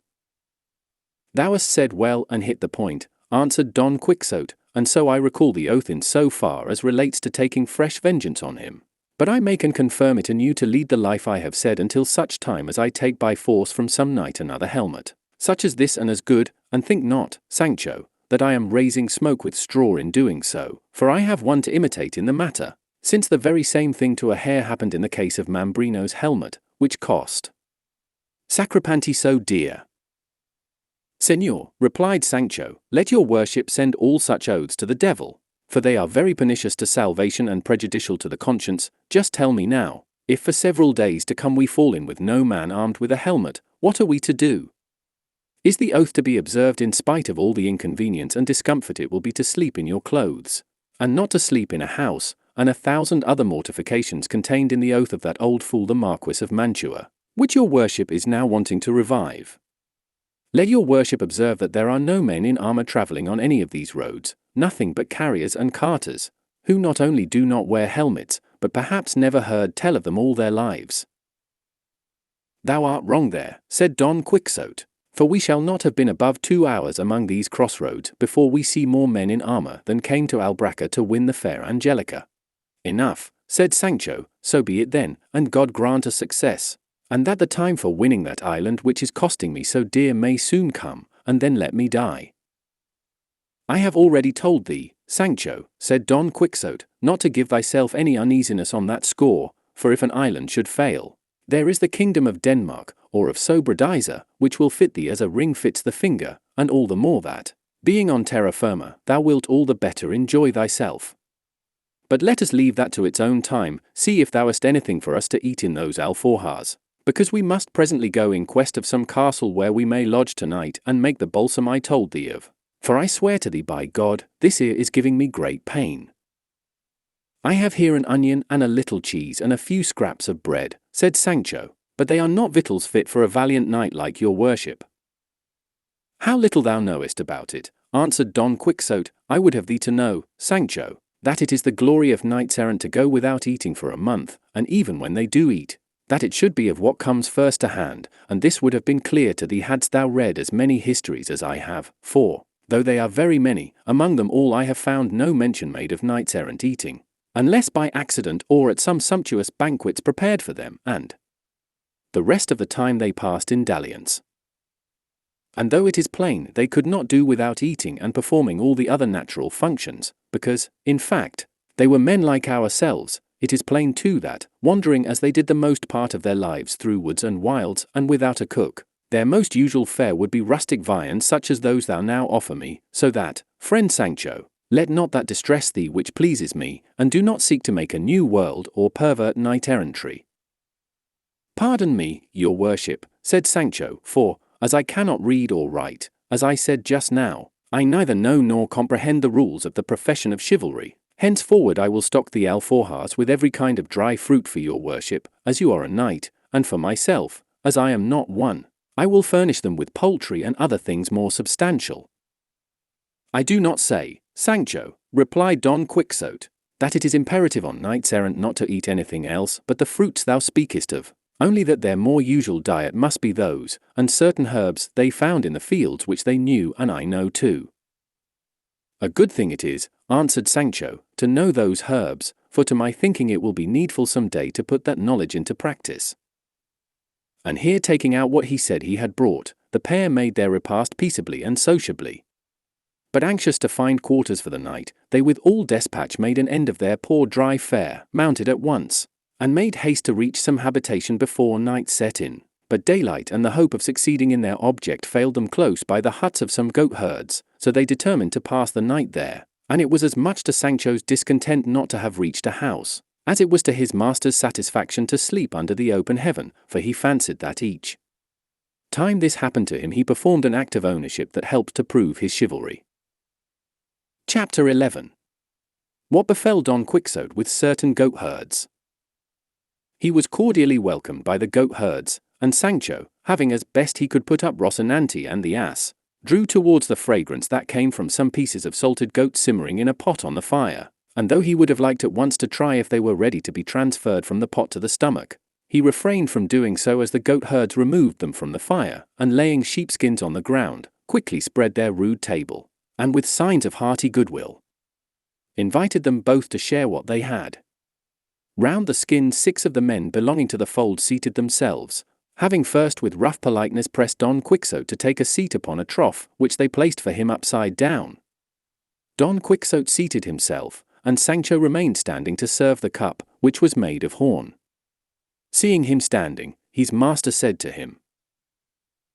"That thou mayest see, Sancho, the good that knight-errantry contains in itself, and how those who fill any office in it are on the high road to be speedily honoured and esteemed by the world, I desire that thou seat thyself here at my side and in the company of these worthy people, and that thou be one with me who am thy master and natural lord, and that thou eat from my plate and drink from whatever I drink from. For the same may be said of knight-errantry as of love, that it levels all.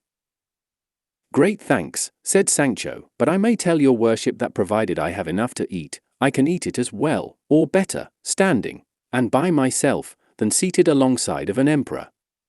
And indeed, if the truth is to be told, what I eat in my corner without form or fuss has much more relish for me, even though it be bread and onions, than the turkeys of those other tables where I am forced to chew slowly, drink little, wipe my mouth every minute, and cannot sneeze or cough if I want or do other things that are the privileges of liberty and solitude.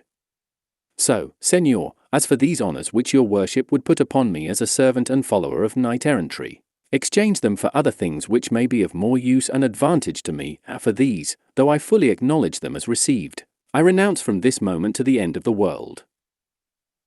For all that, said Don Quixote, thou must seat thyself, because him who humbleth himself God exalteth, and seizing him by the arm he forced him to sit down beside himself. The goatherds did not understand this jargon about squires and knights-errant, and all they did was to eat in silence and stare at their guests, who with great elegance and appetite were stowing away pieces as big as one's fist. The course of meat finished, they spread upon the sheepskins a great heap of parched acorns, and with them they put down a half-cheese harder than if it had been made of mortar. All this while the horn was not idle, for it went round so constantly, now full, now empty, like the bucket of a water-wheel, that it soon drained one of the 2 wineskins that were in sight. When Don Quixote had quite appeased his appetite he took up a handful of the acorns, and contemplating them attentively delivered himself somewhat in this fashion. Happy the age, happy the time, to which the ancients gave the name of golden, not because in that fortunate age the gold so coveted in this our iron one was gained without toil, but because they that lived in it knew not the 2 words mine and thine. In that blessed age all things were in common. To win the daily food no labour was required of any save to stretch forth his hand and gather it from the sturdy oaks that stood generously inviting him with their sweet ripe fruit. The clear streams and running brooks yielded their savoury limpid waters in noble abundance. The busy and sagacious bees fixed their republic in the clefts of the rocks and hollows of the trees, offering without usance the plenteous produce of their fragrant toil to every hand. The mighty cork trees, unenforced save of their own courtesy, shed the broad light bark that served at first to roof the houses supported by rude stakes, a protection against the inclemency of heaven alone. Then all was peace, all friendship, all concord. As yet the dull share of the crooked plough had not dared to rend and pierce the tender bowels of our first mother that without compulsion yielded, from every portion of her broad fertile bosom all that could satisfy, sustain, and delight the children that then possessed her. Then was it that the innocent and fair young shepherdess roamed from vale to vale and hill to hill, with flowing locks, and no more garments than were needful modestly to cover what modesty seeks and ever sought to hide. Nor were there ornaments like those in use today, set off by Tyrian purple and silk tortured in endless fashions, but the wreathed leaves of the green dock and ivy, wherewith they went as bravely and becomingly decked as our court dames with all the rare and far-fetched artifices that idle curiosity has taught them. Then the love thoughts of the heart clothed themselves simply and naturally as the heart conceived them, nor sought to commend themselves by forced and rambling verbiage. Fraud, deceit, or malice had then not yet mingled with truth and sincerity. Justice held her ground, undisturbed and unassailed by the efforts of favour and of interest that now so much impair, pervert, and beset her. Arbitrary law had not yet established itself in the mind of the judge, for then there was no cause to judge and no one to be judged. Maidens and modesty, as I have said, wandered at will alone and unattended, without fear of insult from lawlessness or libertine assault, and if they were undone it was of their own will and pleasure. But now in this hateful age of ours not one is safe, not though some new labyrinth like that of Crete conceal and surround her. Even there the pestilence of gallantry will make its way to them through chinks or on the air by the zeal of its accursed importunity, and, despite of all seclusion, lead them to ruin. In defence of these, as time advanced and wickedness increased, the order of knights-errant was instituted, to defend maidens, to protect widows and to succour the orphans and the needy. To this order I belong, brother goatherds, to whom I return thanks for the hospitality and kindly welcome ye offer me and my squire, For though by natural law all living are bound to show favour to knights-errant, yet, seeing that without knowing this obligation ye have welcomed and feasted me, it is right that with all the goodwill in my power I should thank you for yours. All this long harangue, which might very well have been spared, our knight delivered because the acorns they gave him reminded him of the golden age, and the whim seized him to address all this unnecessary argument to the goat-herds, who listened to him gaping in amazement without saying a word in reply. Sancho likewise held his peace and ate acorns, and paid repeated visits to the second wine-skin, which they had hung up on a cork tree to keep the wine cool. Don Quixote was longer in talking than the supper in finishing, at the end of which one of the goat-herds said, that your worship, Señor Knight-errant, may say with more truth that we show you hospitality with ready goodwill. We will give you amusement and pleasure by making one of our comrades sing, he will be here before long. And he is a very intelligent youth and deep in love, and what is more he can read and write and play on the rebeck to perfection. The goat-herd had hardly done speaking, when the notes of the rebeck reached their ears, and shortly after, the player came up, a very good-looking young man of about 22. His comrades asked him if he had supped, and on his replying that he had, he who had already made the offer said to him, in that case, Antonio, thou mayest as well do us the pleasure of singing a little, that the gentleman, our guest, may see that even in the mountains and woods there are musicians. We have told him of thy accomplishments, and we want thee to show them and prove that we say true. So, as thou livest, pray sit down and sing that ballad about thy love that thy uncle the prebendary made thee, and that was so much liked in the town. With all my heart, said the young man, and without waiting for more pressing he seated himself on the trunk of a felled oak, and tuning his rebeck, presently began to sing to these words. Antonio's ballad, thou dost love me well, Olalla, well I know it, even though love's mute tongues, thine eyes, have never by their glances told me so. For I know my love thou knowest, therefore thine to claim I dare, once it ceases to be secret, love need never feel despair. True it is, Olalla, sometimes thou hast all too plainly shown that thy heart is brass in hardness, and thy snowy bosom stone. Yet for all that, in thy coyness, and thy fickle fits between, hope is there, at least the border of her garment may be seen. Lures to faith are they, those glimpses, and to faith in the eye hold, kindness cannot make it stronger, coldness cannot make it cold. If it be that love is gentle, in thy gentleness I see something holding out assurance to the hope of winning thee. If it be that in devotion lies a power hearts to move, that which every day I show thee, helpful to my suit should prove. Many a time thou must have noticed, if to notice thou dost care, how I go about on Monday dressed in all my Sunday wear. Love's eyes love to look on brightness, love loves what is gaily dressed, Sunday, Monday, all I care is thou shouldst see me in my best. No account I make of dances, or of strains that pleased thee so, keeping thee awake from midnight till the cocks began to crow, or of how I roundly swore it that there's none so fair as thou. True it is, but as I said it, by the girls I'm hated now.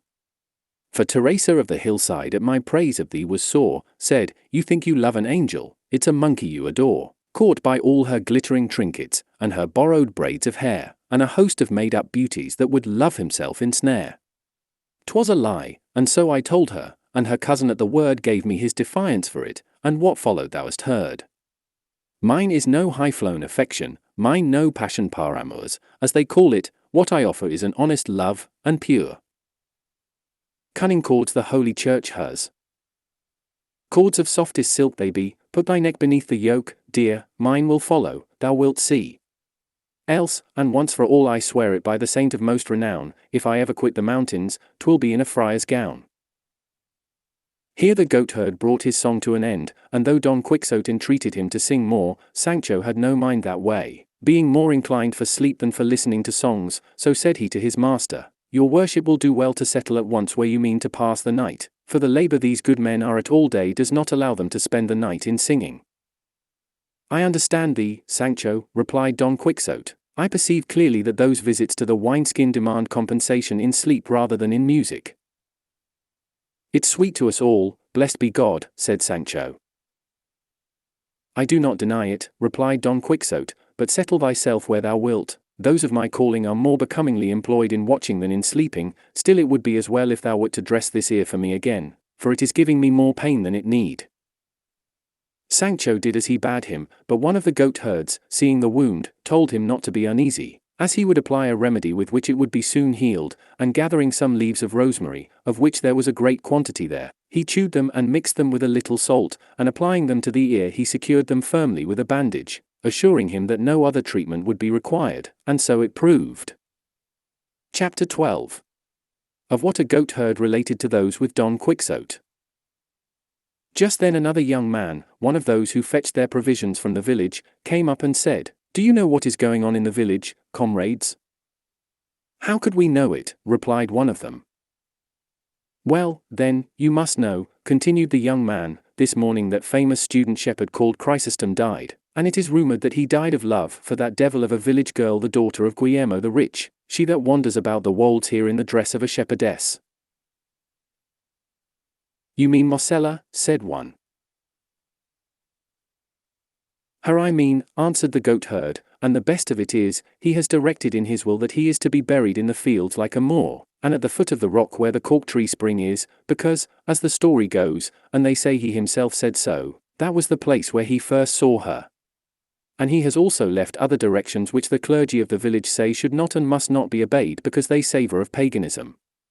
To all which his great friend Ambrosio the student, he who, like him, also went dressed as a shepherd, replies that everything must be done without any omission according to the directions left by Chrysostom, and about this the village is all in commotion. However, report says that, after all, what Ambrosio and all the shepherds his friends desire will be done, and tomorrow they are coming to bury him with great ceremony where I said, I am sure it will be something worth seeing. At least I will not fail to go and see it even if I knew I should not return to the village tomorrow." "We will do the same," answered the goatherds, "and cast lots to see who must stay to mind the goats of all." "Thou sayest well, Pedro," said one, "though there will be no need of taking that trouble, for I will stay behind for all. And don't suppose it is virtue or want of curiosity in me, it is that the splinter that ran into my foot the other day will not let me walk." "For all that, we thank thee," answered Pedro. Don Quixote asked Pedro to tell him who the dead man was and who the shepherdess, to which Pedro replied that all he knew was that the dead man was a wealthy gentleman belonging to a village in those mountains, who had been a student at Salamanca for many years, at the end of which he returned to his village with the reputation of being very learned and deeply read. Above all, they said, he was learned in the science of the stars and of what went on yonder in the heavens, and the sun and the moon. For he told us of the cris of the sun and moon to exact time. "Eclipse it is called, friend, not cris, the darkening of those two luminaries," said Don Quixote, but Pedro, not troubling himself with trifles, went on with his story, saying, also he foretold when the year was going to be one of abundance or estility. "Sterility, you mean," said Don Quixote. "Sterility or estility," answered Pedro, "it is all the same in the end. And I can tell you that by this his father and friends who believed him grew very rich, because they did as he advised them, bidding them, sow barley this year, not wheat, this year you may sow pulse and not barley, the next there will be a full oil crop, and the 3 following not a drop will be got." "That science is called astrology," said Don Quixote. "I do not know what it is called," replied Pedro, "but I know that he knew all this and more besides." But, to make an end, not many months had passed after he returned from Salamanca, when one day he appeared dressed as a shepherd with his crook and sheepskin, having put off the long gown he wore as a scholar, and at the same time his great friend, Ambrosio by name, who had been his companion in his studies, took to the shepherd's dress with him. I forgot to say that Chrysostom, who is dead, was a great man for writing verses, so much so that he made carols for Christmas Eve, and plays for Corpus Christi, which the young men of our village acted, and all said they were excellent. When the villagers saw the 2 scholars so unexpectedly appearing in shepherd's dress, they were lost in wonder, and could not guess what had led them to make so extraordinary a change. About this time the father of our Chrysostom died, and he was left heir to a large amount of property in chattels as well as in land, no small number of cattle and sheep, and a large sum of money, of all of which the young man was left dissolute owner. And indeed he was deserving of it all, for he was a very good comrade, and kind-hearted, and a friend of worthy folk, and had a countenance like a benediction. Presently it came to be known, that he had changed his dress with no other object than to wander about these wastes after that shepherdess Marcella our lad mentioned a while ago, with whom the deceased Chrysostom had fallen in love. And I must tell you now, for it is well you should know it, who this girl is, perhaps, and even without any perhaps, you will not have heard anything like it all the days of your life, though you should live more years than Sana.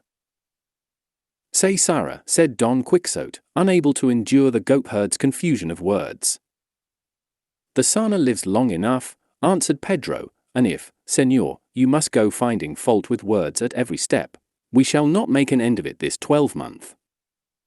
Pardon me, friend, said Don Quixote, but as there is such a difference between Sana and Sara, I told you of it. However, you have answered very rightly, for Sana lives longer than Sara, so continue your story, and I will not object any more to anything. I say then, my dear sir, said the goatherd, that in our village there was a farmer even richer than the father of Chrysostom, who was named Guillermo, and upon whom God bestowed, over and above great wealth, a daughter at whose birth her mother died. The most respected woman there was in this neighborhood. I fancy I can see her now with that countenance which had the sun on one side and the moon on the other, and moreover active, and kind to the poor, for which I trust that at the present moment her soul is in bliss with God in the other world. Her husband Guillermo died of grief at the death of so good a wife, leaving his daughter Marcella, a child and rich, to the care of an uncle of hers, a priest and prebendary in our village. The girl grew up with such beauty that it reminded us of her mother's, which was very great, and yet it was thought that the daughters would exceed it, and so when she reached the age of 14 to 15 years nobody beheld her but blessed God that had made her so beautiful, and the greater number were in love with her past redemption. Her uncle kept her in great seclusion and retirement, but for all that the fame of her great beauty spread so that, as well for it as for her great wealth, her uncle was asked, solicited, and importuned, to give her in marriage not only by those of our town, but of those many leagues round, and by the persons of highest quality in them. But he, being a good Christian man, though he desired to give her in marriage at once, seeing her to be old enough, was unwilling to do so without her consent, not that he had any eye to the gain and profit which the custody of the girl's property brought him while he put off her marriage, and, faith, this was said in praise of the good priest in more than one set in the town. For I would have you know, Sir Errant, that in these little villages everything is talked about and everything is carped at, and rest assured, as I am, that the priest must be over and above good who forces his parishioners to speak well of him, especially in villages. That is the truth, said Don Quixote, but go on, for the story is very good, and you, good Pedro, tell it with very good grace. May that of the Lord not be wanting to me, said Pedro, that is the one to have.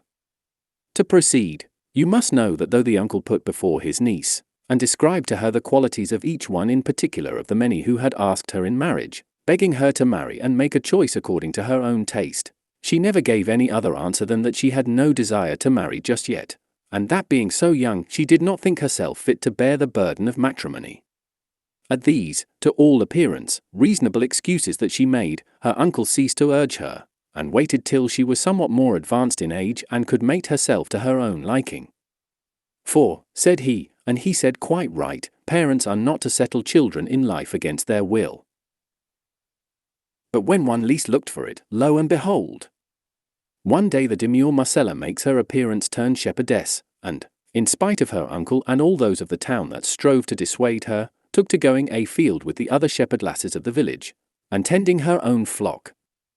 And so, since she appeared in public, and her beauty came to be seen openly, I could not well tell you how many rich youths, gentlemen and peasants, have adopted the costume of Chrysostom, and go about these fields making love to her. One of these, as has been already said, was our deceased friend, of whom they say that he did not love but adore her. But you must not suppose, because Marcella chose a life of such liberty and independence, and of so little or rather no retirement, that she has given any occasion, or even the semblance of one, for disparagement of her purity and modesty. On the contrary, such and so great is the vigilance with which she watches over her honor, that of all those that court and woo her not one has boasted, or can with truth boast, that she has given him any hope however small of obtaining his desire. For although she does not avoid or shun the society and conversation of the shepherds, and treats them courteously and kindly, should any one of them come to declare his intention to her, though it be one as proper and holy as that of matrimony, she flings him from her like a catapult. And with this kind of disposition she does more harm in this country than if the plague had got into it. For her affability and her beauty draw on the hearts of those that associate with her to love her and to court her. But her scorn and her frankness bring them to the brink of despair, and so they know not what to say save to proclaim her aloud cruel and hard-hearted, and other names of the same sort which well describe the nature of her character. And if you should remain here any time, Señor, you would hear these hills and valleys resounding with the lament of the rejected ones who pursue her. Not far from this there is a spot where there are a couple of dozen of tall beeches, and there is not one of them but has carved and written on its smooth bark the name of Marcella, and above some a crown carved on the same tree, as though her lover would say more plainly that Marcella wore, and deserved, that of all human beauty. Here one shepherd is sighing, there another is lamenting, their love songs are heard, here despairing elegies. One will pass all the hours of the night seated at the foot of some oak or rock, and there, without having closed his weeping eyes, the sun finds him in the morning bemused and bereft of sense, and another without relief or respite to his sighs, stretched on the burning sand in the full heat of the sultry summer noontide, makes his appeal to the compassionate heavens, and over one and the other, over these and all, the beautiful Marcella triumphs free and careless. And all of us that know her are waiting to see what her pride will come to, and who is to be the happy man that will succeed in taming a nature so formidable and gaining possession of a beauty so supreme. All that I have told you being such well-established truth, I am persuaded that what they say of the cause of Chrysostom's death, as our lad told us, is the same. And so I advise you, Señor, fail not to be present tomorrow at his burial, which will be well worth seeing, for Chrysostom had many friends, and it is not half a league from this place to where he directed he should be buried. I will make a point of it, said Don Quixote, and I thank you for the pleasure you have given me by relating so interesting a tale. Oh, said the goatherd, I do not know even the half of what has happened to the lovers of Marcella, but perhaps tomorrow we may fall in with some shepherd on the road who can tell us, and now it will be well for you to go and sleep under cover, for the night air may hurt your wound, though with the remedy I have applied to you there is no fear of an untoward result. Sancho Panza, who was wishing the goatherd's loquacity at the devil, on his part begged his master to go into Pedro's hut to sleep. He did so, and passed all the rest of the night in thinking of his lady Dulcinea, in imitation of the lovers of Marcella. Sancho Panza settled himself between Rocinante and his ass, and slept, not like a lover who had been discarded, but like a man who had been soundly kicked. Chapter 13. In which is ended the story of the shepherdess Marcella, with other incidents. But hardly had day begun to show itself through the balconies of the east, when 5 of the 6 goatherds came to rouse Don Quixote and tell him that if he was still of a mind to go and see the famous burial of Chrysostom, they would bear him company. Don Quixote, who desired nothing better, rose and ordered Sancho to saddle and panel at once, which he did with all despatch, and with the same they all set out forthwith. They had not gone a quarter of a league when at the meeting of 2 paths they saw coming towards them some 6 shepherds dressed in black sheepskins, and with their heads crowned with garlands of cypress and bitter oleander. Each of them carried a stout holly staff in his hand, and along with them there came 2 men of quality on horseback in handsome travelling dress, with 3 servants on foot accompanying them. Courteous salutations were exchanged on meeting, and inquiring one of the other which way each party was going, they learned that all were bound for the scene of the burial, so they went on all together. One of those on horseback addressing his companion said to him, It seems to me, Señor Vivaldo, that we may reckon as well spent the delay we shall incur in seeing this remarkable funeral, for remarkable it cannot but be judging by the strange things these shepherds have told us, of both the dead shepherd and homicide shepherdess. So I think too, replied Vivaldo, and I would delay not to say a day, but 4, for the sake of seeing it. Don Quixote asked them what it was they had heard of Marcella and Chrysostom. The traveller answered that the same morning they had met these shepherds, and seeing them dressed in this mournful fashion, they had asked them the reason of their appearing in such a guise, which one of them gave, describing the strange behaviour and beauty of a shepherdess called Marcella, and the loves of many who courted her, together with the death of that Chrysostom to whose burial they were going. In short, he repeated all that Pedro had related to Don Quixote. This conversation dropped, and another was commenced by him who was called Vivaldo, asking Don Quixote what was the reason that led him to go armed in that fashion, in a country so peaceful. To which Don Quixote replied, The pursuit of my calling does not allow or permit me to go in any other fashion. Easy life, enjoyment, and repose were invented for soft courtiers, but toil, unrest, and arms were invented and made for those alone whom the world calls knights-errant, of whom I, though unworthy, am the least of all." The instant they heard this all set him down as mad, and the better to settle the point and discover what kind of madness his was, Vivaldo proceeded to ask him what knights-errant meant. "Have not your worships," replied Don Quixote, "read the annals and histories of England, in which are recorded the famous deeds of King Arthur, whom we in our popular Castilian invariably call King Artus, with regard to whom it is an ancient tradition, and commonly received all over that kingdom of Great Britain, that this king did not die, but was changed by magic art into a raven, and that in process of time he is to return to reign and recover his kingdom and scepter, for which reason it cannot be proved that from that time to this any Englishman ever killed a raven? Well, then, in the time of this good king that famous order of chivalry of the Knights of the Round Table was instituted, and the amour of Don Lancelot of the Lake with the Queen Guinevere occurred, precisely as is there related, the go-between and confidant therein being the highly honourable Dame Quintanona, whence came that ballad so well known and widely spread in our Spain. Oh, never surely was there knight so served by hand of dame, as served was he Sir Lancelot hight when he from Britain came, with all the sweet and delectable course of his achievements in love and war. Handed down from that time, then, this order of chivalry went on extending and spreading itself over many and various parts of the world, and in it, famous and renowned for their deeds, were the mighty Amadis of Gaul with all his sons and descendants to the 5th generation, and the valiant Felix Mart of Hyrcania, and the never sufficiently praised Tirante el Blanco, and in our own days almost we have seen and heard and talked with the invincible knight Don Belianis of Greece. This, then, sirs, is to be a knight-errant, and what I have spoken of is the order of his chivalry, of which, as I have already said, I, though a sinner, have made profession, and what the aforesaid knights professed that same do I profess, and so I go through these solitudes and wild-seeking adventures, resolved in soul to oppose my arm and person to the most perilous that fortune may offer me in aid of the weak and needy." By these words of his the travellers were able to satisfy themselves of Don Quixote's being out of his senses, and of the form of madness that overmastered him, at which they felt the same astonishment that all felt on first becoming acquainted with it, and Vivaldo, who was a person of great shrewdness and of a lively temperament, in order to beguile the short journey which they said was required to reach the mountain, the scene of the burial, sought to give him an opportunity of going on with his absurdities. So he said to him, "It seems to me, Señor Knight-errant, that your worship has made choice of one of the most austere professions in the world, and I imagine even that of the Carthusian monks is not so austere." "As austere it may perhaps be," replied our Don Quixote, "but so necessary for the world I am very much inclined to doubt. For, if the truth is to be told, the soldier who executes what his captain orders does no less than the captain himself who gives the order. My meaning is, that churchmen in peace and quiet pray to heaven for the welfare of the world, but we soldiers and knights carry into effect what they pray for, defending it with the might of our arms and the edge of our swords, not under shelter but in the open air, a target for the intolerable rays of the sun in summer and the piercing frosts of winter. Thus are we God's ministers on earth and the arms by which his justice is done therein.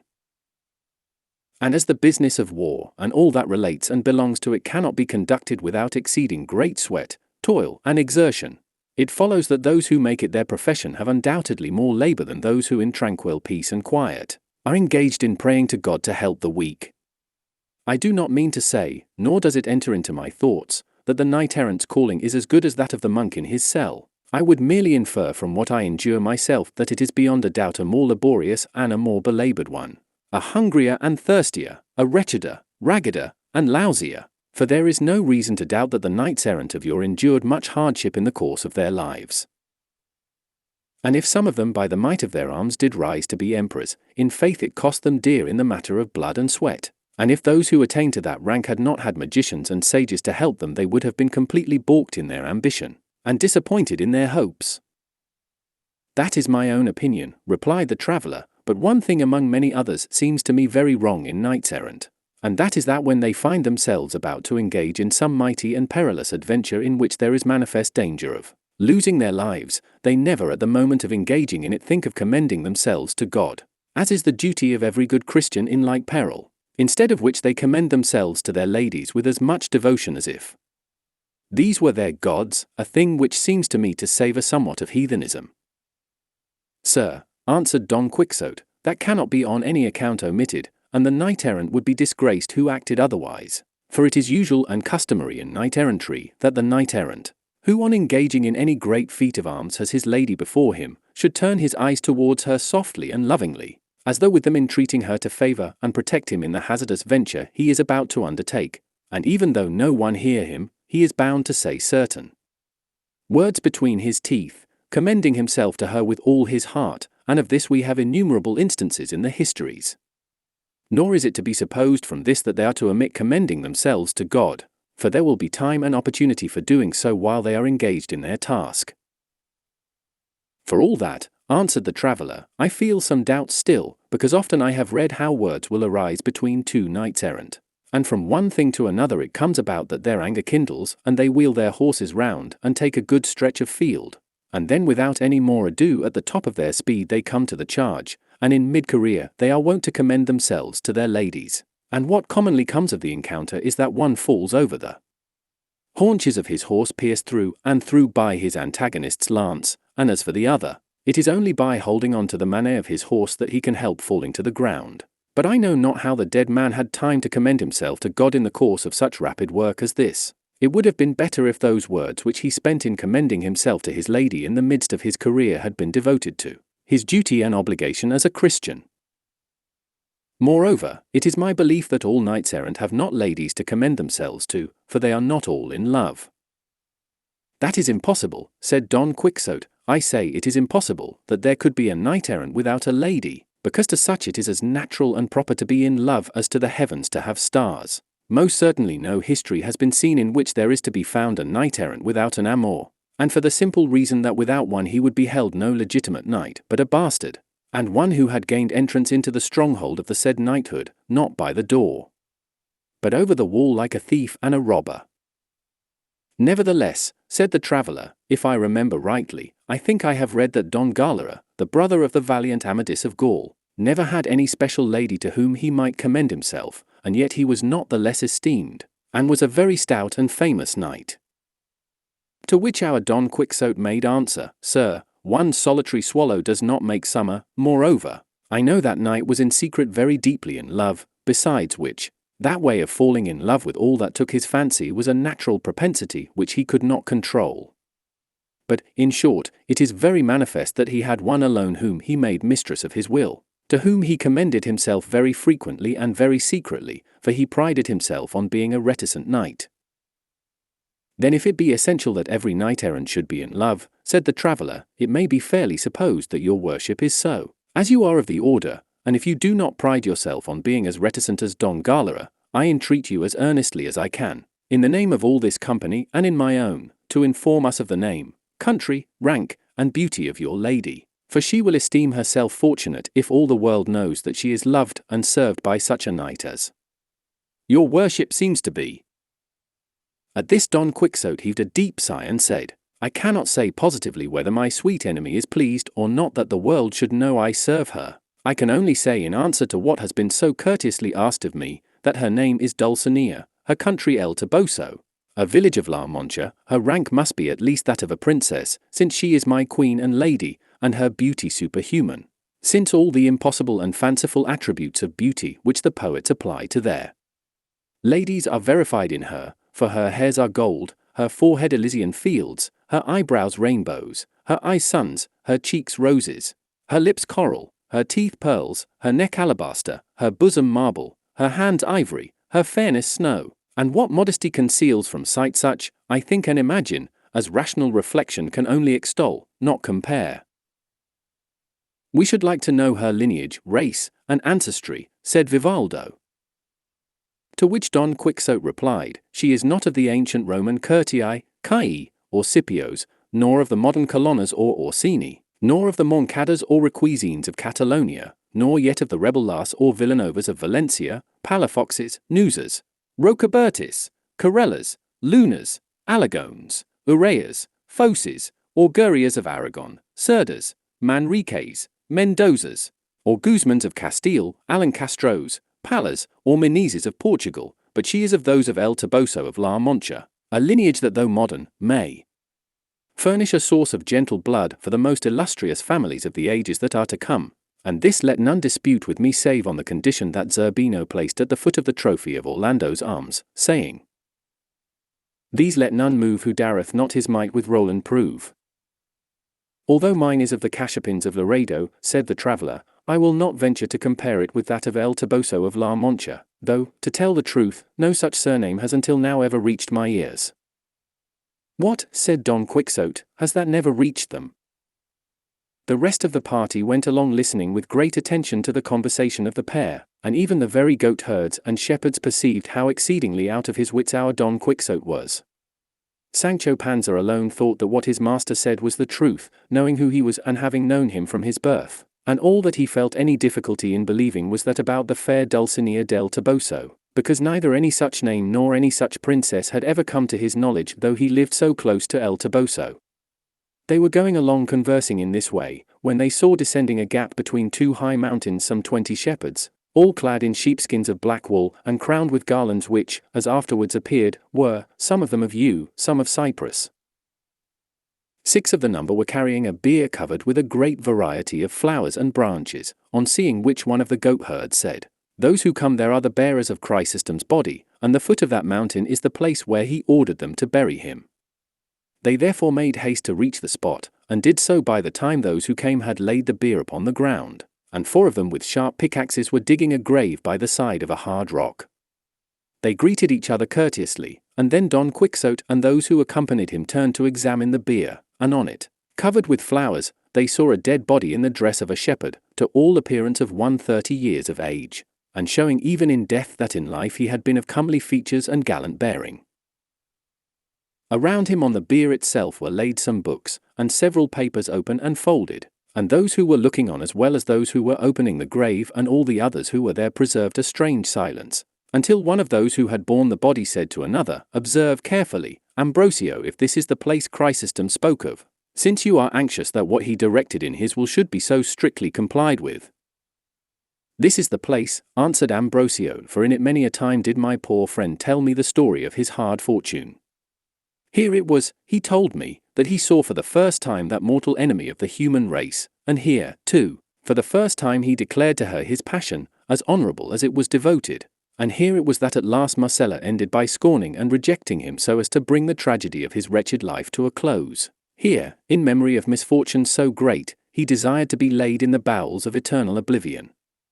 Then turning to Don Quixote and the travellers he went on to say, That body, sirs, on which you are looking with compassionate eyes, was the abode of a soul on which heaven bestowed a vast share of its riches. That is the body of Chrysostom, who was unrivalled in wit, unequalled in courtesy, unapproached in gentle bearing, a phoenix in friendship, generous without limit, grave without arrogance, gay without vulgarity, and, in short, first in all that constitutes goodness and second to none in all that makes up misfortune. He loved deeply, he was hated, he adored, he was scorned, he wooed a wild beast, he pleaded with marble, he pursued the wind, he cried to the wilderness, he served ingratitude, and for reward was made the prey of death in the mid-course of life, cut short by a shepherdess whom he sought to immortalize in the memory of man, as these papers, which you see could fully prove, had he not commanded me to consign them to the fire after having consigned his body to the earth.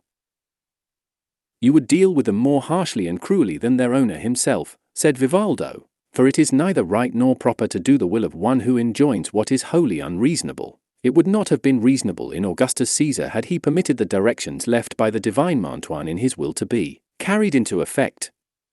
So that, Señor Ambrosio, while you consign your friend's body to the earth, you should not consign his writings to oblivion. For if he gave the order in bitterness of heart, it is not right that you should irrationally obey it.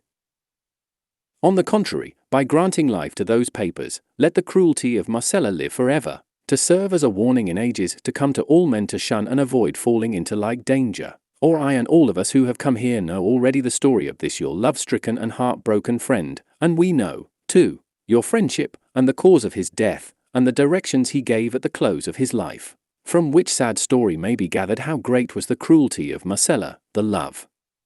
of Chrysostom, and the loyalty of your friendship, together with the end awaiting those who pursue rashly the path that insane passion opens to their eyes.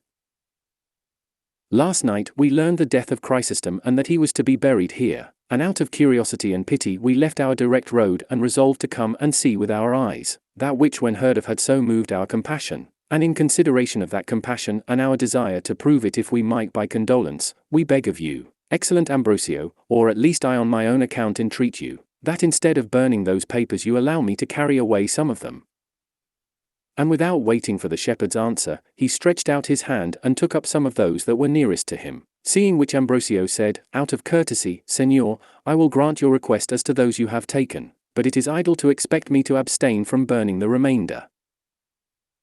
Vivaldo, who was eager to see what the papers contained, opened one of them at once, and saw that its title was Lay of Despair. Ambrosio hearing it said, that is the last paper the unhappy man wrote, and that you may see, Señor, to what an end his misfortunes brought him, read it so that you may be heard, for you will have time enough for that while we are waiting for the grave to be dug. I will do so very willingly, said Vivaldo, and as all the bystanders were equally eager, they gathered round him, and he, reading in a loud voice, found that it ran as follows. Stay tuned for new chapters, subscribe now to Atlas Audiobooks and take your knowledge to the next level.